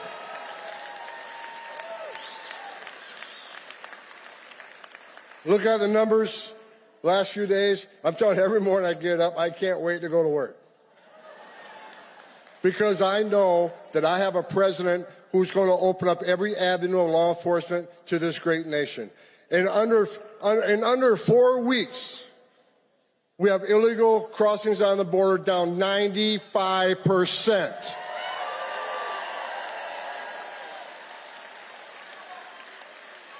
I remember when the president called me and said, I remember he called me when he brought me, this is the second time I came out of retirement for this man. So he called me, I remember I was the first guy he called, and he says, okay, this is how the phone call went. I picked up one, I see POTUS on my cell phone, so I know it was Trump. He says, all right, Tom, you've been bitching about it 4 years, you want to come fix it? And I didn't hesitate. I said, I'll come back and I'll do it for free. I'm so pissed off. You don't have to pay me.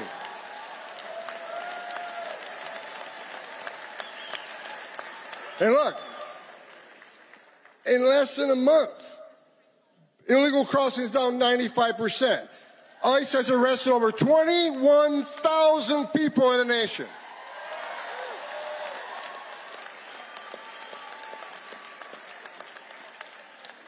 Gotaways. Under President Biden, the gotaways, 2.2 million people crossed the border, weren't arrested because the Border Patrol was too busy making sandwiches, changing diapers, making baby formula, making hospital runs, dealing with humanitarian crisis. 2.2 million people crossed the border and weren't apprehended, weren't fingerprinted. We had about 1,800 a day in 2023. You know how many had yesterday? 48.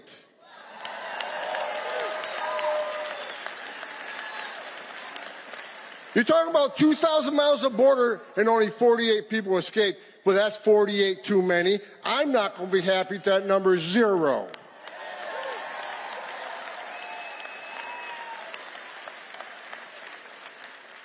Now we're getting a question, well, you said you're going to concentrate on public safety threats and national security threats, but you arrested non-criminals. Yeah, damn right we did. Because you're in the country illegally, which happens to be a violation of our law. Entering this country illegally is a crime, and we're not going to forgive it.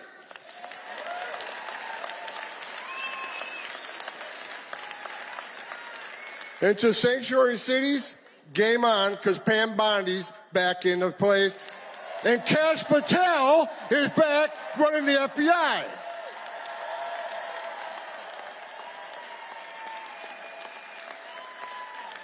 President Trump brought together one hell of a team, and every time I see one of these people get nominated and take their oath for office, I just get that much more excited. I'm afraid I'm going to have a heart attack one of these days because it just keeps getting better. Sanctuary cities are a sanctuary for criminals. I've read all these stories this week. Tom Homan insulted AOC. Well, look,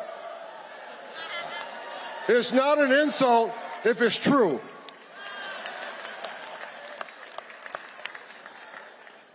She says Homan has no game, he has nothing on me. Look, you can claim you're educating people according to their constitutional rights.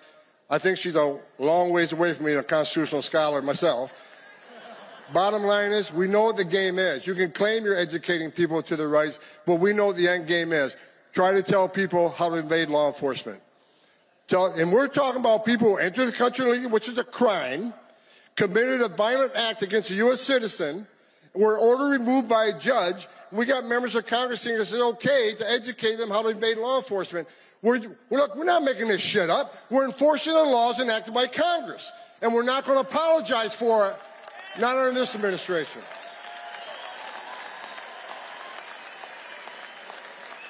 We got great governors out there. Governor Pritzker, you ain't one of them. I met with Governor DeSantis yesterday. You know what he's done? He's passed one of the strongest state immigration laws in this nation. Do you know it's a crime in the state of Florida? It is a crime to enter the country illegally. He made his own state law. He has passed a law that he will fire any mayor or sheriff that doesn't help ICE enforce immigration law.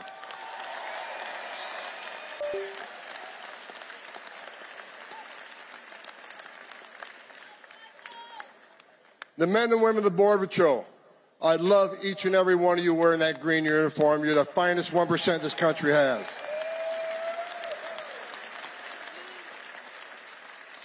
So look, we're attacking the interior enforcement. For those who don't think those numbers are enough, I don't either. If you haven't seen, I'm happy with the numbers, but I'm not going to be satisfied until every criminal alien gang member, every criminal alien, every Trenda Agua is eradicated from this country and send their ass to Gitmo where they belong.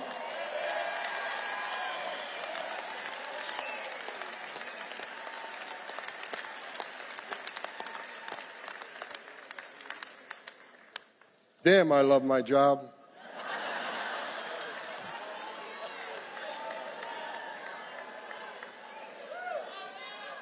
We got, and look, I already said we got the border locked down, crossing down 95%. We've already arrested 21, just above 21,000, and we're going to double the workforce. We're going to add more. We're going to add more targeting. We're going to add more teams. God bless the men and women of ICE. God bless all the DOJ components that are with us. We've got U.S. Marshals, DEA, FBI, ATF, all these fine agencies helping us. And what's great about it, when we went to Chicago, Mayor of Chicago said I wasn't welcome in Chicago. Guess where the first place I went was? Chicago. But having DEA and FBI there and ATF was great. We found an illegal alien with a gun. ATF does a criminal charge. We found an illegal alien with drugs. We prosecuted that crime. So we're prosecuting these people before we deport them, and that's exactly what we should be doing. We're going to make this country safe again.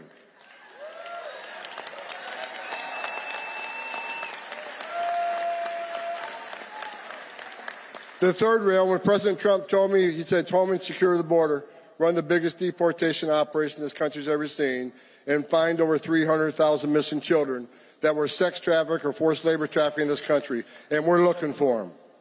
And we're going to save children.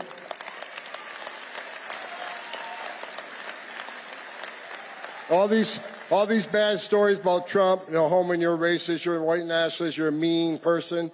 Okay, I'll take that. Because you know what Holman's doing? I'm working for the greatest president of my lifetime, and we're going to save lives. Because when 95% less people coming across the border, how many women ain't being raped? How many Americans aren't dying from fentanyl overdoses? How many no-suspected terrorists aren't getting in the country? How many women and children aren't sex trafficked in this country when you have a border lockdown? We're saving lives.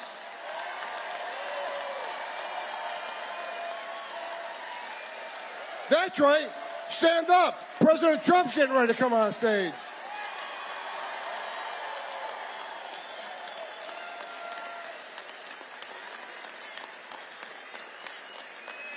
I got another message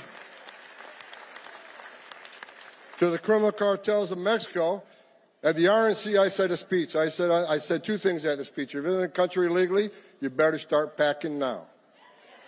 We're keeping that promise. The other thing I said on stage at the RNC, that President Trump is going to designate the criminal cartels of Mexico as a terrorist organization. He's going to wipe you off the face of the earth.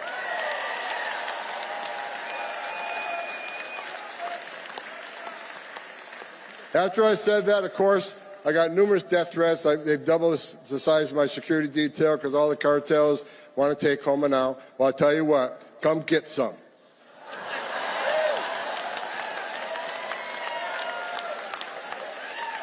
You have killed more Americans than every terrorist organization in the world combined. You are now a terrorist organization. So word out to anybody that assists them, anybody that sells their drugs on the street, anybody that assists these cartels in any way, you are helping a terrorist organization, and the weight of the world's coming down on you.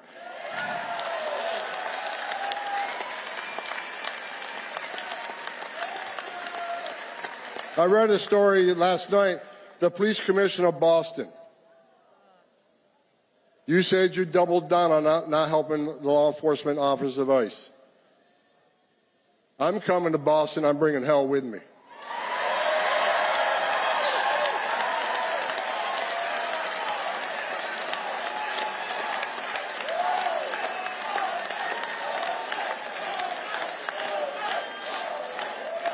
I looked at the numbers this morning.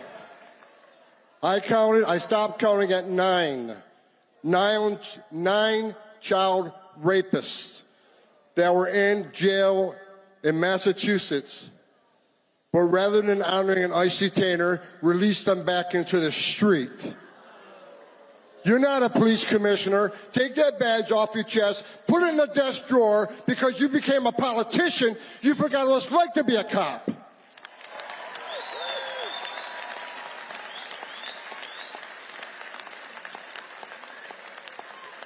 And guess what? The men and women of Immigration and Customs Enforcement, they found those predators, and they're locked back up, and we're going to deport them from the United States.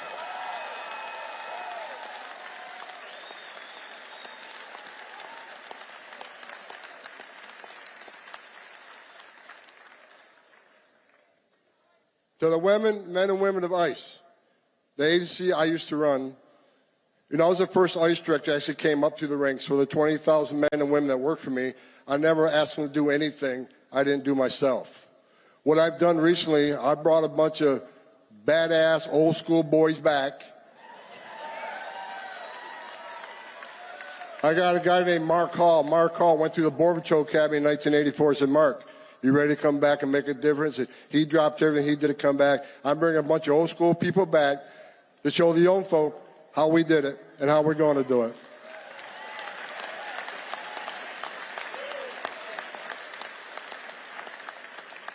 Like I said, I want to leave you with this. I said I got 45 minutes left. Look, if Congressman J. Paul couldn't, gavel me to shut up, no one on this building is going to get me off the stage until I'm ready to get off the stage.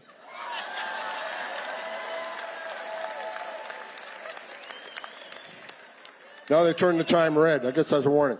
Look, here's what I'm going to say, and I hope you agree with me. If you agree with me, will you please stand up and let him know, because he's listening right now. The greatest president in my lifetime is back in the Oval Office.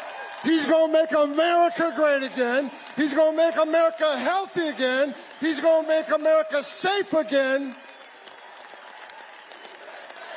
You got it, President Trump. God bless you. I'm proud to be back, and I'm not leaving until we fix this shit.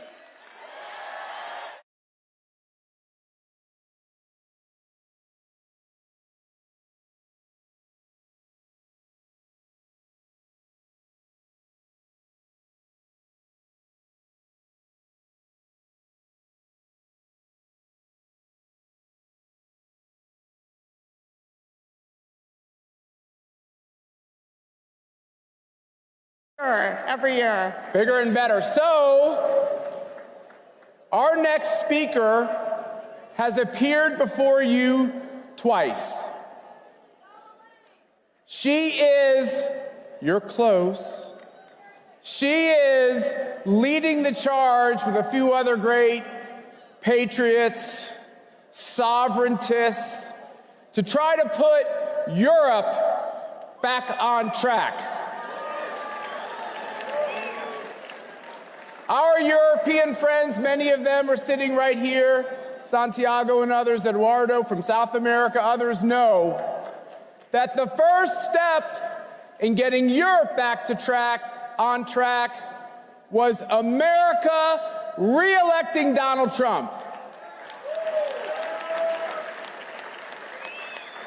And my beautiful wife has the honor of introducing someone she knows is a real hero to all of us. Ladies and gentlemen, coming live from Italy, the Prime Minister, Giorgia Meloni. There she is. Thank you, Mark. Thank you, Mercy. And good morning, CPAC. How are you? Thank you very much for this opportunity to greet you, your guests, and above all, the incredible people of CPAC. You know how much I value this gathering, and I couldn't miss this edition, even if only from afar. And today, I address you with the pride of representing as Prime Minister an extraordinary nation that is Italy. A nation with a deep, unbreakable bond with the United States. And this bond is forged by history and shared principles. And it is embodied by the countless Americans of Italian descent who for generations have contributed to America's prosperity. So to them, allow me to say thank you. Thank you for being exceptional ambassadors for Italian passion, creativity, and genius. To this incredible nation, Italy, I dedicate my full energy. Our government is tirelessly working to restore Italy's rightful place on the international stage. We are reforming, modernizing, and reclaiming our role as a global leader. We aim to build an Italy that once again amazes the world. Let me tell you, we're proving it. The mainstream propaganda machine predicted that a conservative government would have isolated Italy, deleting it from the map of the world, driving away investors, and suppressing fundamental freedoms. They were wrong. Their storytelling was fake. The reality is that Italy is thriving. Employment is at a record high, our economy is growing, our fiscal policy is back on track, and the flow of illegal migration has decreased by 60% in the last year. And most importantly, we're expanding freedom in every aspect of Italians' lives. Why? Because we conservatives do what we say. We do what is right. We fight for what we believe in. And moreover, we trust people, not fear them. Unlike the globalist elites who believe the government should educate the people, forcing them to accept policies they never asked for, we believe in democracy. We serve the people, we do not rule over them. CPAC understood this fight. CPAC understood this fight. And again, I want to thank you for that. You have never given up, even in the toughest moment. You have fought for a new victory. You have built a global network that has given a voice to millions who were silenced, so that conservatives everywhere would know they are not alone. And we are not alone, right? CPAC understood before many others that the political and cultural battle for conservative values is not just an American battle. It is a Western battle. Because, my friends, I still believe in the West. Not just as a geographical space, but as a civilization born from the fusion of Greek philosophy, Roman law, and Christian values. a civilization built and defended over centuries through the genius, energy, and sacrifices of many. When we say West, we define a way of understanding the world where the individual is central, life is sacred, all men are born equal and free, the law applies equally to all, sovereignty belongs to people, and freedom comes before everything else. This is our heritage, and we will never apologize for it. My question for you is, can this civilization still defend the principles and values that define it? Can it still be proud of itself and aware of its role? I think so. So we must say loudly and clearly to those attacking the West from the outside and those sabotaging it from within with virus of cancel culture and woke ideology, we must say to them that we will never be ashamed of who we are. We affirm our identity. We affirm our identity and work to strengthen it, because without a deep-rooted identity, we cannot be great again. The radical left wants to erase our history, undermine our identity, divide us by nationality, by gender, by ideology, but we will not be divided, because we are strong only when we are together. And if the West cannot exist without America, or rather the Americas, thinking of the many patriots fighting for freedom in Central and South America, then it also cannot exist without Europe. Our adversaries hope that President Trump will move away from us. But knowing him as a strong and effective leader, I bet that those who hope for divisions will be proven wrong. I know some of you may see Europe as a distant or even lost. I tell you, it is not.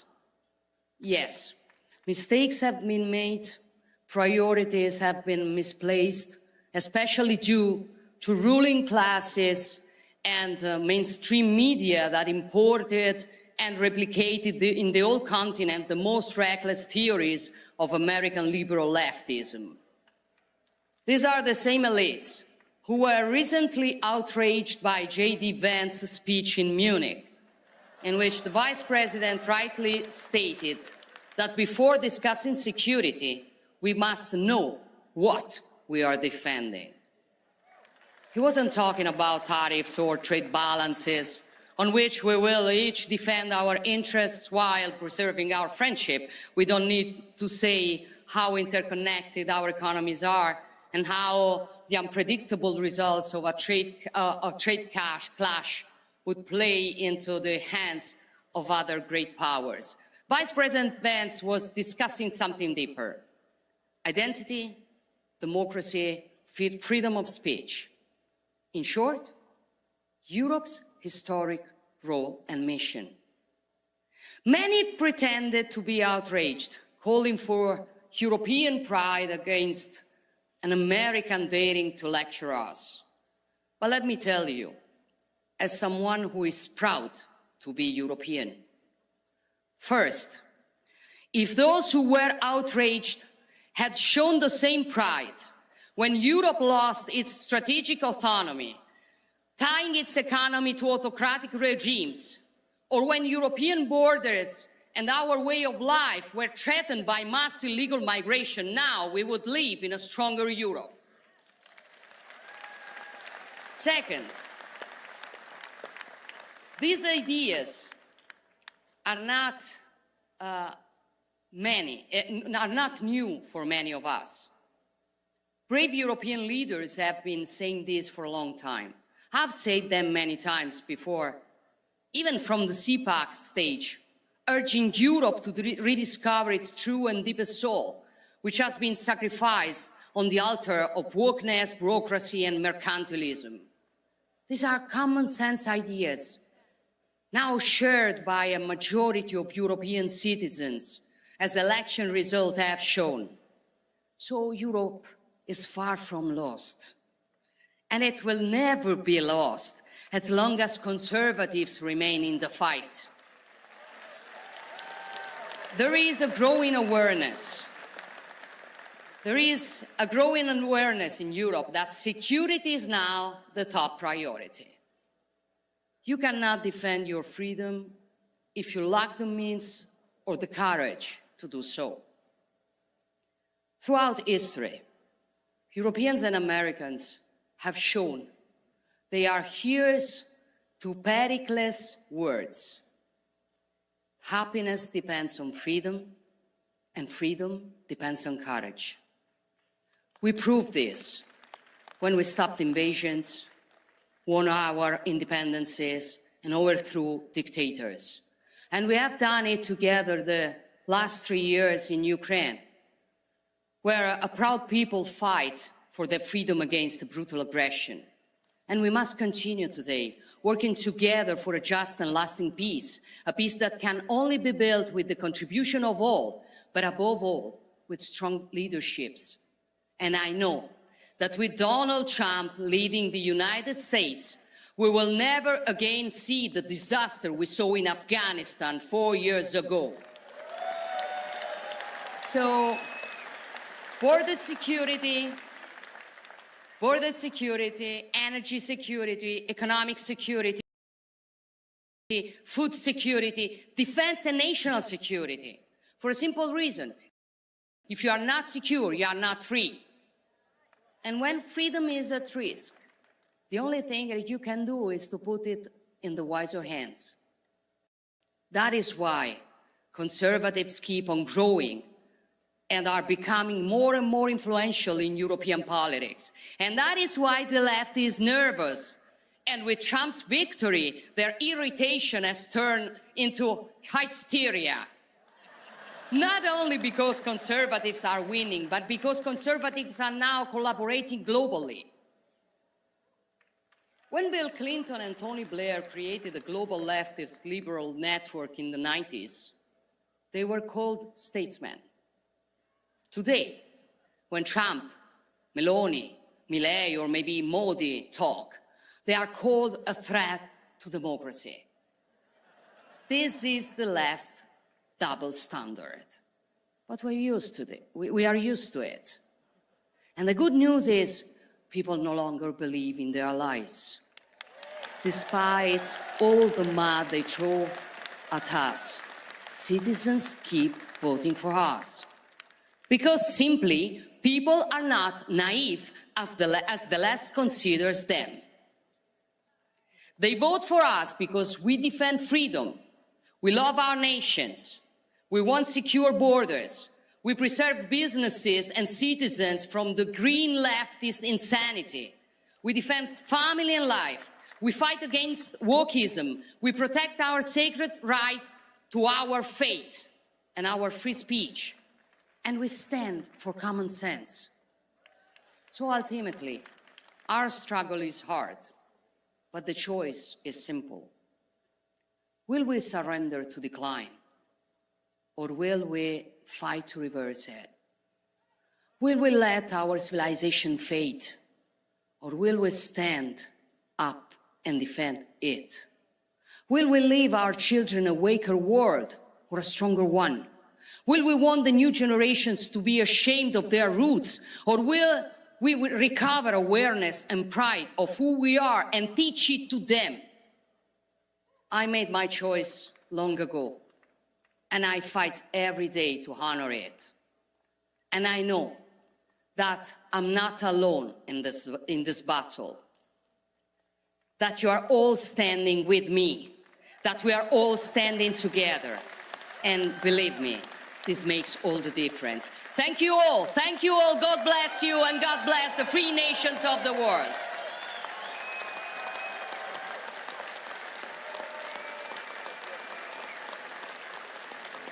My name is Elise Stefanik.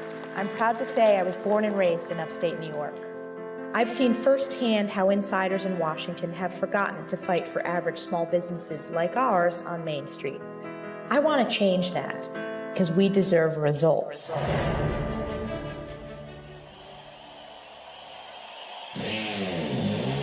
Elise.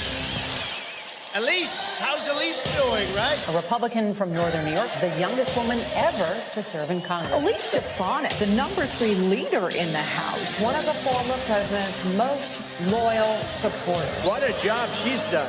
Thank you, Elise. Thank God there are people out there like Elise Stefanik who doesn't just moan about things on Twitter. Representing Fort Drum in upstate New York, Stefanik is a member of the House Intelligence and Armed Services Committee. I rise today in strong support of the conference report for the National Defense Authorization Act. Stefanik won her swing district by 22 points and last year was re-elected by 35 points. Everyone knows upstate New York and the North Country is Elise country. Congresswoman Elise Stefanik securing a 4th term in office, winning by nearly double over her Democratic challenger. Elise Stefanik, a name becoming more nationally recognized. She is a superstar. It's Congresswoman who Adam Schiff could not silence. This is the 5th time you have interrupted members of Congress, newly elected members of Congress. Did I not realize when she opens that mouth, you were killing them, Elise? You were killing them. House GOP Conference Chair Elise Stefanik is announcing a probe aimed at holding school administrators accountable. I'm going to give you one more opportunity. Does calling for the genocide of Jews violate Penn's code of conduct when it comes to bullying and harassment? Yes or no? I watched her run over the head of Harvard, the head of Penn, the great old Wharton School of Finance. With 69 days to go, Donald Trump tapped New York Congresswoman Elise Stefanik to be U.S. Ambassador to the United Nations. It has never been more critical for the United States to lead with strength and moral clarity. I share President Trump's vision of a UN reformed by strong America first, peace through strength, and a return to this founding mission of promoting peace and security around the world. In closing, I will forever be grateful to my constituents in New York's 21st District. 10 years ago, upstate and North Country voters took a chance on a young, first-time, unknown candidate, and I commit to the American people that I will work my very hardest in the coming years to lead with moral clarity and American values. Whether it's standing up for election integrity, whether it's defeating Liz Cheney to unify the Republican Party. I'll always be your friend. Are we ready to make America great again?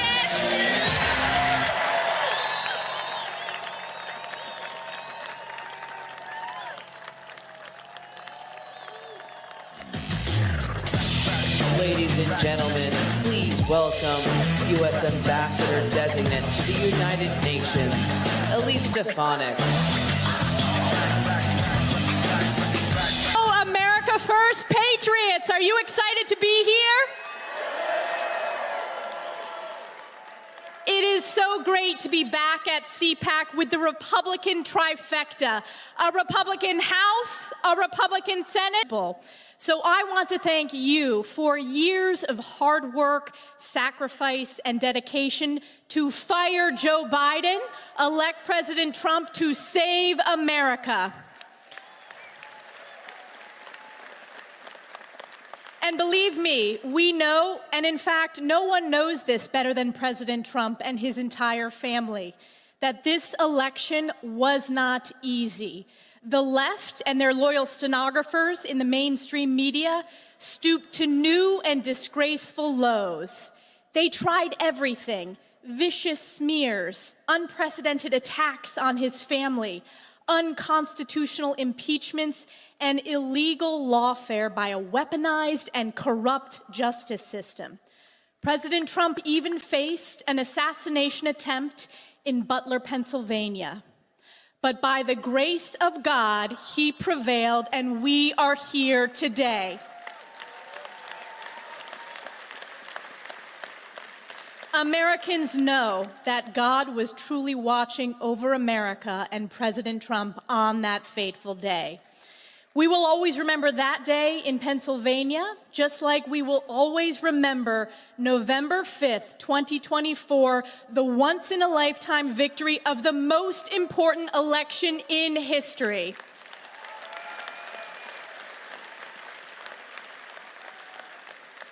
That was the day when President Trump delivered truly the greatest political comeback of all time, winning the popular vote with an overwhelming mandate to save America, a mandate to make America strong again, safe again, healthy again, wealthy again, and to once and for all make America great again.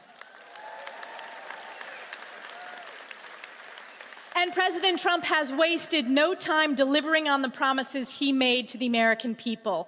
He has already accomplished more in 4 weeks than Joe Biden did in 4 years. The tremendous results speak for themselves.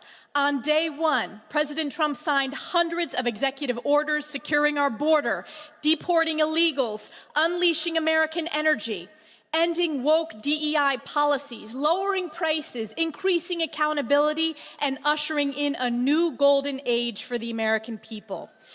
President Trump rightfully declared a national emergency at the border and deployed the military, including the 10th Mountain Division from my home district in upstate New York, to secure our nation.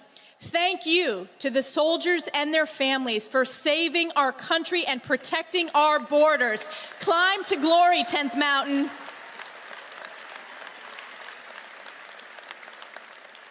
President Trump also signed into law the Laken-Riley Act, the first bill passed by our House Republican majority in Congress.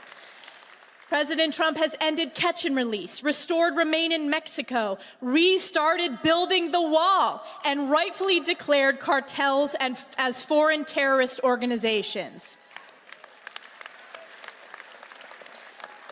President Trump is not only securing our nation, he is rebuilding the broken and failed Biden economy of inflation, malaise, and weakness. President Trump is putting America first by demanding fair and reciprocal trade, unleashing American energy independence, cutting regulations, and demanding the government work for we the people as President Trump doges wasteful un-American spending. And this is because President Trump knows that a strong, safe, and prosperous America at home is a strong America abroad. Our economic security, our border security, who have been nominated by President Trump to serve in his cabinet as the United States ambassador to the United Nations as a part of this national security team. Our team is already hard at work on behalf of the President and the American people at Turtle Bay as I finish my work to enact his agenda in Congress on behalf of my constituents and the American people. When discussing this nomination with President Trump, the President shared with me that he sees great promise in the United Nations if it focuses on its founding mission of international peace and security. Just look at President Trump's record of international peace and security in his first term. He negotiated the historic Abraham Accords, the largest step to peace in the Middle East in over a quarter of a century. President Trump's maximum pressure campaign crippled Iran's capability to threaten instability in the region. His administration marked the only time that Putin did not invade another country. And there is no question that President Trump is the president of peace and deserves the Nobel Peace Prize for the historic achievements of his first term alone.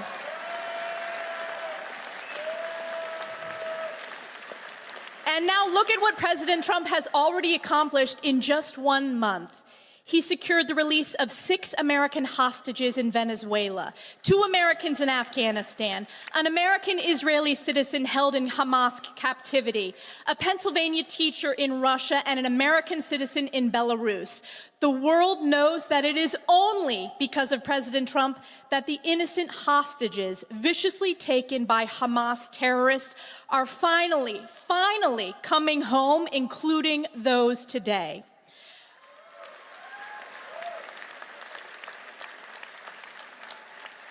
And President Trump is already effectively working to bring peace to the Russia-Ukraine war to stop the bloodshed. He's restored maximum pressure on Iran and redesignated the Houthis as a foreign terrorist organization. And the world is watching as every head of state is clamoring to meet with President Trump because the world knows America First is back.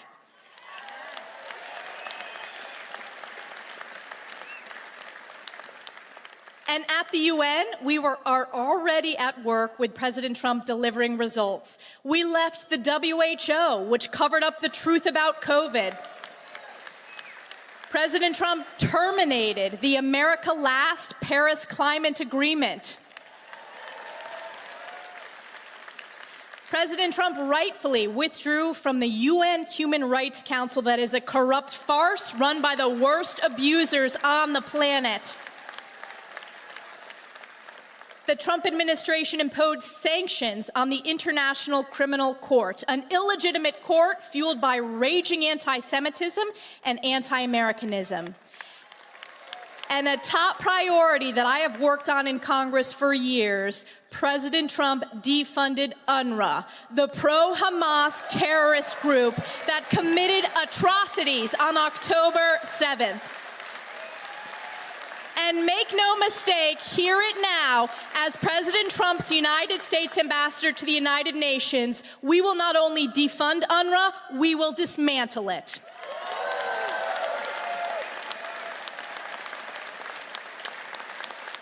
President Trump also reinstated the Mexico City policy to ensure our hard-earned U.S. taxpayer dollars do not support foreign organizations that perform or promote abortions around the world. The U.S. rejoined the Geneva Consensus Declaration to promote and strengthen opportunities for women and girls around the world and to protect the family as the fundamental unit of society.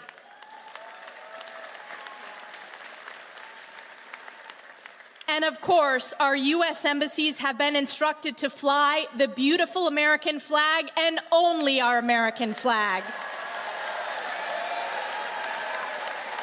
This is moral leadership. This is strong leadership. This is President Trump's America First, peace through strength. Now, I want to ask you, let me ask you this question. Do you all remember that famous congressional hearing with the anti-Semitic university presidents from Harvard and Penn? I should say former presidents after my questions. 5 down and so many to go. And mark my words, that hearing is the type of strong moral leadership that I will deliver at the United Nations on day 1. And I know that I will be serving as the United States ambassador to the United Nations and not the other way around. And I will always stand up for the American people, American sovereignty, and our America First values. That means I will always defend America's most precious ally, Israel. I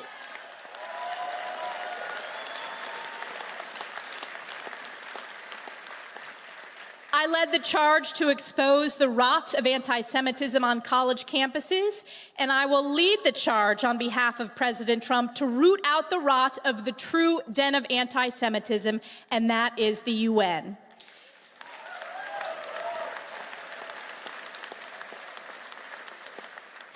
This past week, we continue to see with crystal clarity that our fight to support Israel and eradicate Hamas is a fight between good and evil, light and darkness, life and death.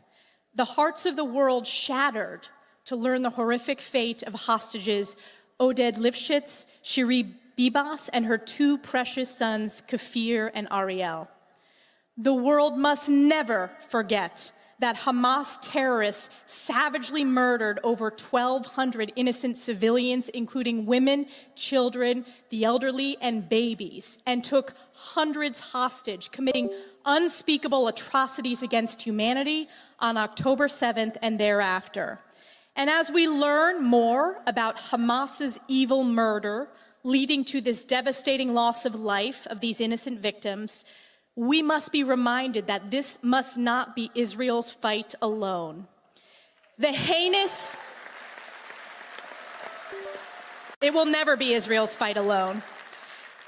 The absolutely heinous display of Hamas terrorists parading the coffins of murdered Israeli babies and lying about the remains of their mother to the cheers of a barbaric, animalistic pro-Hamas mob is an affront to all of humanity. And it has never been more important to show the world's unequivocal support for Israel. And it is clear that under President Trump's leadership, America stands steadfast in support of Israel and the Jewish people. And we will not rest until every hostage is brought home and Hamas is eradicated.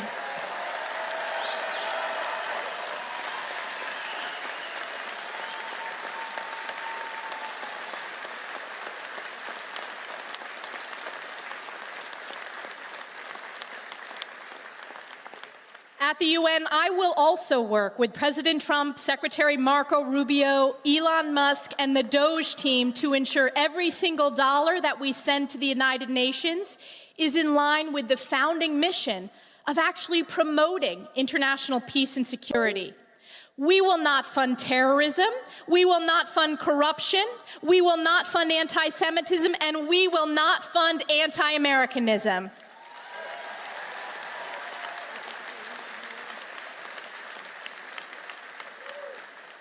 The United Nations will hear loudly and clearly that President Trump's America First, Peace Through Strength agenda and record of results is back, and it is here to stay.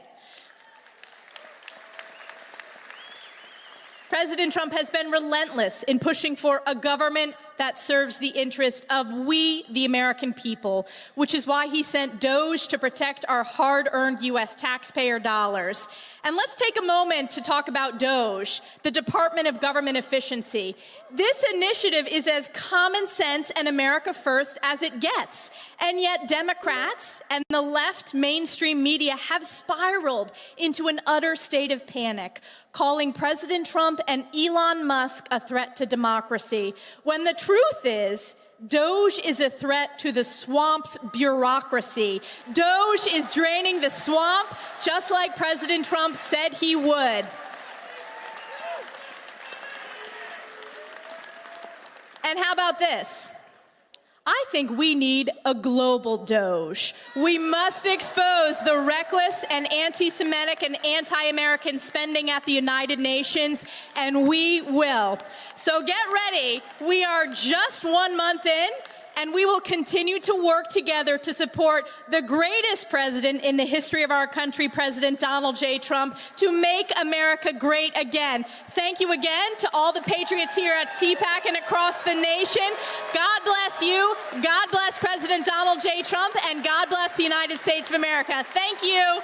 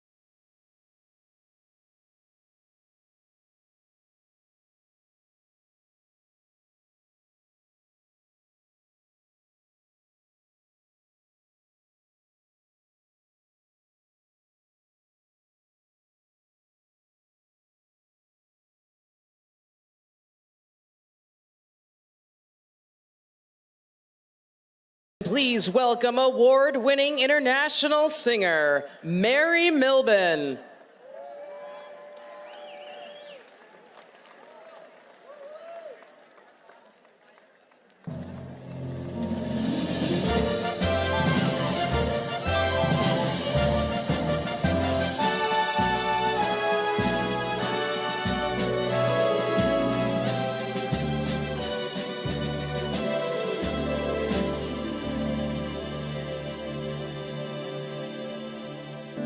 Oh, beautiful for spacious skies, for amber waves of grain,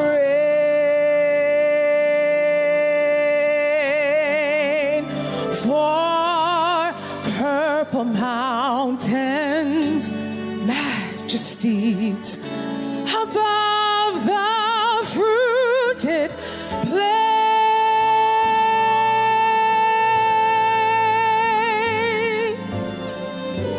America, America, God shed His grace on thee and crown thy good with brotherhood from sea to shining sea.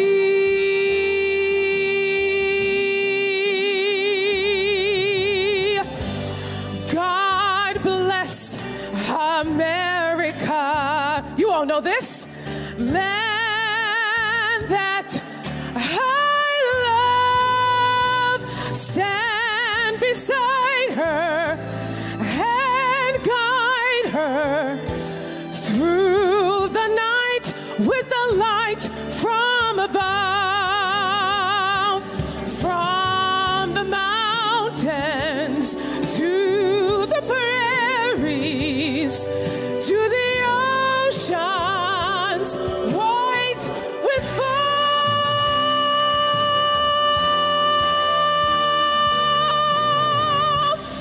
God bless America.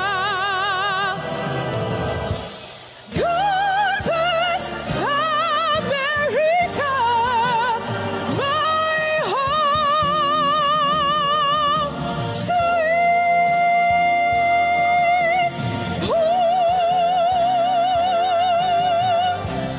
America,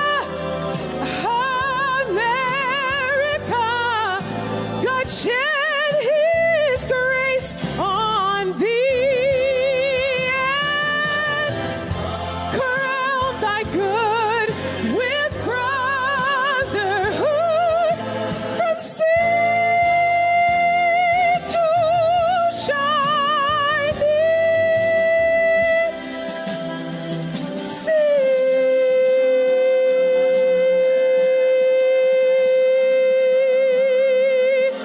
To see America, it's the greatest country. America, God shed His grace on thee.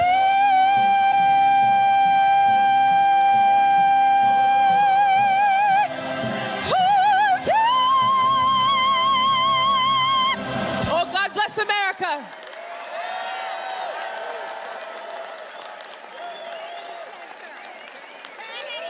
Ladies and gentlemen, please welcome CPAC Senior Fellow Mercedes Schlapp and CPAC Chairman Matt Schlapp. Mary. Thank you.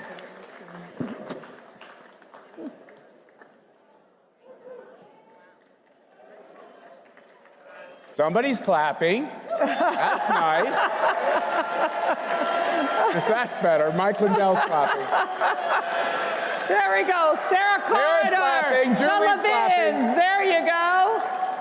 All right. This one's from the heart, men and women of CPAC, and freedom lovers from around the world who are tuning in to this, what the national news media is calling the conservative United Nations. So how appropriate to have our next ambassador to the United Nations here with us today. 10 years ago, I had this amazing opportunity to go to Trump Tower and meet with someone who was a hero of mine, Donald Trump, in his big, beautiful office at the top of that big, beautiful tower. He did something unusual. He asked a lot of questions. And I thought, he can't run for president. He's too inquisitive and intellectual. And after that, I remember being on MSNBC and being asked why Donald Trump would run with all of the slurs that then was put before me on television. And I remember in my brain thinking, this is the moment. You're either going to start off by criticizing him, or you're going to defend him. And then this wonderful path started of standing up for this outsider and telling establishment Republicans and establishment conservatives that the old way was broken and it wasn't working.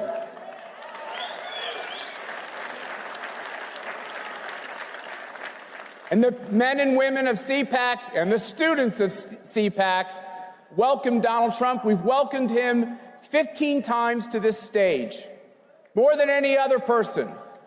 We've stood on this stage and had the audacity to say that globalism would die. And lo and behold, I think it just did.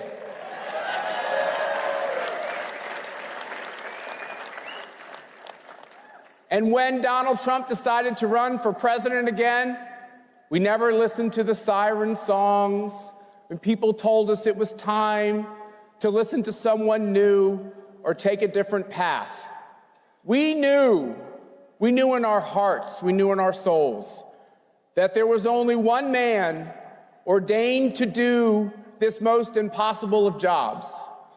And that was verified by the tragedy that occurred in Pennsylvania, when Donald Trump got off the ground, stood up, showed us his measure of courage, and told the world that he would fight.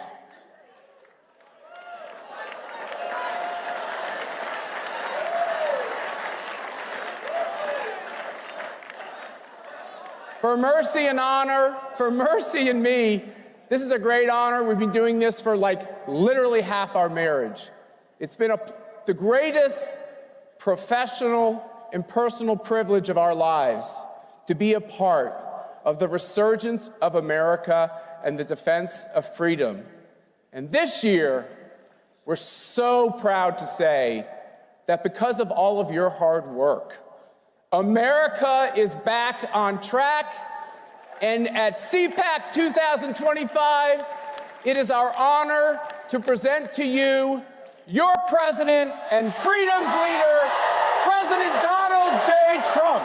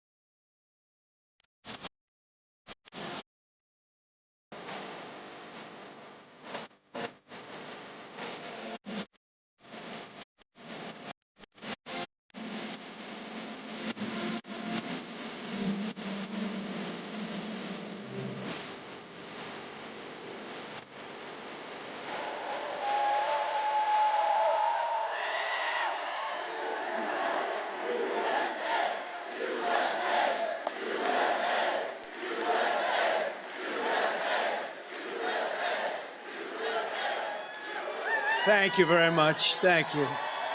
Thank you. And a very special hello to CPAC. It's been a long time. We've loved being back, and it's hotter than ever. This place is packed. You got to see outside. They don't know what's happening. They have no idea what's happening. And a friend is here from Argentina, and a friend is here from Poland. Stand up.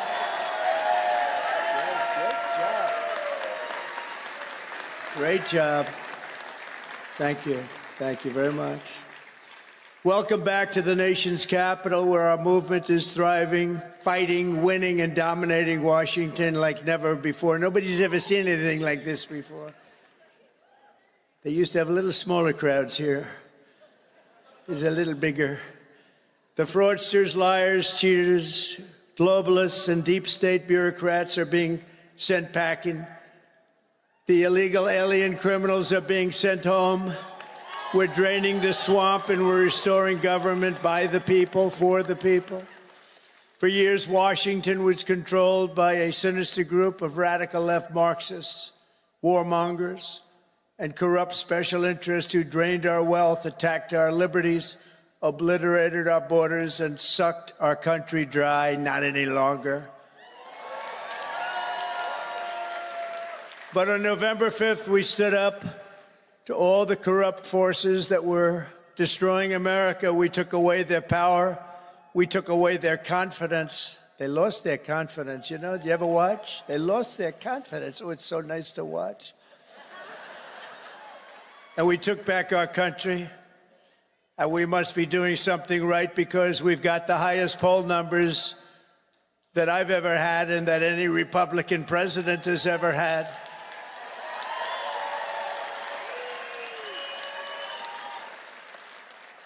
And our approval rating is now the highest ever across all demographics. Rasmussen just came out at 56%. Insider Advantage, 56%. RMG Research, 57%.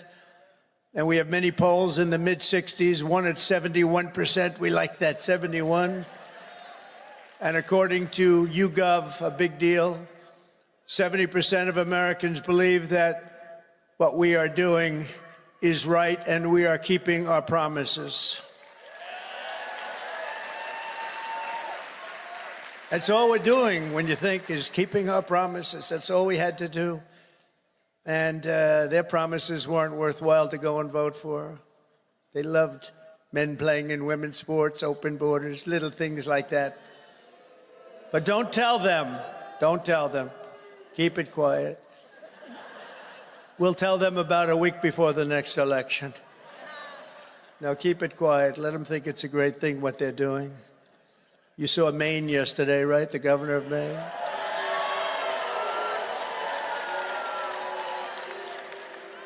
She's fighting to keep men in women's sports. You ever see what happens to a woman when a woman boxes a man who transitioned to womanhood? Did you ever see what happens? It's not pretty. It's not pretty. Let her do that fight. Let them all do that fight. Because I think that's about a 90-10 issue, and I can't figure out who the 10% are. Nobody can. So today I want to say thank you to all of the incredible patriots of CPAC and all of the incredible patriots in our country. 77 million, and it's actually much more than that, because despite that, they cheated like hell. It was just too big to rig. It was too big to rig. 77 million. Remember, you used to go, I said, look, we're leading in the polls by a lot. Don't believe the polls. Just go and vote. You got to vote. We got to make it too big to rig. And they tried, but it was too big to rig. One of the great statements. We love it, because everybody went and voted. We fought through hell together, but in the end, we achieved the great liberation of America. We're liberating our country right now. We're doing all these things that you're reading about. We're liberating our country. I first spoke to this gathering 14 years ago, and I won your straw poll. I didn't know anything about a straw poll. They took this big straw poll, and I won by like 27 points. And I figured, you know, that's good. Maybe I should keep doing it, and I did. and I became president. Isn't that great? Who would think? Who would think? But he became president too. He's a MAGA guy too. Make Argentina great again, right? Make Argentina great again. I kept hearing about this man.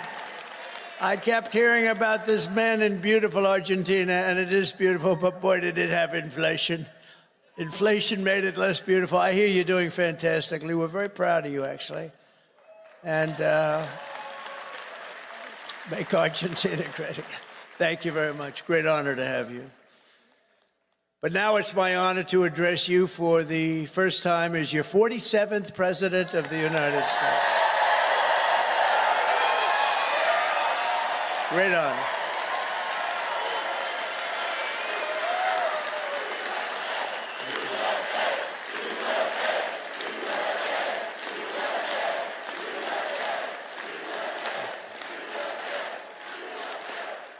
I want to begin by thanking Matt and Mercedes Schlapp for the incredible job they do, and everyone they put together. They put together an amazing team, the American Conservative Union, for organizing this event. You have some big players here. Senator Ted Cruz, Eric Schmidt, Jim Banks of Indiana. Where's Eric? Where is Eric? Is it? Hello, Eric. You can see Eric anywhere. If he's right in the back of the room, he stands up. They're all good. These are great people. Representatives Riley Moore, James Comer, Harriet Hageman, Byron Donalds. Our great Attorney General, she's going to be great, Pam Bondi. Where's Pam? I don't know where she is. So many people, so many people. Secretary Doug Burgum, Secretary Chris Wright. Oh, he's going to get that energy out of the ground. Secretary Scott Turner. Our next ambassador to the United Nations, Elise Stefanik, who just gave a great speech, by the way. A very good friend of mine. Is this guy central casting, though? Tom Homan. Is he central casting?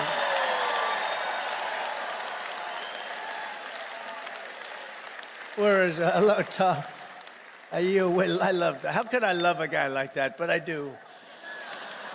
He's doing a great job. Thank you, Tom, very much. Thank you. Appreciate it. Arkansas Governor Sarah Sanders.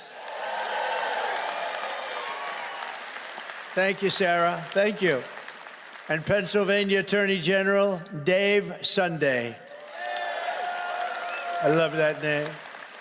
We're also honored to be joined by President Duda of Poland, who's a fantastic man and a great friend of mine. And we got 84% of the Polish people that voted for us, so you must be doing something right, huh? Hanging out with Trump. And again, President Milei of Argentina, thank you very much. Thank you very much. What a great guy. And the Prime Minister of Slovakia, Robert Fico. Robert, thank you, Robert. Thank you. Nice to see you. The leader of the UK Reform Party, who, by the way, did really well in that last election. I've been his friend for a long time, and I wasn't sure, am I supposed to be his friend or not? But it never mattered to me if he did well or not. I always liked him, but it's easier to like him when he got the kind of votes he got. He really took it by storm, and they say he's going to do even better this time. Nigel Farage. Where is Nigel?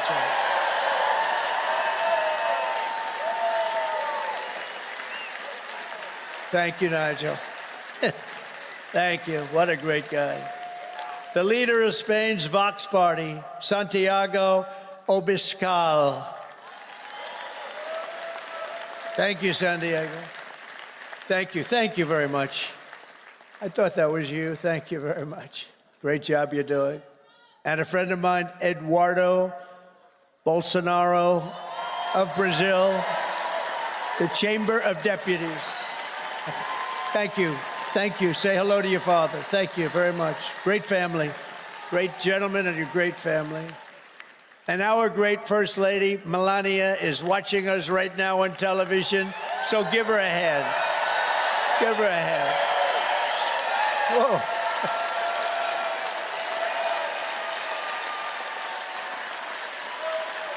Thank you. Thank you. Oh, she's going to be happy. That's so nice. We love our First Lady. Everybody does. With the help of so many incredible supporters here today, we're going to forge a new and lasting political majority that will drive American politics for generations to come. I think we're going to do fantastically well in the midterms. You know, in theory, the one that wins the presidency does not do well in the midterms, but I think this is going to be a change. We're at a level, I don't think we've been at this level maybe ever as the Republican Party. We're a bigger, better, stronger party than ever before.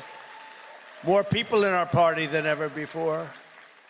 But the people have given us a resounding mandate for dramatic change in Washington, and we are going to deliver it. We're going to use it, and we're going to make America great again by using it. So it's going to be something. But think of it, at the presidential level, we won the popular vote by millions and millions of votes. We swept all 7 swing states, Michigan, Wisconsin, Pennsylvania, North Carolina, Georgia, Arizona, Nevada, all by great margins. We won 85% of all of the counties in America. That means that map was red. Did you ever see the map? Did you see the certified map? Where is it? I want to see a certified map. It's all red. You can hardly find the blue. Think of this. They won 525 counties, and we won 2,600 counties. It's the biggest margin ever recorded. And incredibly, for the first time ever, all 50 states shifted toward the Republican Party. It's never happened before. So it was indeed too big to rig. We won the largest number of African-American votes in Republican history, by far. We won the largest number of Hispanic-American votes, any Republican ever. Hispanic Americans, we love you. The energy, the brilliance of Hispanic Americans. We won all of the cities and towns along the Texas border, whereas before I ran, we won none. We never used to win any. I got a call from our great governor of Texas who said, President, you just won every single town along the Texas border to Mexico.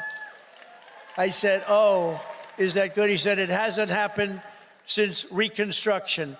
I said, define Reconstruction for me. He said, that means essentially the Civil War. That's a long time. But that was when I first heard about it, actually. Our party has become the proud voice of hardworking citizens of every race, religion, color, and creed. And I think one of the main reasons, not that we're conservative or not that we're anything else, we are the party of common sense. It's about common sense, right? It's all about common sense. Over the past month, we've confirmed an all-star team of warriors, patriots, visionaries, and put the America First agenda into action. I see Doug Burgum sitting right over there. I tell you, he was so good. I looked at him. I said, I got to have him here. I got to have him. He was a great governor. He's involved with a little thing called energy. He's got the Department of Interior, and Chris Wright has the Department of Energy. So Chris has no energy, and Doug has all of the energy. Chris has more interior, but he doesn't have. So I merged them. So now you have an energy guy, and you have the guy with all the energy, and you're going to drill, baby, drill, aren't you, huh? Drill, baby, drill. And Catherine, stand up. His wife is incredible.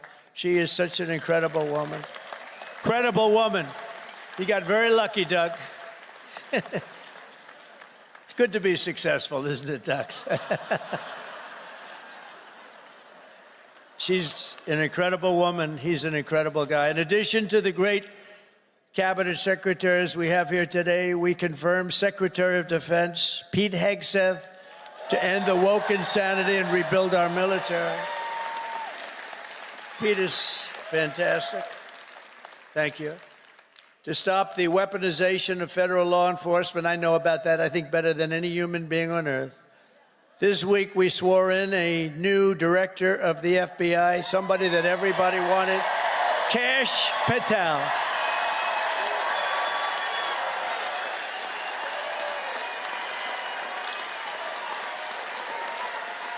Kash is great. He's a popular guy. He went through with the blessing of a lot of good people, too. I'll tell you, it was great. To end the politicalization of our intelligence agencies, we confirmed Director of National Intelligence, Tulsi Gabbard, who's something. Very respected, highly respected. And to make America healthy again, we confirmed Secretary of Health and Human Services, Robert F. Kennedy, Jr.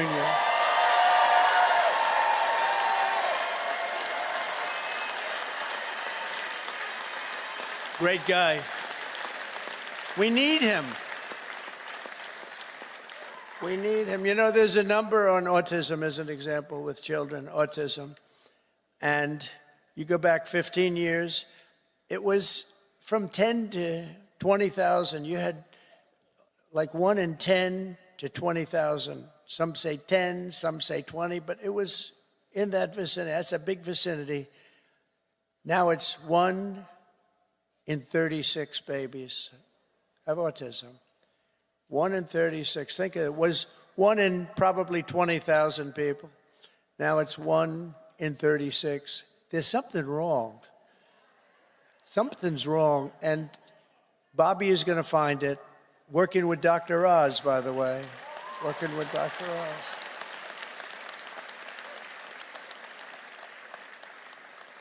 Together, we've achieved more in 4 weeks than most administrations achieve in 4 years. We made a lot of progress. I heard O'Reilly last night say Donald Trump, for the first 4 weeks, is the greatest president ever in the history of our country. That was O'Reilly. Bill O'Reilly is all right. You know who he said second was? George Washington. That's not bad. I beat George Washington. I love beating George Washington. Thank you, Bill. On our first day in office, we declared a national emergency at our southern border. After years of politicians using our military to defend foreign borders while leaving our country defenseless and helpless, we deployed a group of people, active duty troops, to defend our border and repel the invasion of our country. This was an invasion. You know, we had a great first term, a really great first term, and I called it an invasion. And we had great numbers, but now we have the best numbers we've ever had. We've never had numbers like this. We've done it all in 4 weeks. Think of it. That was Tom Homan, Kristi Noem, the whole group. On day one, I ended the catch and release. I reinstated remain in Mexico, and I signed an order that will end birthright citizenship for the children of illegal aliens. Because it wasn't meant for these children. It wasn't meant for people that escaped or invaded, came into our country illegally. It was meant for the children of slaves. Because when it was done, many, many years ago, it was during a very tough period in this country's history, and that was meant for the children of slaves. I wish people would understand that so they could get this thing approved, and we don't have millions and millions of people coming into our country, and they shouldn't be here. This week, I also canceled temporary protected status for migrants from Haiti. They're pouring into our country, pouring in. If I weren't elected president, there'd be nobody in Haiti anymore. They were pouring in at levels from other countries, too. All over Africa, the Congo, all over South America. And they were coming in from prisons and mental institutions and insane asylums, jails, and gang members and You have to see it. Gang members, drug lords, people that are drug addicted. They were sending them all into our ridiculous and very stupid Biden open border. Our border czar was Kamala. Haven't said that name in a while. I haven't said that name. No, I haven't said that name in a while. Kamala. I'll bet nobody knows her last name. Nobody ever knows her last name. Even during the campaign, you'd have to say Kamala. It's strange, you know, a little different name. Kamala, because her last name was Harris. I used to say Senator Harris. Nobody knew who the hell I was talking about. So I had to go Kamala. But think of it, I was beating Joe badly, really badly, and they changed him. I'm the only one that ever had to beat two people. I had to beat two. Had to beat two. We beat two. I didn't beat. You beat. You beat two people. No, he was doing badly. That's like the great Dana White. He has a fight, and one guy's doing really badly, so when they take him out, they put another guy in the fight, the same guy that's... I had that. Never happened before. A lot of things we do never happened before. Do you ever notice that? We're the first in everything. So we beat two candidates. They said, who do you run against? Well, we ran against Biden, and we ran against Kamala Harris. But illegal border crossings now have plummeted by almost 100%. The border czar never called the border, never called the great people of the border. They have unbelievable... I called them so much they couldn't take my calls. They hated me. But then they became to love me. You know why? Because the border people want to have great borders. But you have to call them on occasion. How are we doing today? Pete, how are we doing? You have to call. And we called the right guys. I became friends. You know, the Border Patrol endorsed me. And these people, you have no idea. They weren't supposed to, because you're not supposed to do that. I don't think you're allowed to do it. Actually, they did it anyway. They said, this is crazy. But these are great people, and ICE, and our general law enforcement, and by the way, our great, great firemen and firewomen, too.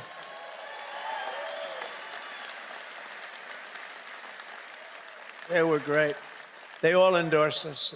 With the police, we got high 90s in terms of, and many of them were unionized, you know.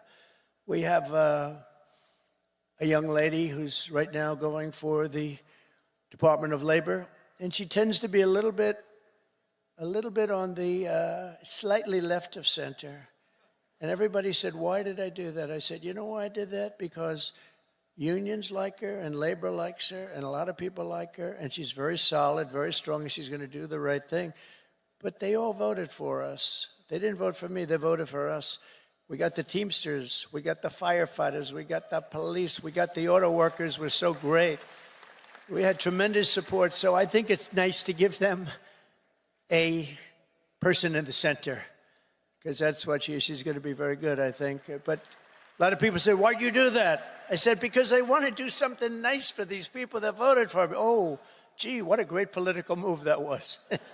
Now they're all saying, what a great political move. No, it's all common sense. Remember that. Remember that. Sean O'Brien was fantastic. The whole group, they were great. Over the past few weeks, we've begun the largest deportation operation in American history, larger even than that of President Dwight D. Eisenhower, a very moderate man, but he was very strong on that. He didn't like people running into our country and taking over our country. I'll tell you, I had 4 years. I don't know if you had this. I couldn't stand it. Don't get angry. Donald, don't get angry, please. I couldn't stand it. Watching these people come in from jails and mental institutions and the worst criminals in the street, gang members being dropped off in buses and bussed into our country. I couldn't stand it. So I said, I'm going to run for president again. And now we don't have that problem. Now we don't have that problem anymore.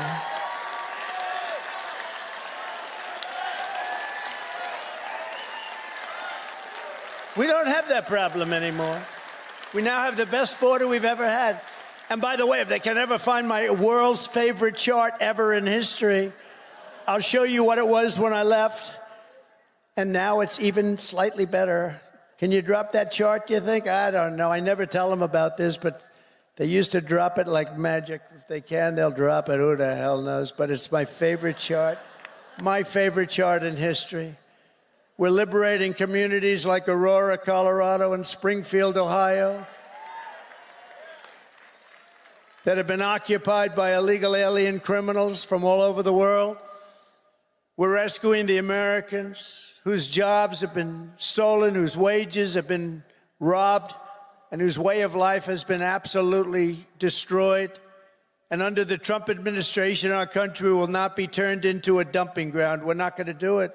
We're going to have a great country again. It's going to happen soon, a lot sooner than you think, and we're going to have so much money coming in from tariffs. Oh, you're going to say, your senators and your congressmen are going to say, please, sir, please. You're making us look so bad. We have so much money coming in. I didn't know this was going to happen.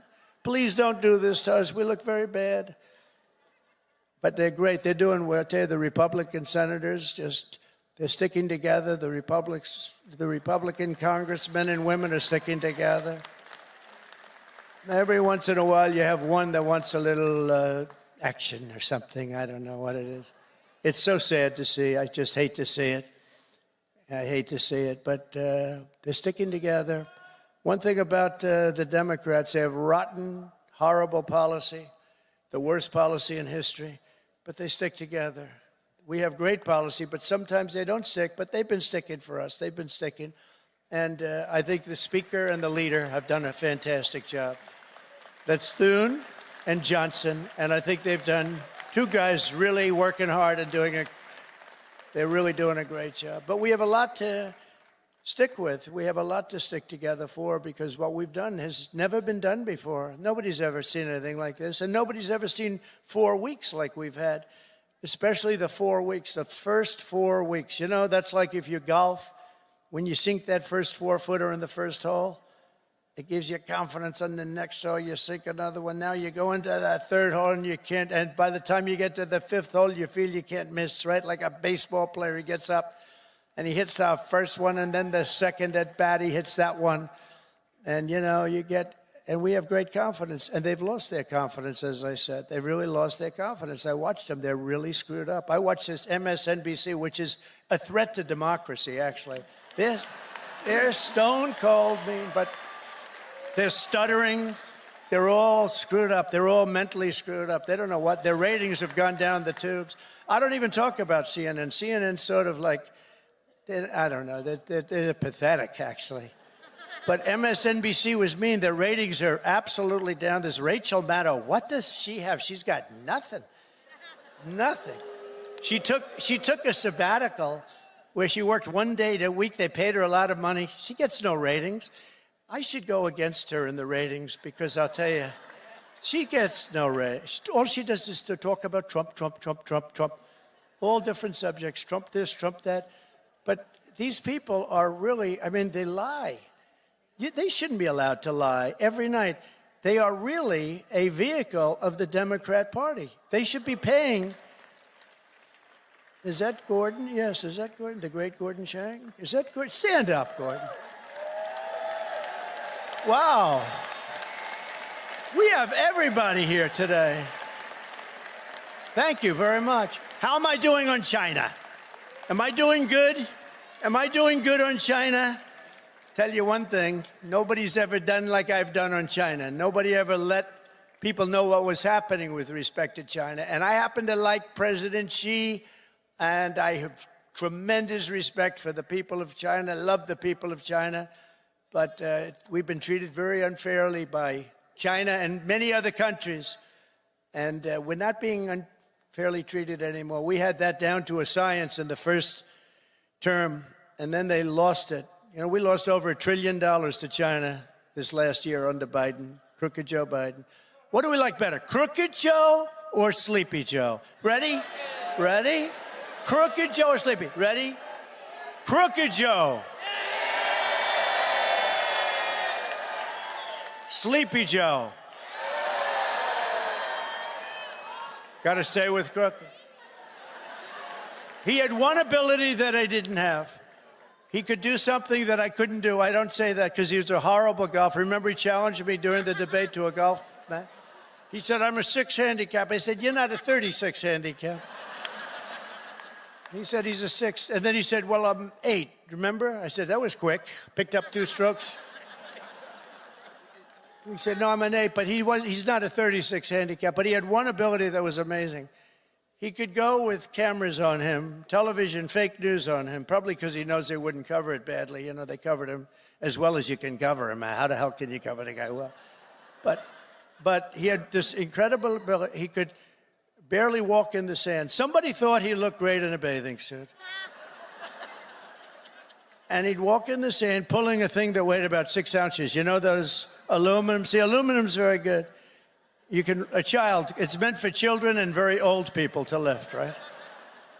So he would put it down, and he'd put it down, and he'd fall into it, and he'd immediately fall asleep in front of the media. I could never do that. That's the only thing. That's the only thing. I could never do it. No, he was Sleepy Joe, but he was crooked as hell. You know, there's no question. He was a sleepy, crooked guy. Terrible, terrible president. He was the worst president in the history of our country. I don't care, I'll say it. Jimmy Carter passed away recently, and he passed away a happy man. He was a happy man when he passed away because he said that it's not even close.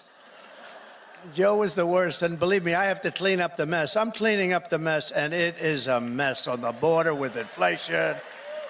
Could go over every single thing he touched turned to shit, okay? Everything. It's true.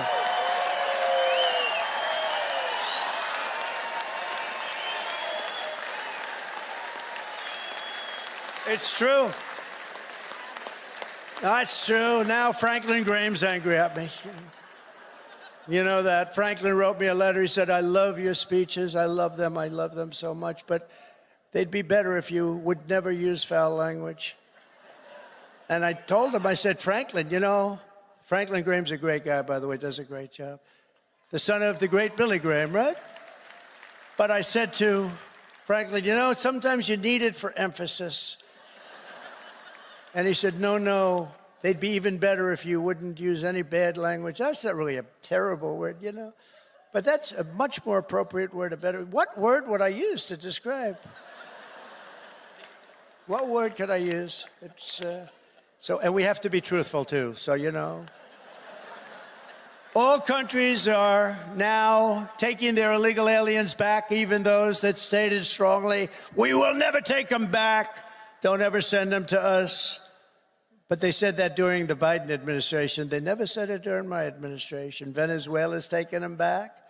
Colombia's taking them back. Remember, Colombia said, we will not take them back, he said.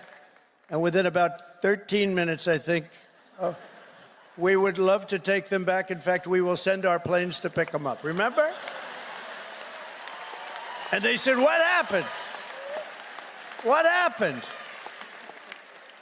And you see these Venezuelan planes loaded up with some real nice people. You wouldn't have wanted to be the pilot on any of those planes. But they know we're not playing games, and just this week I officially designated bloodthirsty cartels and murderous gangs as foreign terrorist organizations, something which Biden didn't want to do and nobody wanted to do. It's true. The full might and power of the federal government will now be dedicated to eradicating MS-13, Tren de Aragua. That's the Venezuelan prison gangs. These are very nice fellows. The only thing good about them is they make our criminals look like nice people. It's true. Remember when they used to say, people that come in from foreign countries are nice people. These are wonderful people. These are good people. They're not murderers. They're not terrible. These people make us look like babies, okay? You know the Hells Angels? They're among the nicest people on earth when you compare them to these thugs. And the Hells Angels actually love our country, if you can believe that. They actually do. But their members and their leaders in the United States will be hunted down. I'm talking about MS-13. They're hunting them down. We removed tens of thousands, MS-13, Trendiragua, rooted out, arrested, and expelled from our soil like the savage monsters that they are. We don't have anybody coming up from Argentina. Nobody's coming up from Argentina to facilitate the mass removal of criminal aliens. I also issued an executive order to make available the full capacity and detention. We're going to use Guantanamo Bay. We have a detention facility that's actually massive. Nobody even knew it existed. Holds thousands of prisoners. We never used it. For 4 long years, you had a president who put illegal aliens up in penthouse suites in beautiful hotels on Park Avenue, on Madison Avenue, or on Fifth Avenue in Manhattan. Now you have a president who is stamping their ticket to Gitmo on a one-way trip back to the places from which they came. Wonderful places. Big difference. My administration is also moving swiftly to save the U.S. economy from the train wreck of inflation and worse that Joe Biden created. I withdrew from the one-sided Paris Climate Accord. It was a disaster. That was a disaster. I terminated the Green New Scam. One of the greatest hoaxes ever played on this country is the Green New Scam. We spent trillions of dollars on this nonsense, and just a total hoax. It really set back our country, I want to tell you, monetarily and every other way. And I canceled Joe Biden's insane electric vehicle mandate, where everybody has to have an electric car. And if you want an electric car, get an electric car. If you want a gasoline-powered car, if you want to have a hybrid, you get it. The only thing you can't do is a hydrogen-powered car. You know why? They said it really works great, but when it doesn't work, you never find the body. That's a bad sign. You know, when it doesn't work, they found the body on a tree about 250 yards up the road. It's seriously bad. So we'll leave hydrogen out of it for a little while, I think, or maybe permanently. I'd say permanently.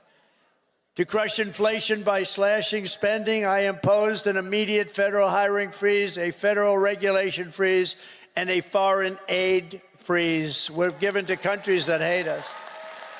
We're giving billions and billions of dollars to countries that hate us. And I signed an order creating the Department of Government Efficiency. You probably haven't heard of it, which is now waging war on government waste, fraud, and abuse. And Elon is doing a great job. He's doing a great job.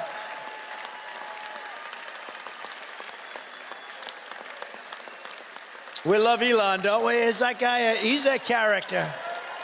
With his son X. We love X. He's the only one can get away. His son's really named X. He's the only one can get away with naming his son X. If we ever did it, they'd say, you're crazy. But he's great. He's doing a great job, and he doesn't need this either. He doesn't need it, but he wants to see, you know, he's a patriot. People said, well, what official position does he have? I said, patriot. Oh, they didn't know. They said, that was good. He's a patriot. Here are some of the flagrant scams that, as an example, they've spent money on and we've been able to recapture for a large dose of it at least. $520 million for a consultant to, think of it, $520 million. $520 million. You know, when I hire consultants and they just take advantage of me, it's a horrible thing to watch. And I give them $25,000. I feel I'm overpaying. These guys got $520 million. Environmental, social, governance, and investments in Africa. $25 million to promote biodiversity, conservation, and socially responsible behavior in Colombia. This is Colombia, South America, not Columbia University. Of course, that might be worse, actually, based on their actions.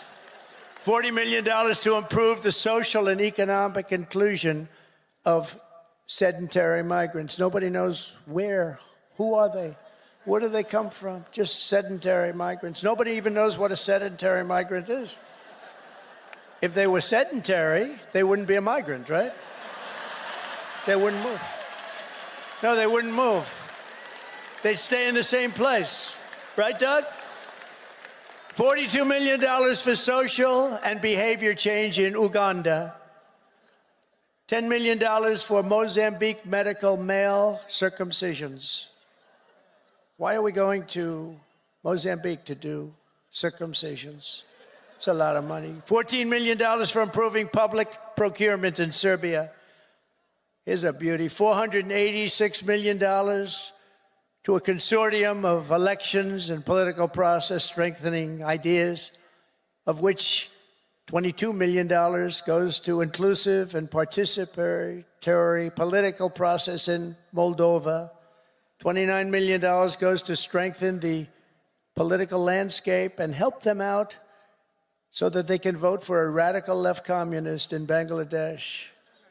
You had to see who they supported. You wouldn't believe, yeah, you would believe it. Nobody in this room would be in that group. $20 million for fiscal federalism and $19 million for biodiversity in Nepal. $47 million for improving learning outcomes in Asia. $18 million for helping India with its elections. Why the hell? Why don't we just go to all paper ballots? Let them help us with their elections, right? Voter ID.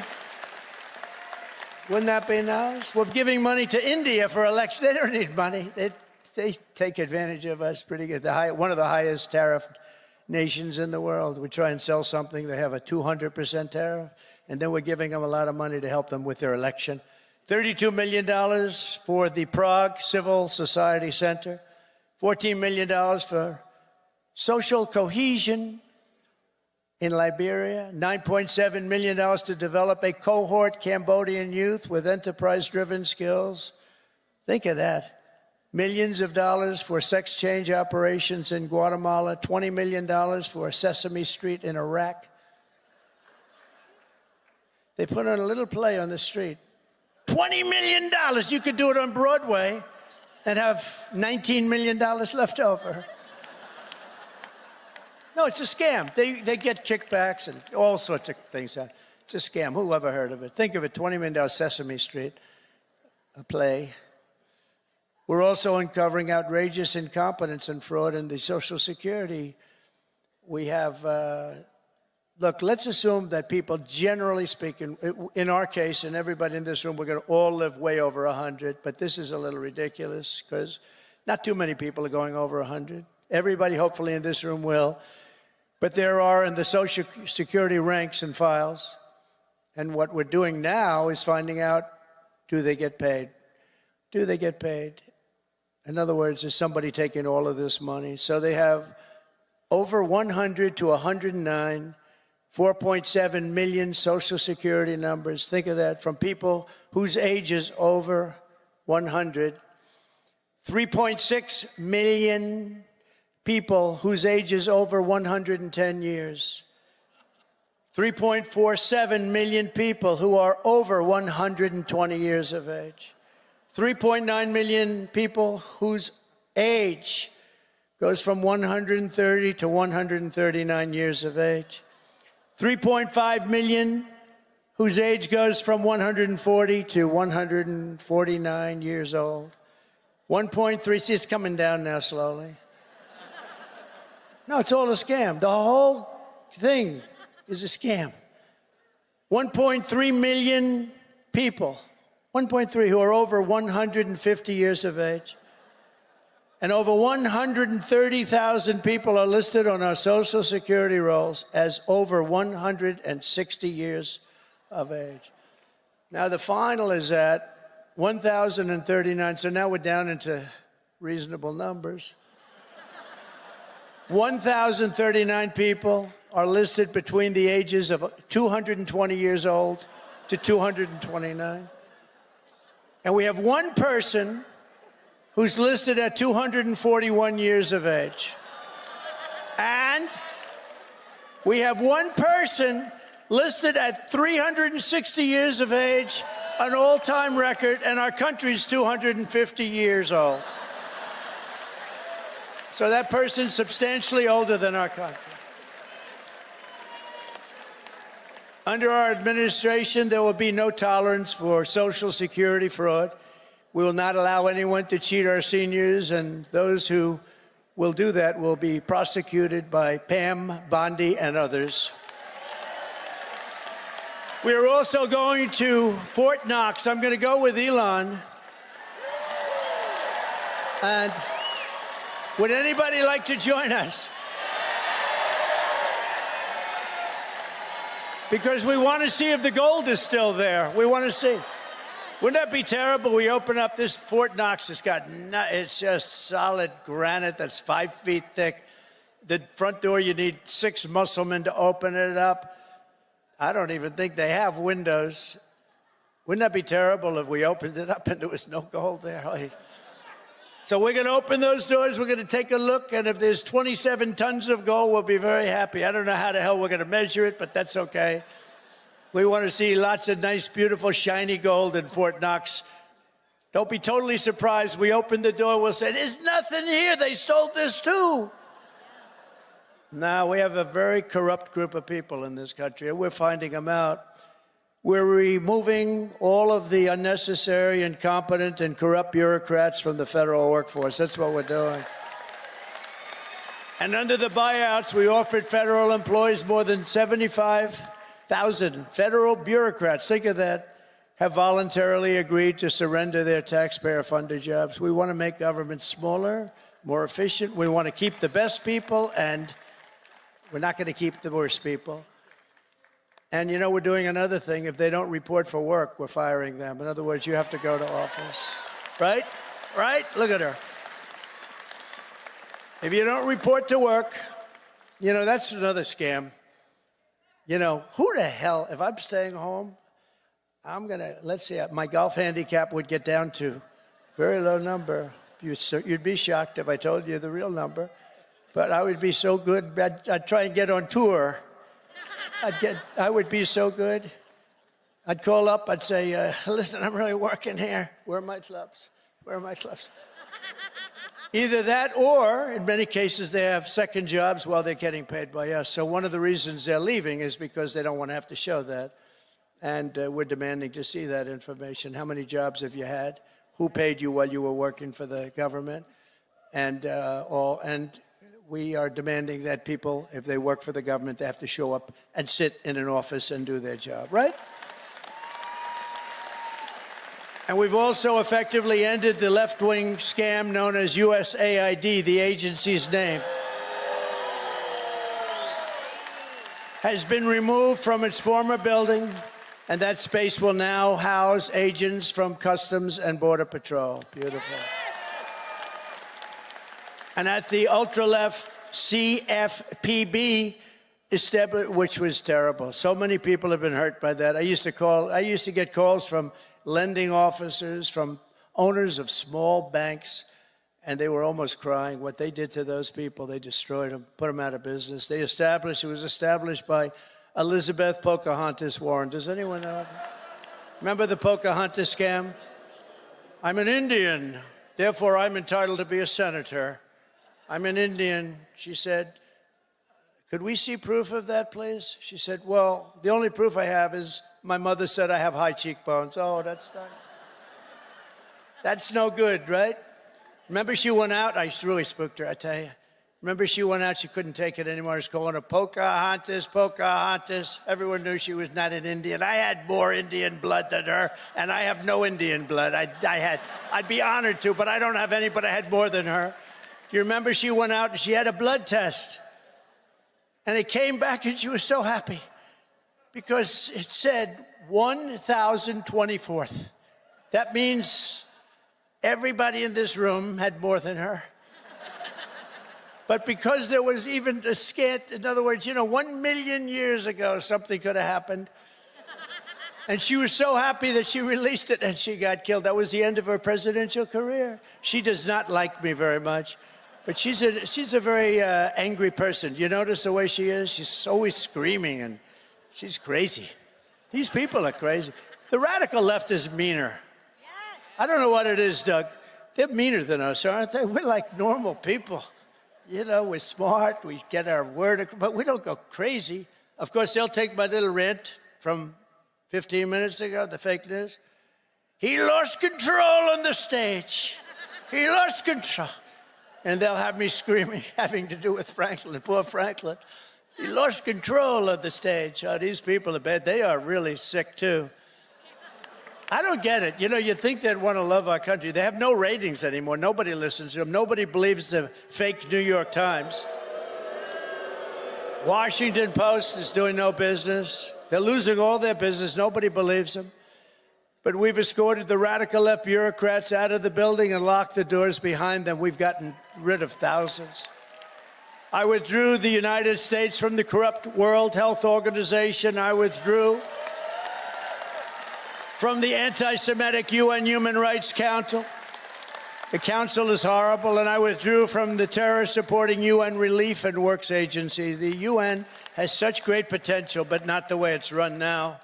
It's terrible the way it's run now. We stopped all taxpayer money to these corrupt institutions. And by the way, just so, because who the hell knows, we got to talk about something very important. The war between Russia and Ukraine. People are being killed, mostly young men, mostly Russian and Ukrainian men, at levels you've never seen before, thousands of people a week. And I've spoken to President Putin, and I think that thing is going to end, but it's got to end. It's a horrible, horrible thing to watch. I'm dealing with President Zelensky. I'm dealing with President Putin. I'm trying to get the money back that, or secured, because, you know, Europe is given $100 billion. The United States has given $350 billion because we had a stupid, incompetent president and administration. 350. But here's worse. Europe gave it in the form of a loan. They get their money back. We gave it in the form of nothing. So I want them to give us something for all of the money that we put up. And I'm going to try and get the war settled, and I'm going to try and get all that death ended. So we're asking for rare earth and oil, anything we can get. But we feel so stupid. Here's Europe. And, you know, it affects Europe. It doesn't really affect us, except we don't like to see two things. Number one, how Biden got us into this thing in the first place. Terrible. But why is it that he didn't ask for equalization? Europe should put up more money than us. But even if you said the same thing, how come we went so far out front? And he didn't know that Europe gets his money back. They did it in the form of a loan. We don't get our money back. We get nothing. So we're getting our money back. We're going to get our money back because it's not fair. It's just not fair. And we will see. But I think we're pretty close to a deal, and we better be close to a deal, because that has been a horrible situation. It would have never happened if I were president. And by the way, October 7th, Israel would have never happened if I was president, too. Would have never happened. Iran was broke. They had no money for Hamas or Hezbollah. They had no money to give. Everybody knows that. Jewish people in the audience know that. Iran was broke. They were not giving money around. And when I got out, they took all the sanctions off Biden, and Iran became rich very quickly. With oil, you can become rich very, very quickly. And the rest is history. What a horrible thing. Even though the hostages are coming back, I saw it this morning where we got 6 more back. Biden got none back, by the way, just so you understand. None. 0. He would have never gotten any of them back. But they're coming back in pretty bad shape. It's a horrible thing, and many are dead. Many are dead. So we'll see how that all ends up, but it's a horrible thing. But I just want you to know we're working on that. That's a very big part of it. And I don't like talking about it because we're in the middle of negotiations, but it's a very, very sad, it would have never happened. There was no way. Russia was never going to go in, and they went in because of a lot of reasons, and so many people are dead. Far more people are dead than you're reading about. You know, when they blow up all these cities, all those cities they look like demolition sites. Every single building is down. All of those beautiful golden towers that are 1,000 years old, they're lying on the ground in smithereens, blown to smithereens. There's nothing left of them. They're just lying on the ground, never to be rebuilt again, not possible to rebuild them again. and all of that heritage is gone. People have done a really horrible job. That would have never, if I were president, zero chance that a shot would even have been fired. It wouldn't have happened. So sad. To further turbocharge our economy, we have launched the most aggressive deregulation program in any nation's history. And we're also going to be seeking the largest tax cuts in American history. Again, we brought them down, as you know, from close to 40% down to 21%. Now we're bringing them down to 15% if you make your product in the United States of America. We're defending the American worker like never before, and that's why the auto workers and the union workers and the Teamsters and so many others, they supported us, the firemen, the policemen, so many others, whether they were union or non-union, they all supported us. They supported, it's called workers, and they supported us at levels that nobody's ever seen before. Weeks ago, I imposed a 10% tariff on all goods coming from China because of the fact that they're sending fentanyl into our country, through Mexico, by the way. I'm not happy with Mexico, or I'm not happy with Canada either. I imposed 25% tariffs on all foreign steel and aluminum, and I will soon impose reciprocal tariffs on any country that charges us. And by the way, the reciprocal means they charge us, we charge them, same thing. So nobody can be upset, right? But we have countries charging us 200%, and we charge them nothing. They charge us, we charge them. Our country's going to become rich again, very rich. I always say it's my favorite word in the dictionary. The word tariff is my favorite word in the dictionary. You know, we were the richest relatively from, think of this, from 1870 to 1913. That was our richest because we collected tariffs from foreign countries that came in and took our jobs and took our money, took our everything. But they charged tariffs, and we had so much money, they set up the 1887. Think of that, a long time ago. 1887 Tariff Commission. It was a commission of very important people to determine where we should spend all of the tremendous, vast wealth that we had. We had so much wealth. Wouldn't it be nice today? Of course, now we give it away to transgender this, transgender that. Everybody gets a transgender operation. It's just wonderful. No, we give it away like to crazy things. But in those days, it was different. It was a different world. It was a different country. But we were very rich because of tariffs. And I get myself in trouble because I say that tariff is my favorite word. And the fake news went crazy. What about God? What about wife and family? What about love? I said, okay, tariff is now my fourth favorite word. I got myself into a lot of trouble with that. You can't believe it. I said, tariff is my favorite word in the dictionary, and I got killed by the fake news. So I say now, it doesn't sound good. Tariff, it's my fourth favorite word. I go, tariff is my fourth favorite word. It sounds so terrible, but this way I'm free. I write free, you know. I don't get clobbered by the fake news. But tariffs are also a powerful tool of diplomacy, and all around the world are moving quickly to bring back peace through strength. We have the greatest, you know, I rebuilt our entire military in the first term.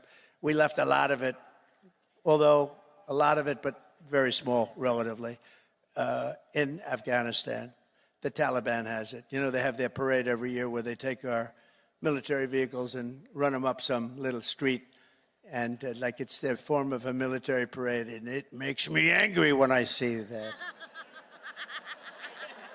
Angry. When I see that, I get angry. You know, we give them, I don't think anyone knows this, we give Afghanistan about $2 or $2.5 billion a year. Do you know that? For aid. We need aid ourselves. And I'm going to go back, and I told them yesterday, I want to look at it, but if we're going to give them money, it's okay. But I want them to give us back our military equipment that they have. Right? They're selling it. Doug, would you take that, please? All right? Write something up. No, I want them to give back. If we're going to give them that kind of money, let them give back the military equipment, which they have. They have tanks and trucks and guns and goggles. They have goggles. They have night goggles, better than we have. Brand new right out of the box. It's unbelievable. So I want to do that, and I want if we're going to pay him, I want to get that equipment back, okay? Doug can do it. He's one of the guys. He's a business guy.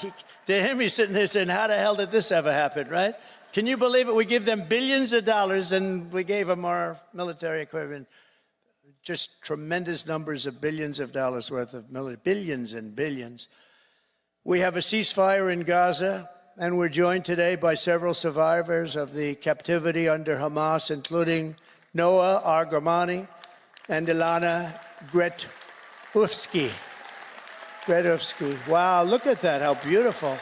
What a beautiful group of people. Wow, thank you very much.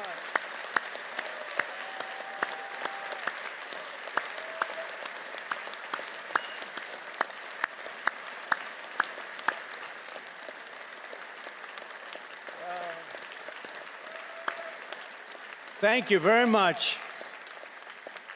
And you're sitting next to a great guy, Sebastian Gorka, who's also now in the administration. From day one, right, Sebastian? He's been a loyalist from day one. We love Sebastian. Thank you very much, Sebastian. Thank you, everybody. That's very nice. Beautiful. We're going to make it work somehow, you know. We're doing the best we can. We started.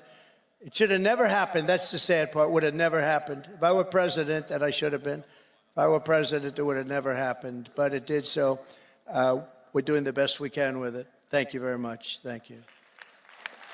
Also with us are family members of some individuals who are still hostages, and we will not rest until all of the hostages have been returned back home. Some of them are coming home in very bad condition, and some of them are coming home only as bodies. They're dead. We have a lot of them coming home now. They're dead. And these are largely young people. Young people don't die. Young people are young people. They don't die like this, but they're dead. And the parents come to me and they say, please, sir, could you get my son back? How old is he? Sir, my son is dead. It's important, just as important as if that son were alive, to get the body back. It's amazing, actually. Amazing. Just as important.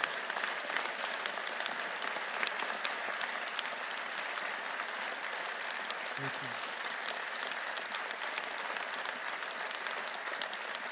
Thank you. It's amazing, though, the parents. The parents are strong. I mean, look, strong. What does strong mean? Strong is their life is ruined. Really, it's ruined. I see the people. But they come up to me, and it's so important to get the body back. They know. And some are not sure. They're 80% sure he's dead or she's dead. But they have that little glimmer of hope, and I say, let them have that hope, right? Let them have that hope. But getting the body back is just as important as getting the son back healthy or the daughter back healthy. It's amazing to see when I see the level of intensity and love and sorrow and tragedy. As I said in my inaugural address, it's my hope that my greatest legacy will be as a peacemaker, not a conqueror. I don't want to be a conqueror.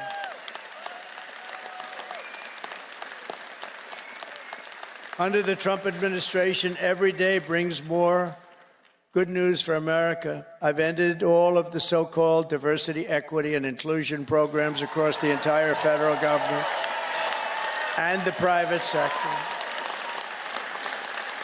and notified every single government DEI officer that their job has been deleted. They're gone. They're fired. You're fired. Get out.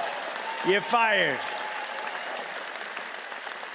I made it the official policy of the United States government that there are only two genders, male and female. That was easy. I banned men from competing in women's sports. And I also proudly banned the use of, thank you. We banned the use of puberty blockers, hormone injections, and other chemical and surgical mutilation of your youth. Could you imagine making a speech like this 10 years ago? People would say, what the hell is he talking about, right? This is a sickness that came along with critical race theory and all of the other things that we had to put up with. And it's all out now, critical race theory and transgender insanity. It's all gone from our schools and from our military. And I believe it's gone, too. I think we've turned the heads of even the people that, if you can believe they're believers, I don't know if they were, but I believe that it's all gone. And I've directed the reinstatement of any service member who was expelled from the armed forces due to the COVID vaccine mandate. They will be returned to their former rank with full back pay. Full back pay.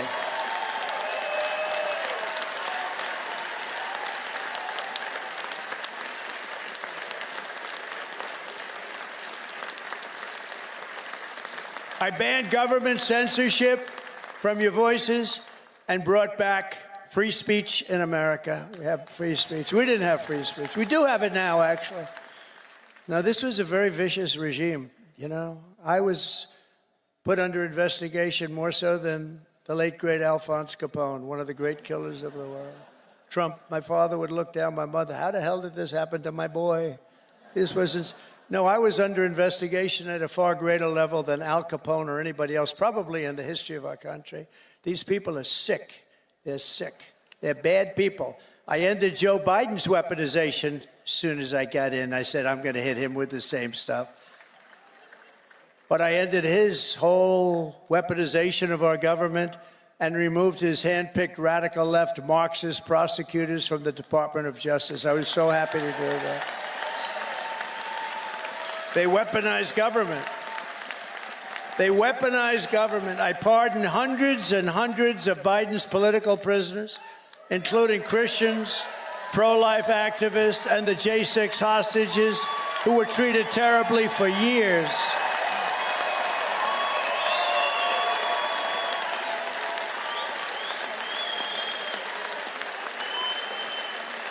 We even got rid of people like Pete Buttigieg, who did the worst job of anybody in the history of transportation. What a bunch of losers. I revoked the security clearances of Anthony Blinken, Jake Sullivan, John Brennan, James Clapper, and every non-patriot who lied to cover up Hunter Biden's laptop from hell. We took away their security clearances. And they're not allowed to enter any government building either. I also revoked Joe Biden's security clearances, the Biden crime family security clearances, and they'll no longer be allowed to access state secrets while selling themselves all around the world. Oh, well. Now, these were bad people. These were bad people. And I do that because this should never be allowed to happen again. What happened to me in this administration, what happened on J6, what happened on all of the things they did that was so bad, should never, ever be allowed to happen again. And on a friendlier note, I renamed the Gulf of Mexico the Gulf of America.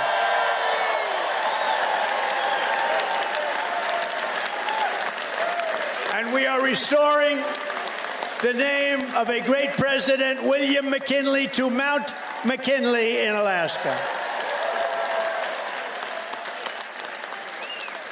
And as you know, many years ago, Jimmy Carter gave away the Panama Canal. And Panama started the process of giving the Panama Canal, by the way, the most expensive development ever in the history of our country. Relatively. It would have been $1.5 trillion in today's dollars. 38,000 people died from our country building the Panama Canal. They died from mosquitoes and snakes. Think of it. They paid them 5 times their salary. They brought them to Panama, and they had a 25% chance of dying. They dug under nets so the mosquitoes wouldn't get them.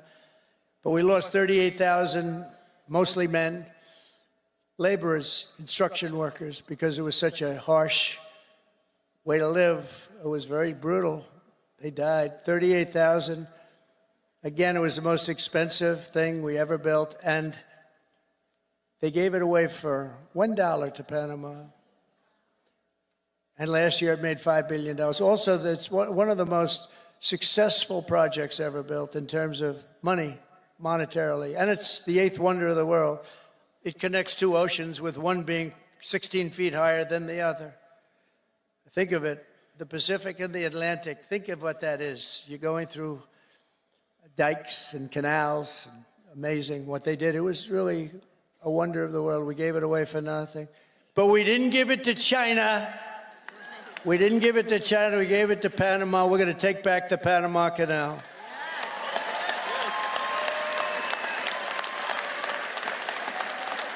In a matter of weeks, we have restored America's pride, America's confidence, and America's spirit.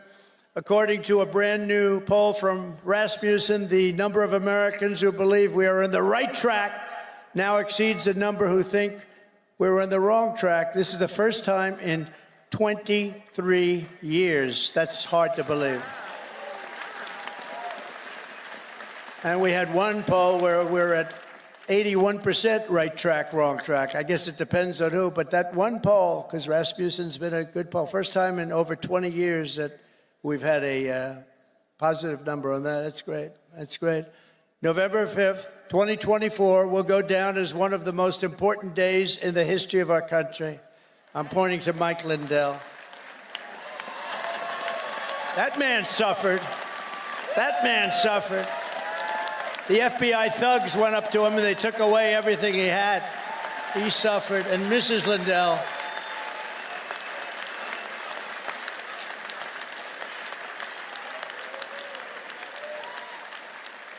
was a great guy. They went after him. It was just terrible. This was a vicious weaponization of your government. But he's all, I'll tell you, he stood up. He's all man. He stood up strong. And nothing was going to faze him. And I want to thank you on behalf of everybody, Mike. You put up with a tremendous amount. And he never changed his mind. He said that election of 2020 was rigged. And he's more of a believer today than he was even 4 years ago. But now it's okay to say it, Mike. Now it's fine.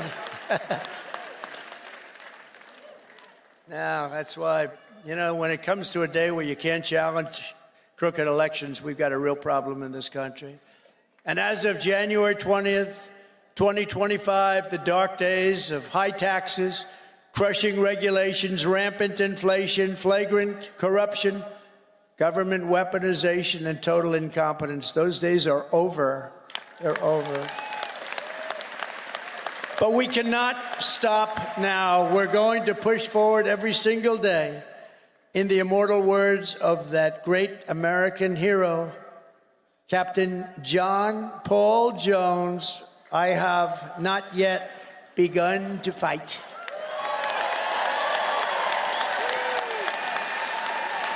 And neither have you.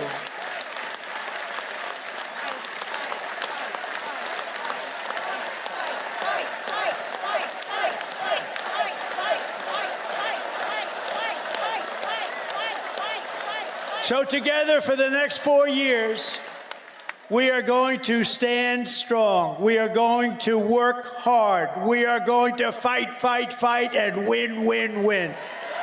Thank you to CPAC. Thank you, Matt. Thank you, Mercedes. Thank you very much. Thank you, everybody. God bless America. Thank you very much. God bless America. Thank you. Thank you.